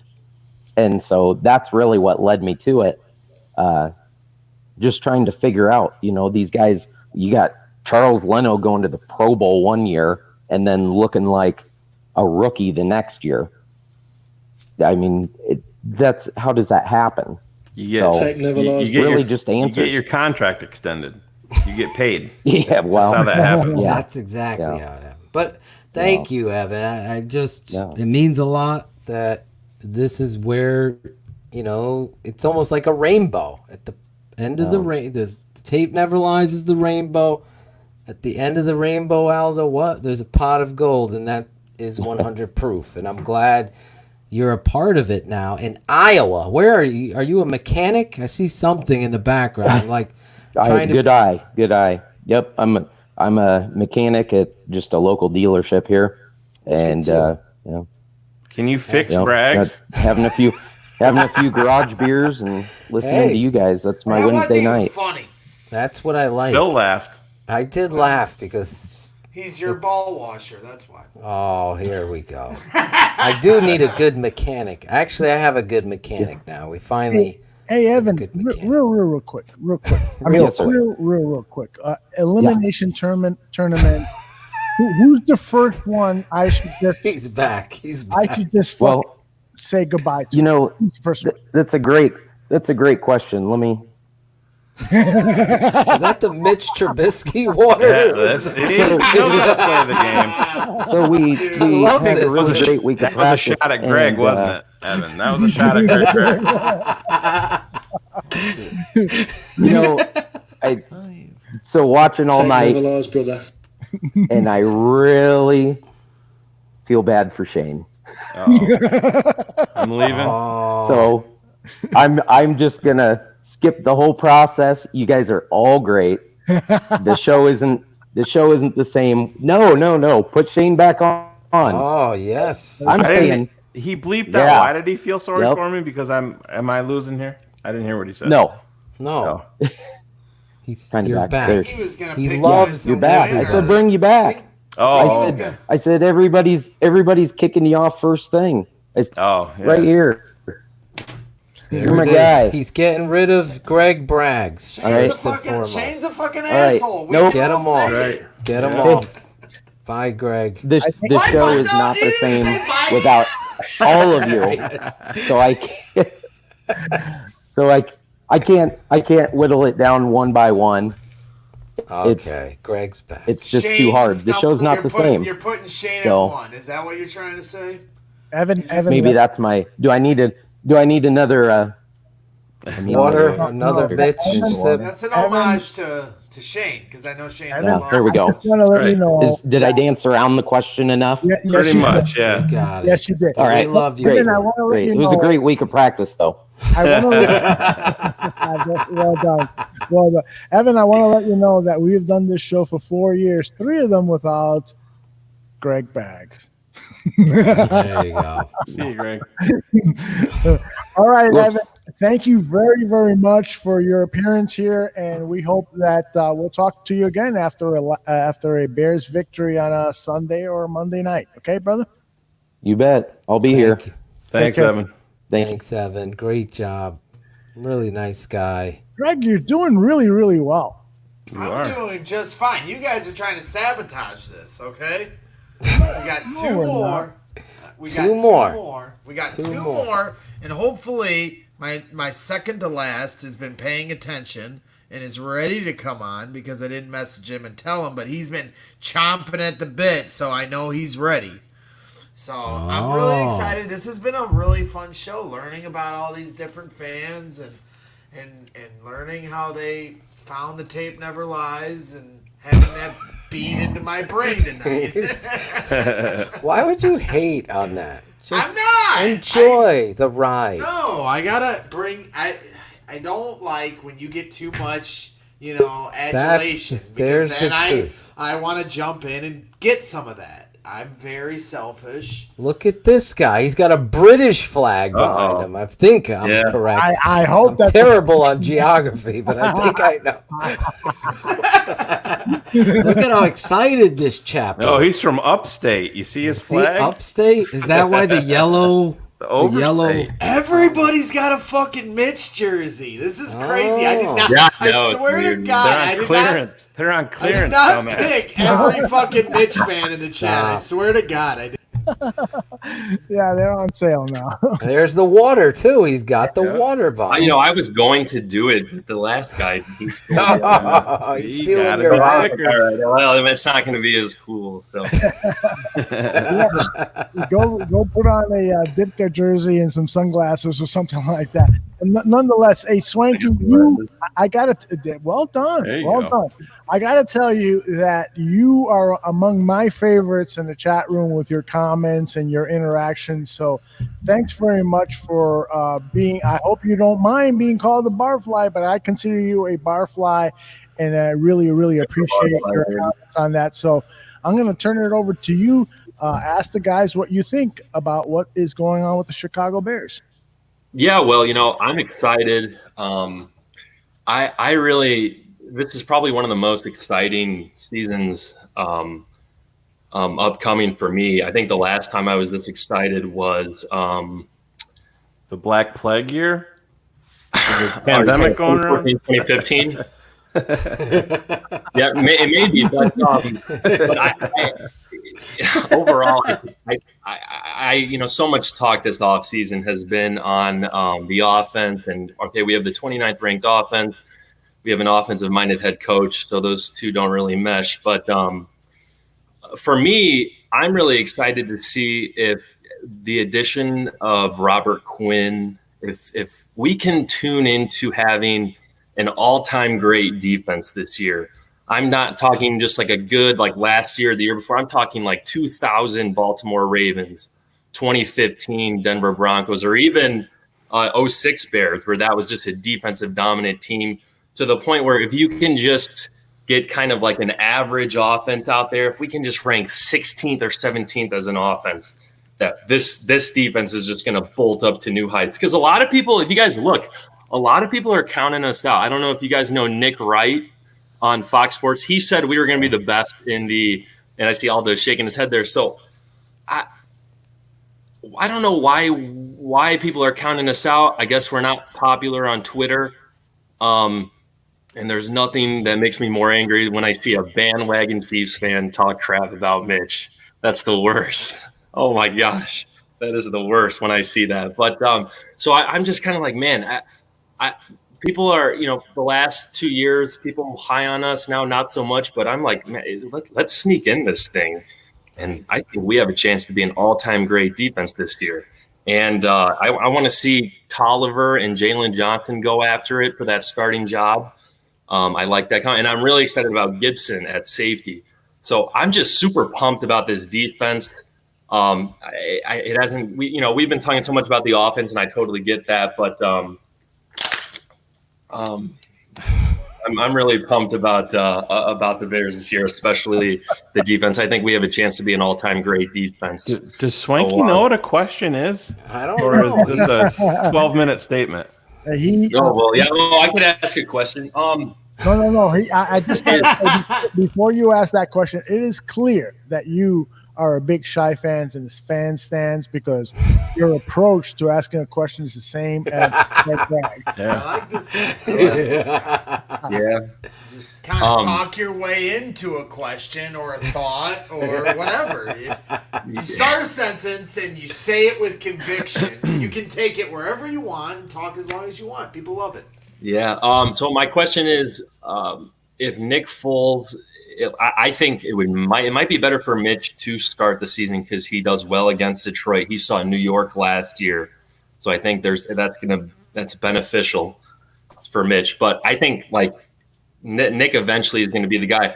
Is the offensive line automatically going? The issues on the offensive line automatically going to be cleaned up once Nick goes in there? Once they see that what Nick is capable of doing, especially with the RPO. So do you guys think Nick Foles is going to he's going to automatically clean up the offensive line? I'm really interested to what you guys are going to say. Well, I think Olin talked about that, where he had to call out how to block certain fronts, and I think that was why you had James Daniels move from center to guard, because the communication with Mitch wasn't there. Is Mitch calling out the front? It doesn't seem so, to block it up. So where you're going with this, obviously, is, something that's got to be answered. But you would think, based on Nick's history in this offensive philosophy, that he will be able to call out the fronts, and that, to Coach Nagy's better know it better than I, is why he's here. And really, a lot of the game is prior to snap, pre-snap, and how you set up how the play is called. And that's really where people have bagged on Mitch, but we don't know. It's limited.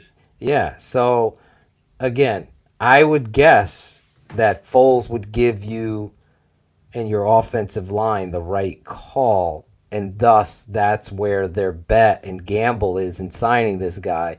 And if that's Mitch's real big, flat tire is his pre-snap read, then it's going to be obviously done better with Nick Foles. The thing that I always laugh about the most is, like I said, I want nothing more than for Mitch to go out there and prove that he's able to hold the job and can be the quarterback. But I always have to laugh when, and this isn't just at what you brought up, but there's a lot of people saying it, you got to start Mitch because he plays well against Detroit. Well, there's a much bigger picture here. You got to play who's going to win you ball games, who's going to be the best for the offense. And if you're saying, well, let's start Mitch off for 4 games. I mean, we all know that Nick's going to come in and clean up. Nobody knows that. Neither one of these guys have a history where they're staying healthy. Mitch is nicked up. Nick has been nicked up. Nick Foles has proved that he's a 4 to 5 game guy. No, Shane, come on. What are you talking about? 4 to 5 game, man. Who? Nick Foles. I totally disagree with you on that. Show me where he's more than that. He's got 1 season in 2012. Tell me where he's been more than that. Though? Why is that, though? Because he's been ineffective. No, it's because Chip Kelly. I'll take you stop for stop with Nick. I will, and I'll kick your ass all over the show. Let's go, baby. Let's go. I'm just saying, dude. I know so, this is what you want, but dude, you're telling me that Nick Foles has proven in his career that he's more than a 4 to 5 game guy. He's proven that, right? Shane, Tell me Tell me where he's proven. Shane, he outplayed Tom Brady in the Super Bowl 2 years One ago. fucking game, dude. Tell me where it's been. Tell me where he's proven that he's more than a 4 to a 5 game quarterback. In 2012, he had a 27-2 touchdown interception ratio. And where was he the next year, Swanky? He was starting. He was starting with Philly, and he went 6-2, and then got injured. And then they traded him. Why did they trade him? They traded him for Sam Bradford. But why though? What do you mean why? Why did Chip Kelly trade him? Because Chip Kelly's one of the craziest head coaches in the NFL. He traded for Sam Bradford. Sam Bradford didn't even fit Kelly's system. So he went to Kansas City, a system that he fit. He went to St. Louis. Yes, after St. Louis, after he got traded. Right, he didn't fit in St. Louis. Then he went to Kansas City in a system that he fits. Mm-hmm. And then he went against the Colts and threw for like 320 yards. Yep. Okay, and they didn't keep him. Why, Swanky? You know, that's a really good question. I don't know why they saw something in Alex. Okay, so that's an L. We'll move on. Then he went to Philly, right? Hold on. No, you don't know that. I'm asking you the question. He was so good in Kansas City for one game, so fabulous. They didn't need to bring him back at a bargain basement price. They didn't need to bring him back. Andy Reid. You have a good point with that, but he didn't do anything to just say, "Oh, well, you know, he's not." All right, let me ask you this: show me how you can build your team again or with Nick Foles. There's nothing. See, Shane, I'm not. You would be right. Like I see where you're trying to gear this. That would not geared. It's history. It's proven. No. But wait, hold on one sec. You would be right about that if I was trying to debate Nick Foles as a top 10 quarterback. You would be right about that if I was trying to say Nick Foles is an MVP. You're changing where we're going. We're debating that he's more than a 4 to 5 game guy. I'm merely going after your statement that he's a 4 to 5 game guy. I mean, he went 4-2 in 2018. I'm waiting for you to give me something that's even remotely in the realm of making sense. Okay. In 2017, he goes in and fills in for Carson Wentz. I don't know what it's how many games. How many games? Not British. How many I thought games? he was going to come in with a British. He won 3 playoff games that year, and then he won. He beat the Giants. I think who else did he beat that year? There was one more. So how many does that add up to, Swanky? 3 + 2. Give it to me. It's 5. Weird, right? It's weird how that works. No, you're proving my point. Going against the smartest man, right? No, but you're everything in the value of this game, Shane. For example, you guys were all big on Derek Carr coming to Chicago. And I agree. I would take a better quarterback than Nick Foles. How many playoff games has Derek Carr started in? What is that? How does he get to the playoffs in a team sport? If you look at how many playoff games has he won or started? He hasn't started in a playoff game. How many head coaches has he had? So do you want 4-2 in the playoffs, and he has the 7th best postseason quarterback rating Swanky though, Shane is not arguing his ability to win a game. No, Swanky's telling me that I'm wrong, and then he's telling me how Nick Foles is great for 3 to 5 games. It doesn't make any sense. Well, I already told you in 2012, 2018, and then the year before. 2012 was 8 years ago. Well, that's years. So now what you're saying? Now there's a stature of limitation on this. Is it 2015? Well, let's talk. We want to talk about Sid Luckman. I mean, Jesus Christ! You're giving me a complete outlier. A complete outlier. Look, you want to talk about numbers? Go look at him. It's a complete outlier. I know Carr was in. Derek Rose's knees were completely healthy the last time Nick Foles played a full season. No, here's all I'm gonna say. I just think it's a little harsh just to he's a 3 to 4 game guy. He'll be serviceable as a backup. He said 5 to 6. 5 to 6 game guy. 3 to 5, 5 to 6, whatever. He's. You don't think do you think he's capable of being an NFL starting quarterback?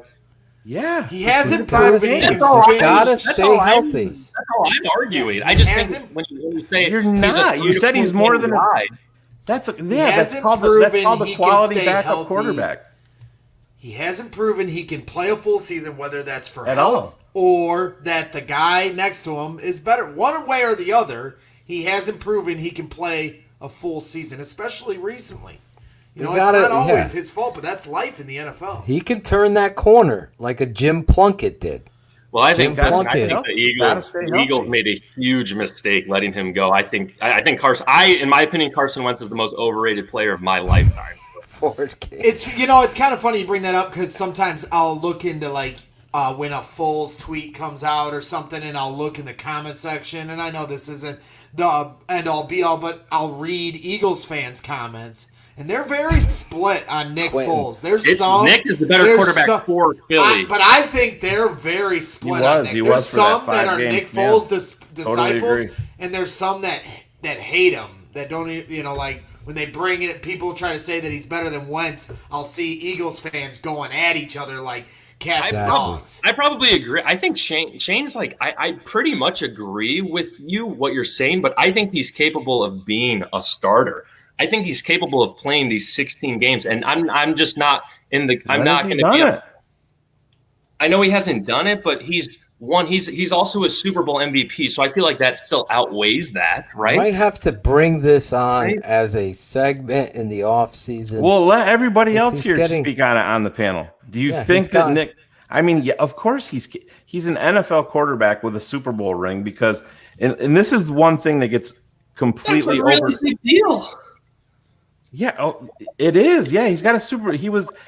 But Swanky, is Nick Foles the only reason that the Philadelphia Eagles won the Super Bowl?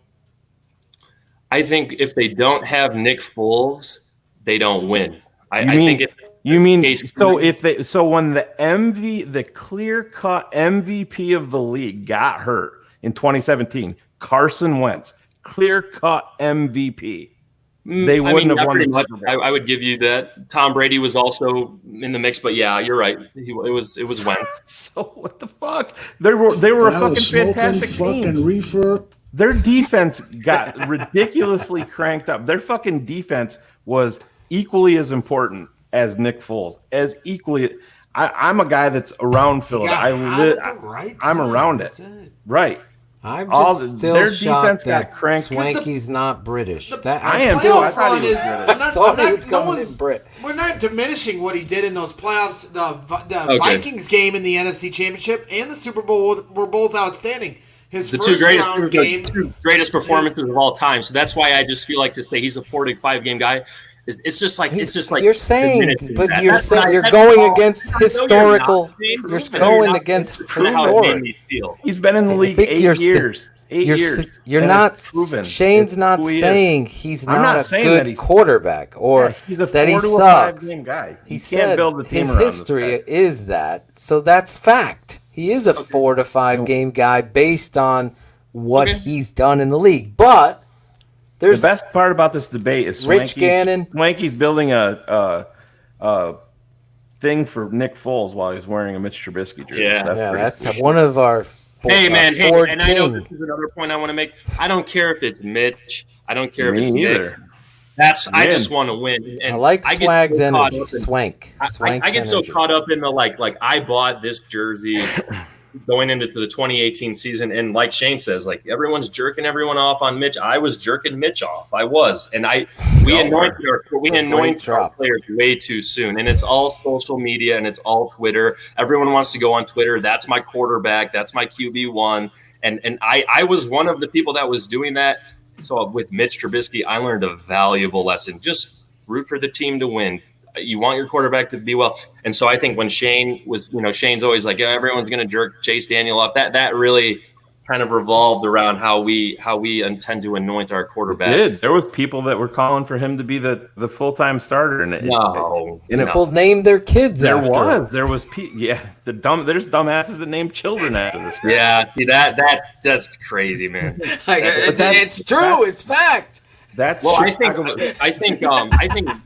what the reason why Nagy looks very happy in he's retracted his Swanky endorsement.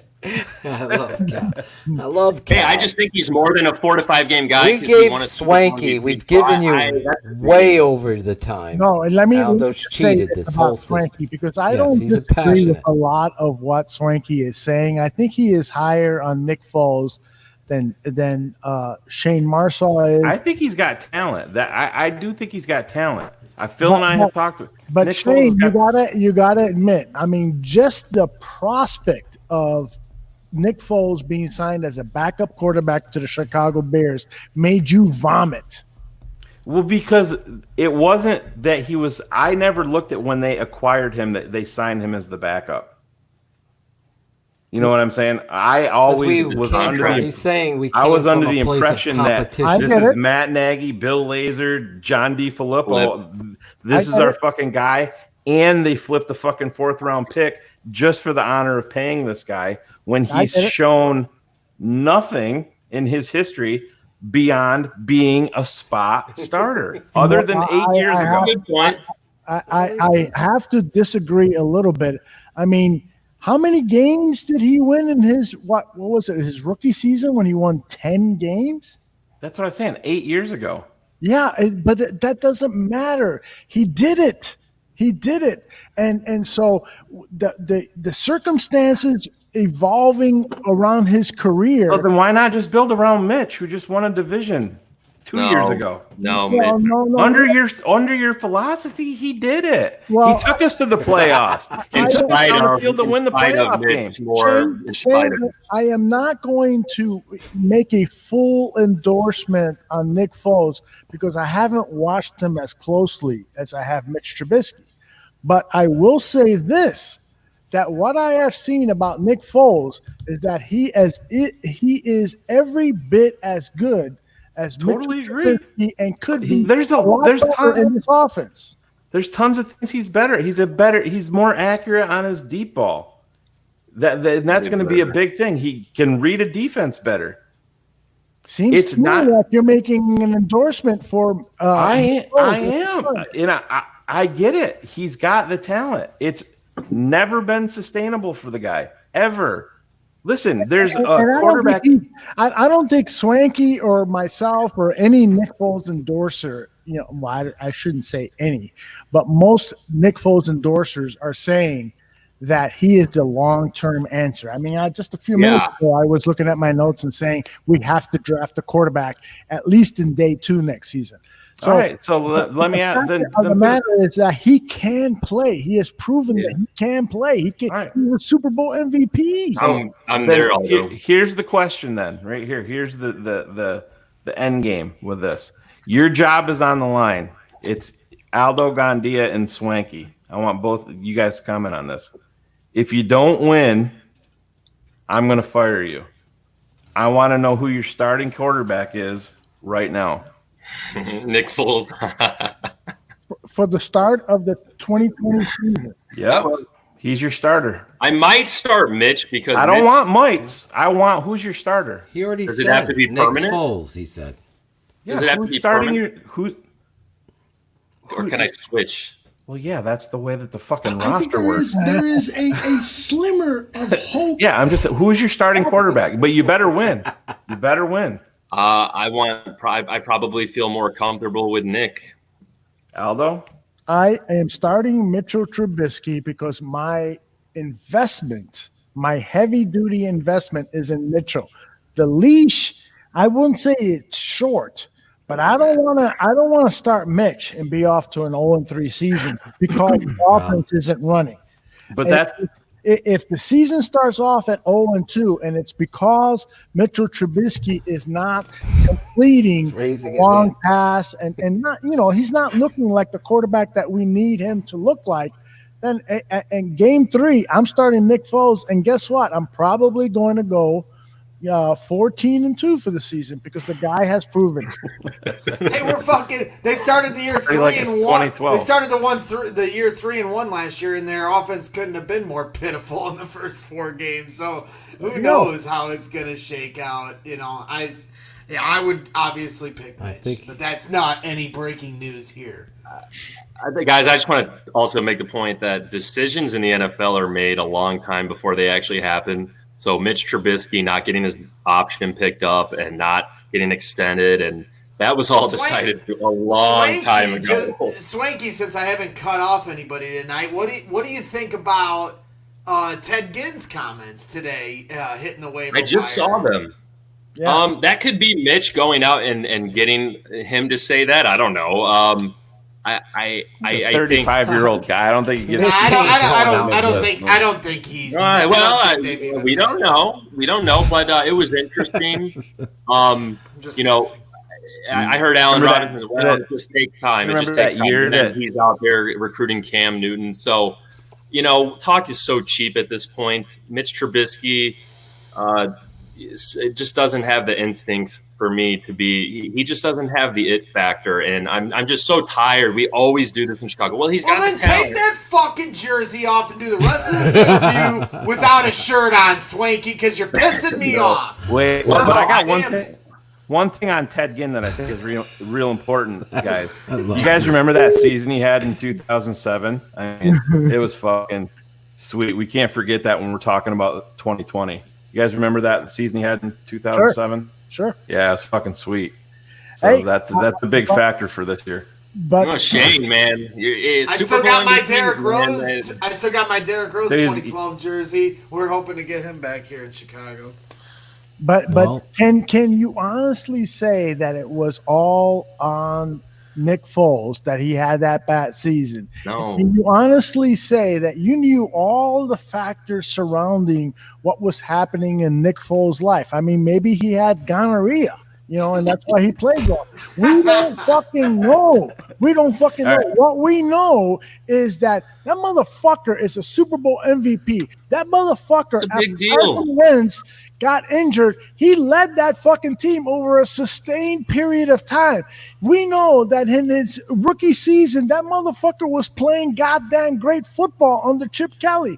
There is a lot of evidence to support Nick Foles as a decent quarterback and definitely one who should be the backup to Mitchell Trubisky, so that if the Bears get off to an 0-2 start in 2020, that fucking Nick Foles is a legitimate guy, much better than Chase Daniel to take over the starting quarterback role. I agree with that 100%. Yeah, he's a infinite upgrade over any number two that the Bears have had, I would say, in my lifetime. Not Todd Collins. We got the best quarterback room in the NFL walking around with a swag. Yeah. I'll tell you what, I believe in Nick a lot, and if I ever have a son, I'm going to name him Nick. Well, let me ask you this, Grant. Shane, another question. You'd start a limo service? Grant, Shane. That was for you, Greg. Shane, let's say Mitch is the starter. How long does Swaggy get? I love you, Swanky. But we got one more. We have one other guy. I mean, it's late in the night. Let him finish his last question. Right. How did you find Bears Barroom? Let me just nominate Bears Barroom and then go fuck yourself. Aldo. Let me just nominate Swanky as a new chatterbeater. Bye. I like Swank with the sunglasses on, like McMahon. He came in like Jimmy There you go. His fucking Men in Black glasses. So let me ask Shane this, because I've heard. Well, Mitch isn't the long term answer, and then Nick Foles is a 4 to 5 game guy. Yeah, well, that's what he's proven over his career. Yeah. Okay. 4 to 5 or 5 to 7. So let's say we start off 0-2. Mm-hmm. Nick Foles goes in. Nick Foles is just a 4 to 5 game guy. What the fuck do we do next? I fire you. So we're all fucked, basically, right? And how many times have I said that? The Bears have backed themselves into a corner. That's why everybody that was saying, "Oh, you can't draft a quarterback in round 2 this year." Yeah, that's why you have that guy ready to go. So he knows the fucking offense. He's been in the NFL learning shit. By the way, Ryan Pace has promised to draft a quarterback in every draft. Yeah, he's drafted one. Screw that. They're not prepared. Tyler Bray's the answer there. Have fun. Just say. So who do you like more, Lawrence or Fields, if we draft that high? Oh, Lawrence to me is the I would take Lawrence over Fields. How about the kid from North Carolina who just shattered Mitch's records? You like him?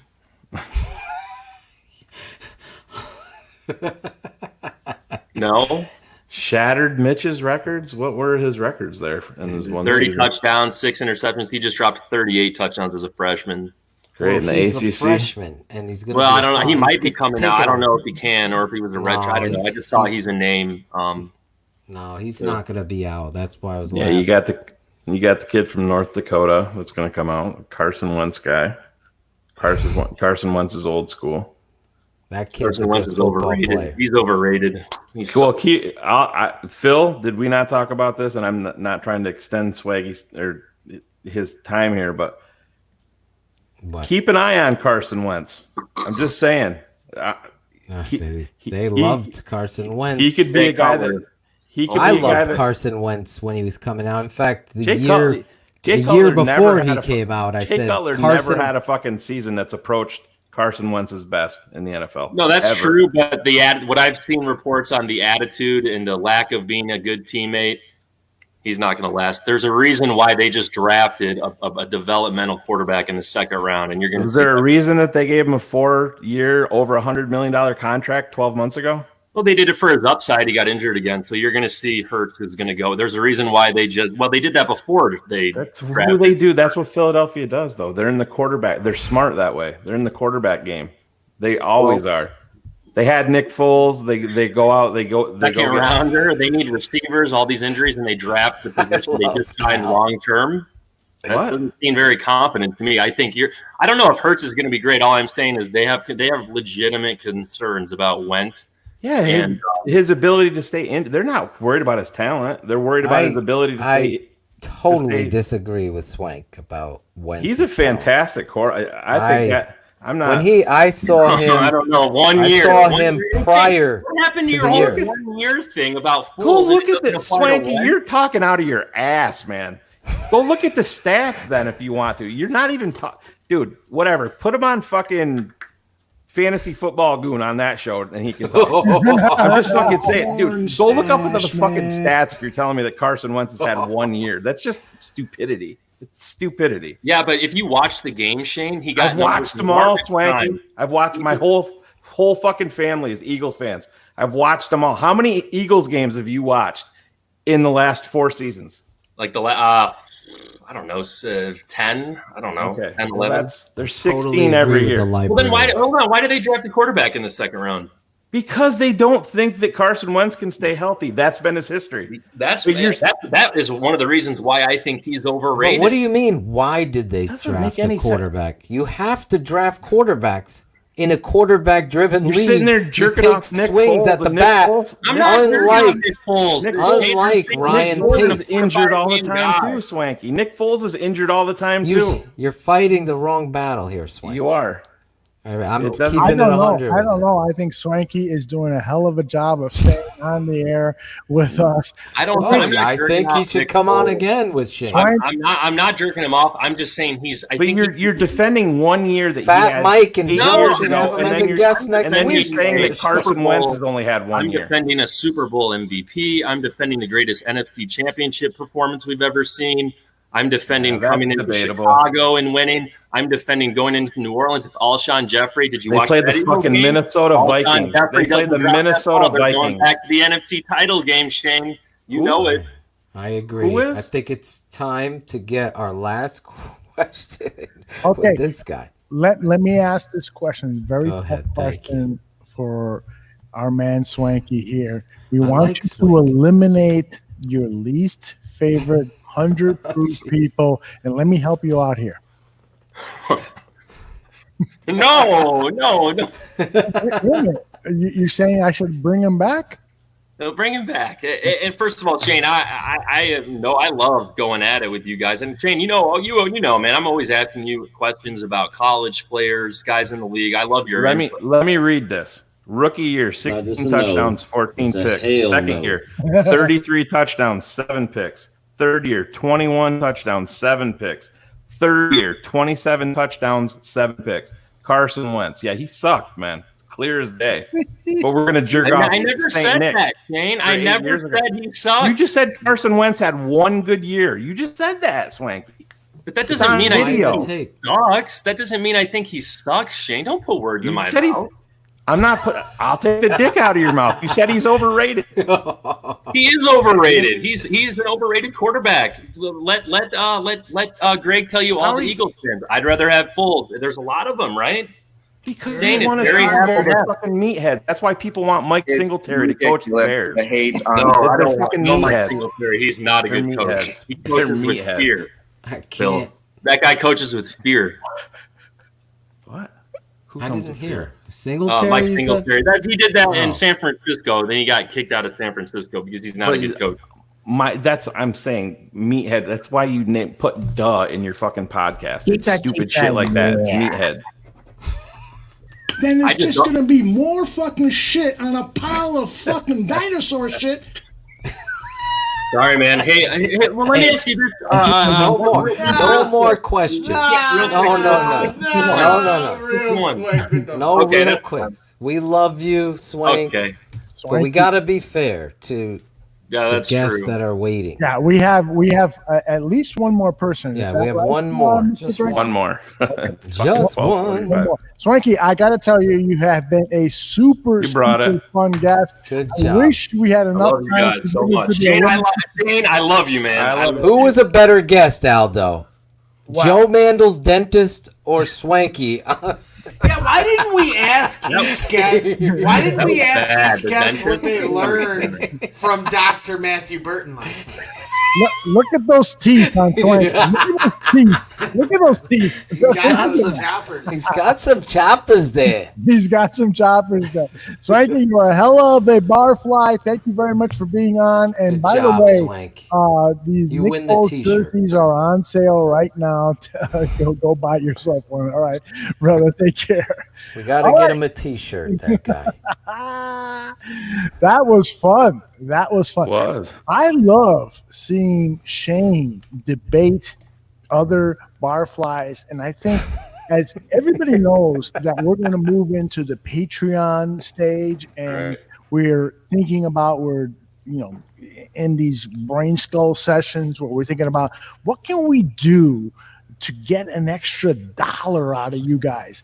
And I think we just stumbled upon a great thing.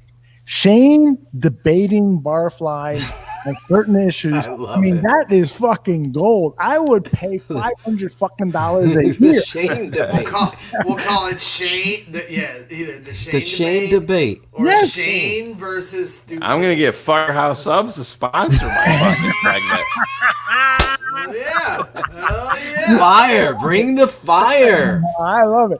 I think even Mike North would approve of that, right? All right. I love you, Smikey. Not really, The but next that was fun. guest that we're having on here, I have been waiting for all evening, and I'm really upset at Greg that she wasn't the first. I saved the best for last. Yes. You Aldo, go and I told her that. save at the the beginning. There she is. Let me. All right, let's ask her. Who's your favorite? Who's your favorite? Oh, jeez. My Shut everybody favorite- off, Aldo. Shit, you better goodbye, all you. Shane, you're not the favorite. I've won. I'm in. No, now. no. I'm She told me she doesn't really like you, Greg. Hold on, Okay. Lady Bear. Before you say that, hold on. Oh, jeez. Hold on. Porn stash. Oh my God! I'm gonna be honest. If I'm being 100% honest, I have a hard time choosing between Shane and Otto. Oh, I mean, not Shane. I'm sorry, Shane and Phil. Oh, see, Don't God damn. confuse me. I'm back in the game. You mean to vote them off first, right? You see her- No, they're my top. I'm sorry. Did you see those her two are my top tattoo on her guys. arm? It says "Fuck Puerto Rico," Aldo. It does not. I love my Puerto Rican. All right. Well, I am greatly disappointed. I am going to go wake up my wife and go make love to her. So I'll leave it up to you guys. To Just get your entertain- Emmy award. Bring it over here. Yeah. Yeah, we can't. There it is. We can't fight that. He's got two. God, Are you trying to corner I'll do Thank whatever. me, Otto? I'll do whatever is necessary. to win That's your some affection. amazing. I'm not disappointed. I'm pissed. Oh, go away. Oh, Yeah, the best part, Well, Greg thought he you won. know, Greg, you know what our beef is. Yeah. I know. Yeah, I know. He The thinks Chicago he's from thing. Chicago. I'm from Chicago. Across state You're border. not. Listen, the guy made No. the bubble. He drew That- the bubble. You selected the area outside of the bubble. That's you where I even live. outweighed. The inside No. the bubble said not from Chicago. Anything And you that were wasn't past that. I'll respectfully disagree. I know you will. It's okay. Lady Bear, Cherie. Yes. I want to turn the stage over to you. I know you've got some football questions, and Draft Dr. Phil and Shane Marshall are ready to answer them. The stage is yours. Okay, so this is a controversial question because I'm in the minority on this opinion, but I do want to know you guys' input.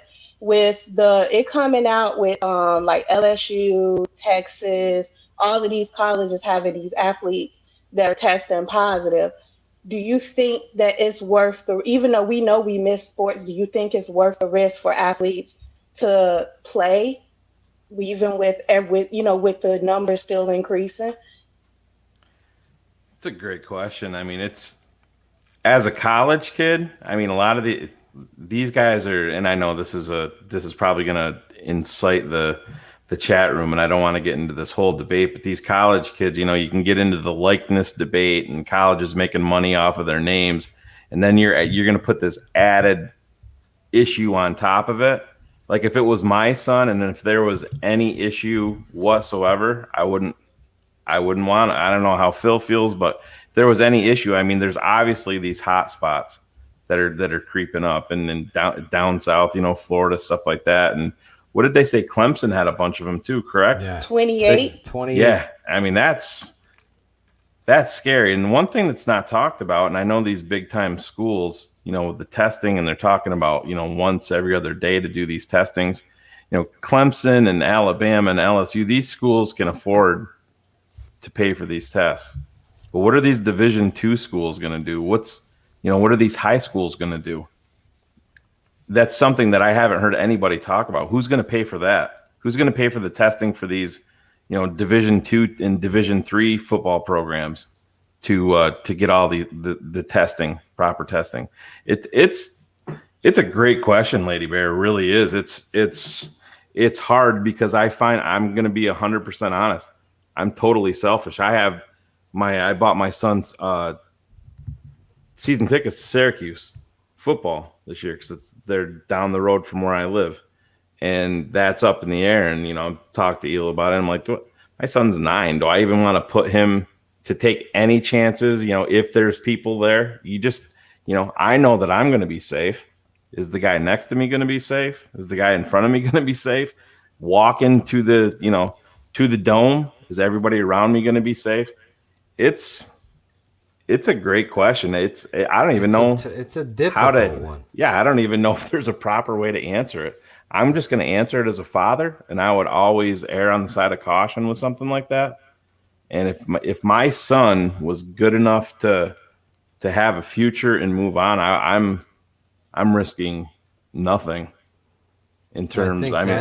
That's where there's a selfish side that wants to see football in every. I'm sorry, I got too heavy for y'all, but I just see a lot of people talking about, I can't wait for us to go back to sports. And I'm like, but you do realize, even if we can't be there, you're asking these players to put themselves at risk for our enjoyment. So that's why I say I feel like I'm in the minority on that opinion. But I don't think you are. I think it's a question that obviously is something that's a hurdle, an obstacle. It's difficult. Could you hear me? She can't hear me, I guess. No, I can. Can you hear me? Yeah, I can hear you. You can't hear Phil? No, I can't hear Phil. Oh, okay. I'll jump out and come back in. Will Hill had a great comment in the chat, Aldo. I don't know if it's the last one that he made there. If you want to highlight it, he said if there's no students on campus, there shouldn't be sports.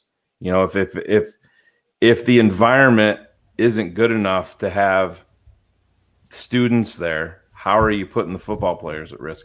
I mean, let's be honest. Football is a contact sport, and these guys are putting their lives really at risk, their livelihoods at risk, just in terms of the sport. And I mean, we don't know. I'm not going to sit here and say that I'm smart enough to know how you can have issues with your lungs from COVID-19. You don't know how that's going to affect you in 5 years. You don't know how it's going to affect you in 10 years down the line. I think it was it Von Miller that said it took him, a lot of weeks, months to get his lungs back to where they even felt a little bit normal. And this is an NFL athlete, a guy that's treating his body like a temple. And there's so many questions out there with this. I don't know how you answer them all. I really don't. Can you hear me, Sherry? I can hear you though. Oh, look at that. The pipe. It's Cherie, by the way. Cherie. I always say you and Bob Phelan. I can't ever get his, but I got it right tonight, though. Let me just say that when I'm making love to my wife, I never get your name wrong. Oh, Jesus. That was funny, though. COVID's not sounding so bad, huh, Cherie? I'm just saying. COVID. I just But want to say. we are still quarantined. Yeah. I just want to say just one thing. I mean, in this country, we've seen so many things in the last year. Tough things that we've tackled on the show. Tough things that each and every one of you look internally that you're dealing with. But the virus is something that's an unknown. Unfortunately, we treat race and color and discrimination and bigotry and go on down in ignorance a different way. But there's an unknown here that people, whether they're young, immature, or whatever, have taken it upon themselves to say, I'm Superman. I'm going to go out there. I'm going to go to fucking Myrtle Beach. I'm going to party up with my boys. And now you see what's going on. It's not a joke. It's not a political thing to make people side with Democrats instead. This isn't a presidential thing. It is a health huge concern. And history repeats itself. Here we are having to make choices, to Shane's point, about our children going to elementary school. Is it safe? Are they going to fucking wear a mask? Can they ride the bus? Not can they party or can they have a goddamn slimmer of hope in regards to Greg partying up. Whatever the case may be, there he is. What's that leaking out there, Brax? None of your fucking what? You guys are pissing me off about serious moment. My ears are smoking. Oh, he's so fired up. He's smoking. The smoke's coming out my ears. I'm so pissed off. I am so sorry, Greg. I love that was a mistake, and I apologize. It's past midnight, all right? Okay, good. We're in the late night schmooze. The thing about it is, you could talk about there, and I see some comments in the chat room and stuff, and I lived it with Hila. They said that she didn't have what she dealt with wasn't COVID. Well, I'm not so sure if that's just an easy way to say, yeah, no, it was something else. I mean, she almost died, and I saw what she went through. Yeah. For weeks struggling with this guy. I'm sitting in keeping us updates. So. Sitting in a hotel room, in a hospital room, next to the love of your life, and they can't breathe. The woman's 42 years old. You talk about scary, and you can't see your son. You don't want to bring your son into that environment. It's a scary thing, and I mean, people don't want to say that it's fake. It's not. It's not. I've been there. I have friends that are doctors and nurses at Yale New Haven Hospital, one of the top hospitals in the country. When they speak, I listen. It's the reality of what's going on. You want to paint this into a political thing? I'm taking family first approach. That's how my wife and I are doing it, and that's really how it is. And Will's talking. What he had to say, football is a different game. It's contact. It's a collision sport. They're traveling. They're all together. They're eating together. It's constantly together. Meetings and this. It's like no other sport. So if there's another thing that no one really talks about is asymptomatic. Someone could be asymptomatic completely look. They're healthy. They're healthy. Yeah. They look great. I feel great. But then they're infecting people that can get infected by the virus. And listen, I'm not trying to dissuade you from your beliefs in politics, but please leave the politics out of the health concerns. This isn't a shot at anybody running a country or anything like that. This is the reality of we have to be, as people, smarter, prepared, and be a little bit more conservative in the approach to things. We all want sports, but what's the cost?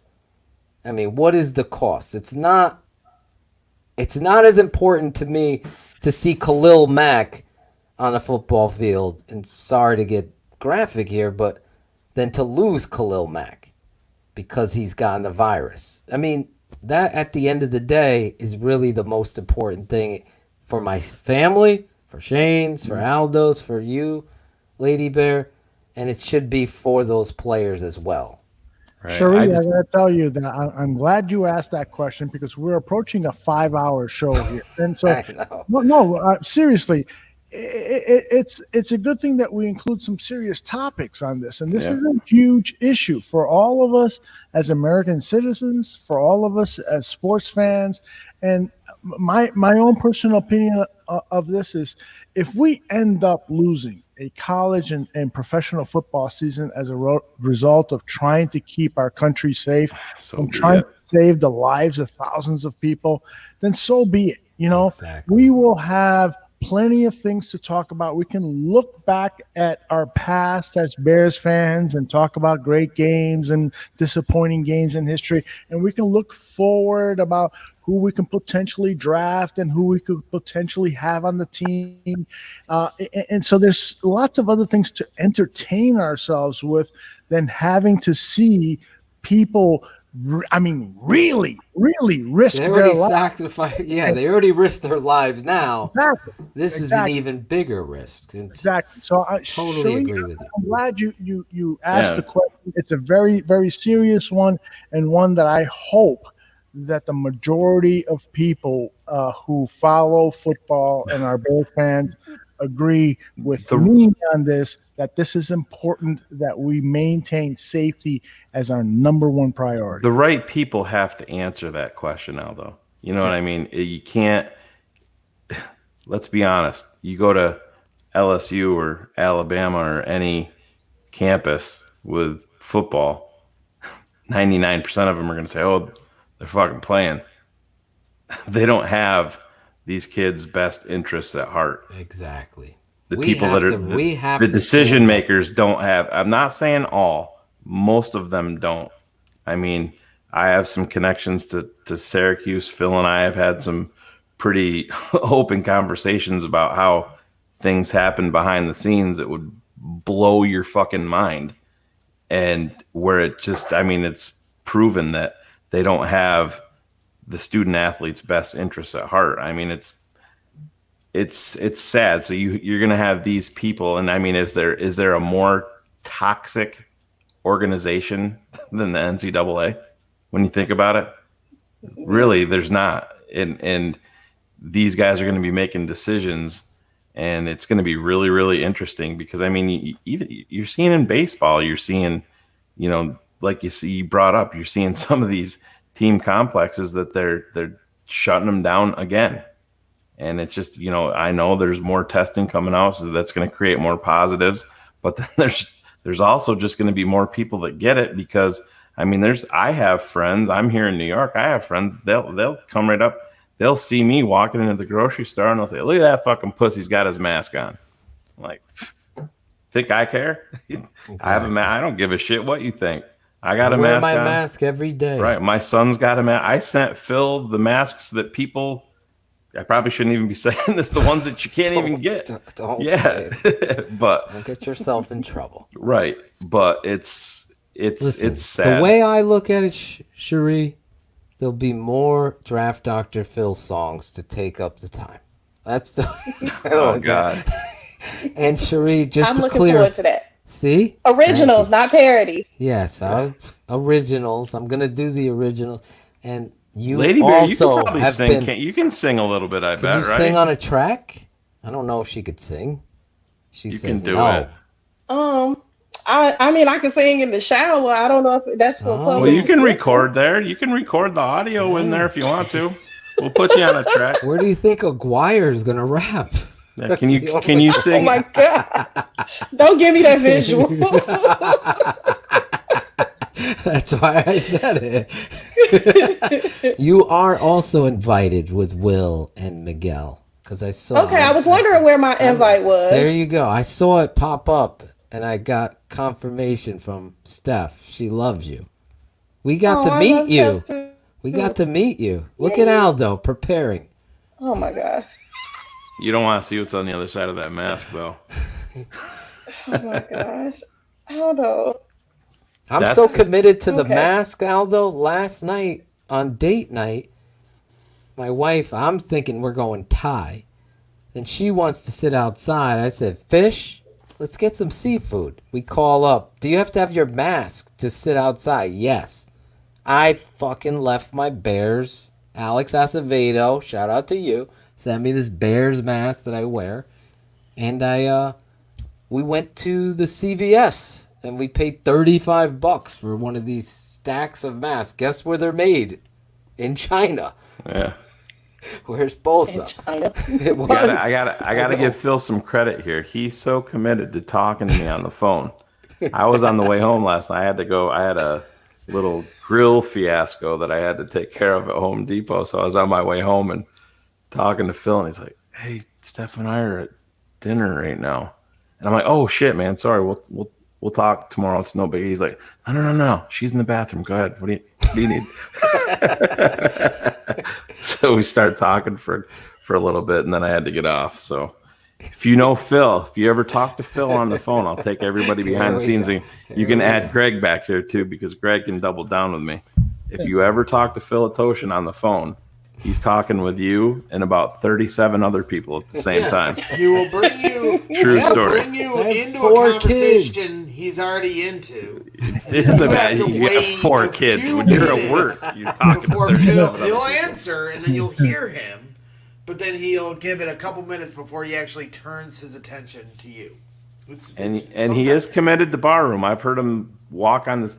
He'll walk into a restaurant and get takeout for lunch and be like, "You want to give me a drop for the show? Yeah, can I get some of that roast beef over in the corner?" You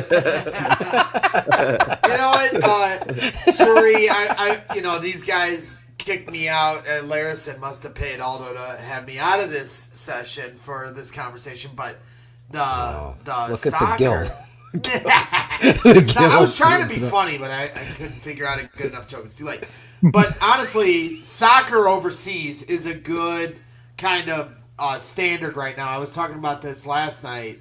I think with what you're seeing with soccer, they're able to get this going. So I expect our major sports leagues to follow suit with these guys. I understand there's things going on in this country, but this is multi-billion-dollar organizations. And we are all dealing with this in different ways, whether you're making a lot of money or a little money, and they should be able to figure it out. The fact that MLB doesn't even have policies in place when guys are coming to spring training facilities is a joke. I expect the NFL to have their shit together, and it sounds like they've had more time to figure it out. These other leagues, had to stop right in the middle of their seasons and stuff. So, NFL has had an opportunity here to really see, what testing needs to be done as you come in and what precautions. As I said, they're going to put a tarp around the first 8 rows in every stadium to keep fans too close from the field. So there's already a lot of different precautionary measures. I'm starting to feel a little more optimistic they are going to be able to play. The biggest question is if the spikes go up so dramatically that they have to shut everything down again like they did in March, and I just don't know if we'll ever reach that again. The biggest problem when we had to shut everything down, my wife's a nurse, as you guys know, the hospitals were getting overworked. And I know there's some areas of concern in Arizona and different Florida. It's starting to look like there may be an issue, but I feel like now we have somewhat of an idea of how it spreads, and I don't think and I'm no medical expert or anything like that. I know everybody's got a different opinion here, but I truly don't think that the hospitals will ever hit the capacity where they're overworked and they don't have the masks like we did initially. There was so much uncertainty when this thing first hit our country. Now, unless we're just going to wait until a vaccine comes out, which could take a very long time. I know optimistic reports say at the start of this next year, but we don't know that for certain. So that mask is ridiculous. That would be dope, though. Yeah, I mean, if that's how they got to do it, so be it. But I do believe there's a season played, and maybe that just means no fans in the stands. I think the biggest question would be what if a quarterback room got it? Well, you're gonna have to change the name of your show. You hear Bill Lazor say, "Hey, 3 wide receivers might be out in a week." What if all the quarterbacks can't play? Then what do you do? Are you going to see forfeits? Are you going to see things like that? I mean, that's to me one of the more interesting questions. Apart from can they finish these seasons, which is that's a great question, Greg. I never thought about that. Bill Lazor said in his interview, what if 3 wide receivers are out? Well, what if all of the quarterbacks are out? I haven't thought about that. But they're all in the same room together. Sorry. I know one coach did come out and say, I forget if it was Andy Reid or it might have been Bruce Arians. One of them came out and said that they were gonna do they were thinking about just having their backups not report and just do the virtual training so they can have that backup. There you go. And one of the things that Nagy and Lazor and some of the other coaches have said is that they've gone through every effing scenario possible to protect themselves against anything that could happen COVID-19 wise. But here is the bottom line. You asked the question at the very top, and the bottom line answer is that every precaution has to be taken for the health and welfare of the fans and the players. That is first and foremost. And we may all be starved for football, but that is far second than protecting our fellow citizens who play the game of football. I got to conclude this interview with Cherie by asking her who her favorite Bears Barroom candidates are. And I'm going to help her a little bit by eliminating Greg, by eliminating Shane, by eliminating Phil. No, I'm not going to do that to you. You know what? I'm going to make this easy for you. I'm going to eliminate. There he is. He's gone, Cherie. So you could choose. He's making you choose. I have to choose between. He should have put her in the middle. She could have had the Shane and Phil sandwich. Oh my God. Barroom after dark. Oh, now it's just us, Teddy Bear. How you doing? Hey Shane. That's how when I say hey Shane. Oh, he's trying to get you in the middle. There it goes. See, now you're talking. See, this is why Aldo ain't in the top because he's messing up. You don't have to. So Greg is pretty annoying though, right? That's okay. Well, Greg was an easy elimination. Yeah. Fuck out of here, Greg. What? Are you kidding me? Easy elimination. Little region. That's what she said. I won the first one. I can't even remember who the fuck picked me as the Know your one. fan. Know your fan. Right. Now it's just been a fucking plummet. You had one fan. His name wasn't it Jeff? Remember he was in the dark. It was Jeff. The fucking. I remember. Well, you got I a good remember memory. everybody. See that? You know your fan. I bet you he's regretting he's got one fan out there. And oh my God. Our chat room I say we end the show. The chat room's going downhill fast with some asshole. Oh my God, those guys. But anyway. Okay, so I don't have to pick. You do not have to pick. We'll let you off. I know who you would have picked, Cherie. That's right. She knows. She knows Thank you guys for having me on. That was fun, Cherie. We're glad you came on. You were a lot better than Swanky. Just don't tell anybody. Seriously, Cherie, we really appreciate your fandom and everything that you do for 100 Proof. You're one of our biggest supporters, and we truly appreciate everything that you do, and we love you. And whatever you need from us, please don't hesitate to ask, okay? I won't. And I do got my shirts coming in Friday, so I'll have more swag. All right. And by the way, you are an immediate Super Barfly. There's no contestant. Oh, thank you. That's all I wanted to get was my Super Barfly title. Oh my God. We're supposed to have a trivia contest with Oh, her. I'm sorry, but We can get her a Chatterbaiter title. Probably.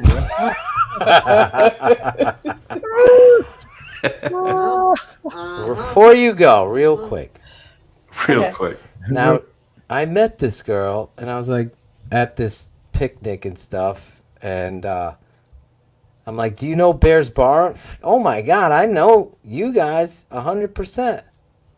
So can I give you one trivia question to see how good? Yes. Okay.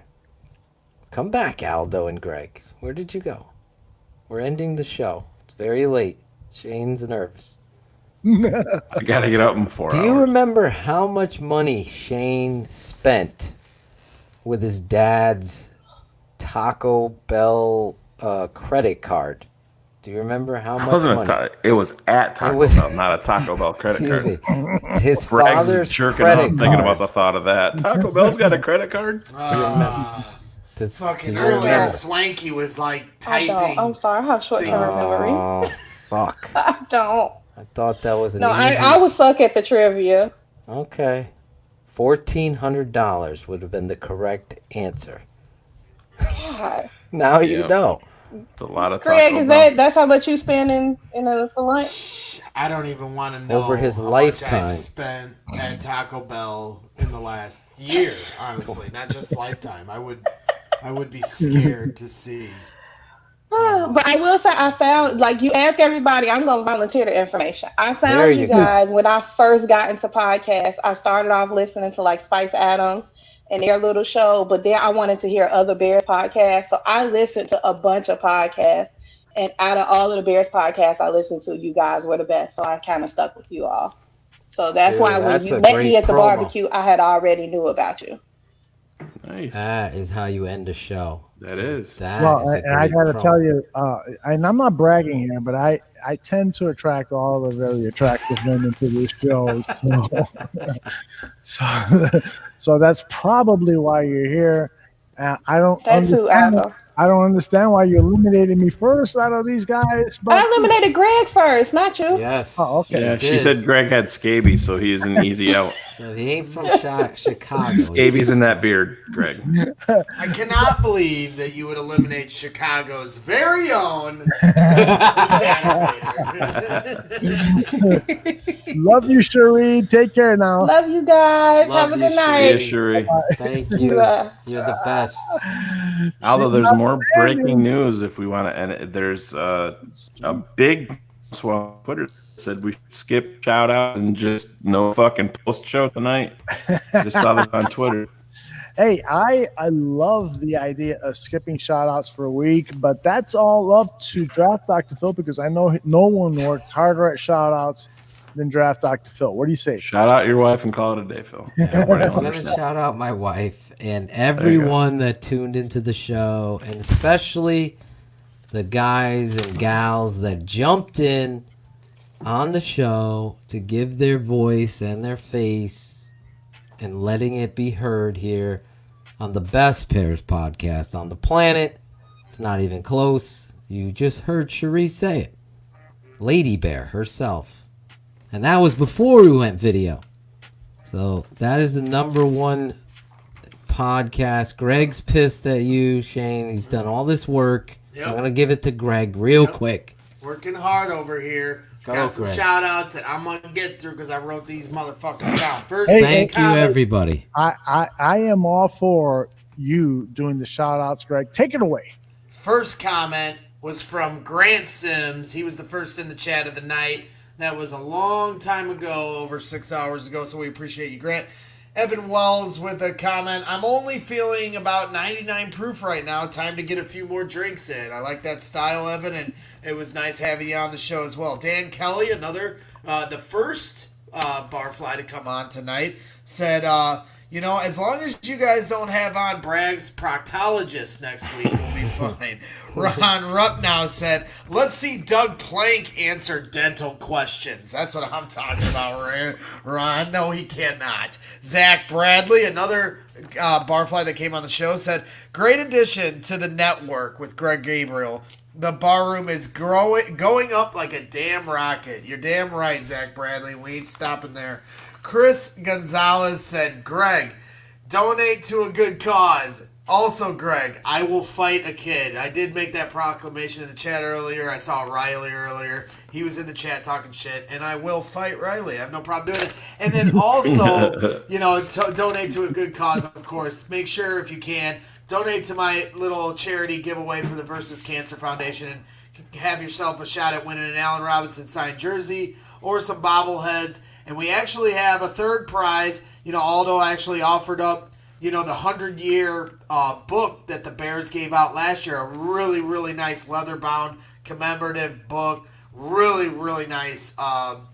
That's going to be part of the third round package. We got a few other things. I think I'm going to add in some barroom swag to that as well. So stay tuned. Pace deserves the blame. But please, we're trying to get up to $1,000, so I'll shave everything off, and we're very close to hitting that mark. Not going to give away that. And there's the book that Aldo decided to donate. So one of you lucky winners will come away with this. If you don't win the Allen Robinson signed jersey or the bobbleheads, you'll have a chance at winning this book. Really, really nice book. I happen to have one myself. Unopened. So there you go. There you go. We appreciate your generosity in donating that to the charity, Aldo. And then Chris Gonzalez, or Jeremy Fourier, I should say. I always get his last name. I'm not sure if I'm saying it right. Jeremy Fourier said, the question is, Greg, can you beat up a kid? I guess that is a good question. I will try, though, when Riley comes to Chicago. Just to stick it to Shane one time.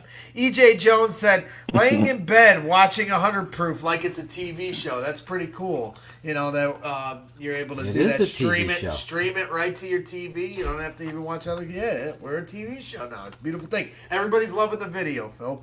Swanky said, Lazor is the Midwest Phil. We're going to figure it out for sure.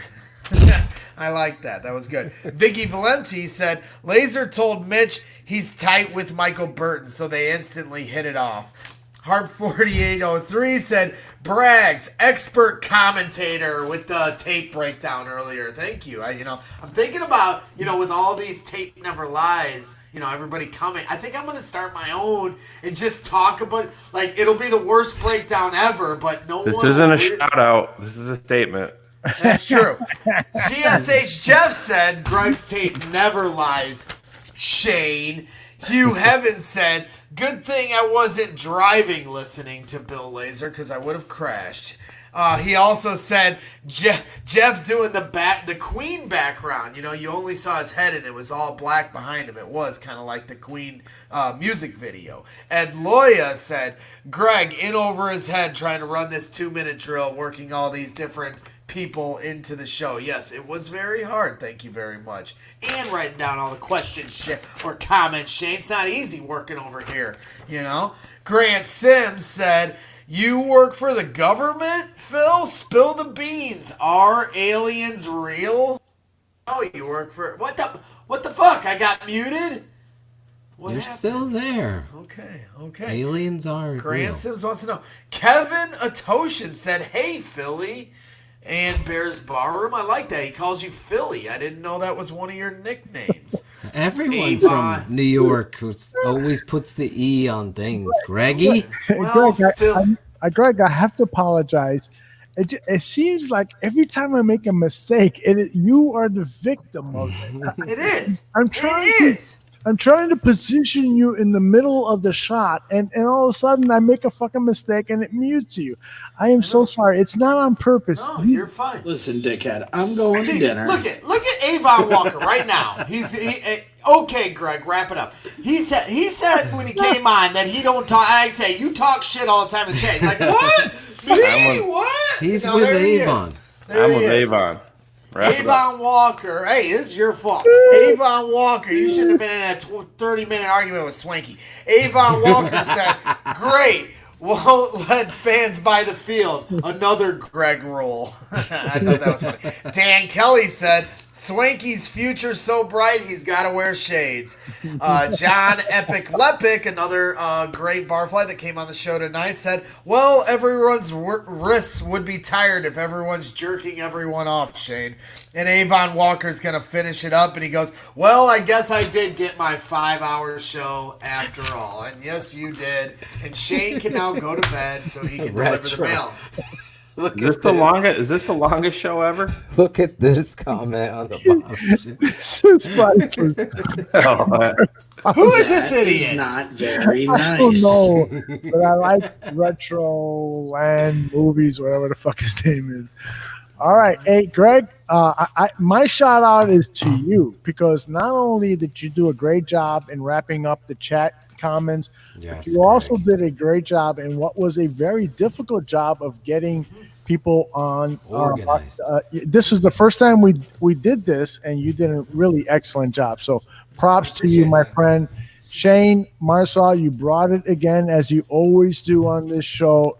God bless you, and God bless your family. I love you and everyone in the Marcel family. Too, and Draft Dr. Phil, God damn it, you are a fucking magnificent human being. Love you with all your fucking flaws. I love you. What a way to finish off the show. I have drank a gallon of Maker's Mark, and I am feeling really, really good. I will sleep for about 16 hours tomorrow. So, Fat Mike, do not call me in the morning. Me either, Mike. Exactly. I love you guys all, and let's pull the plug on this. Remember, if you drink, do not drive, and always bear down. Good night, y'all. Night.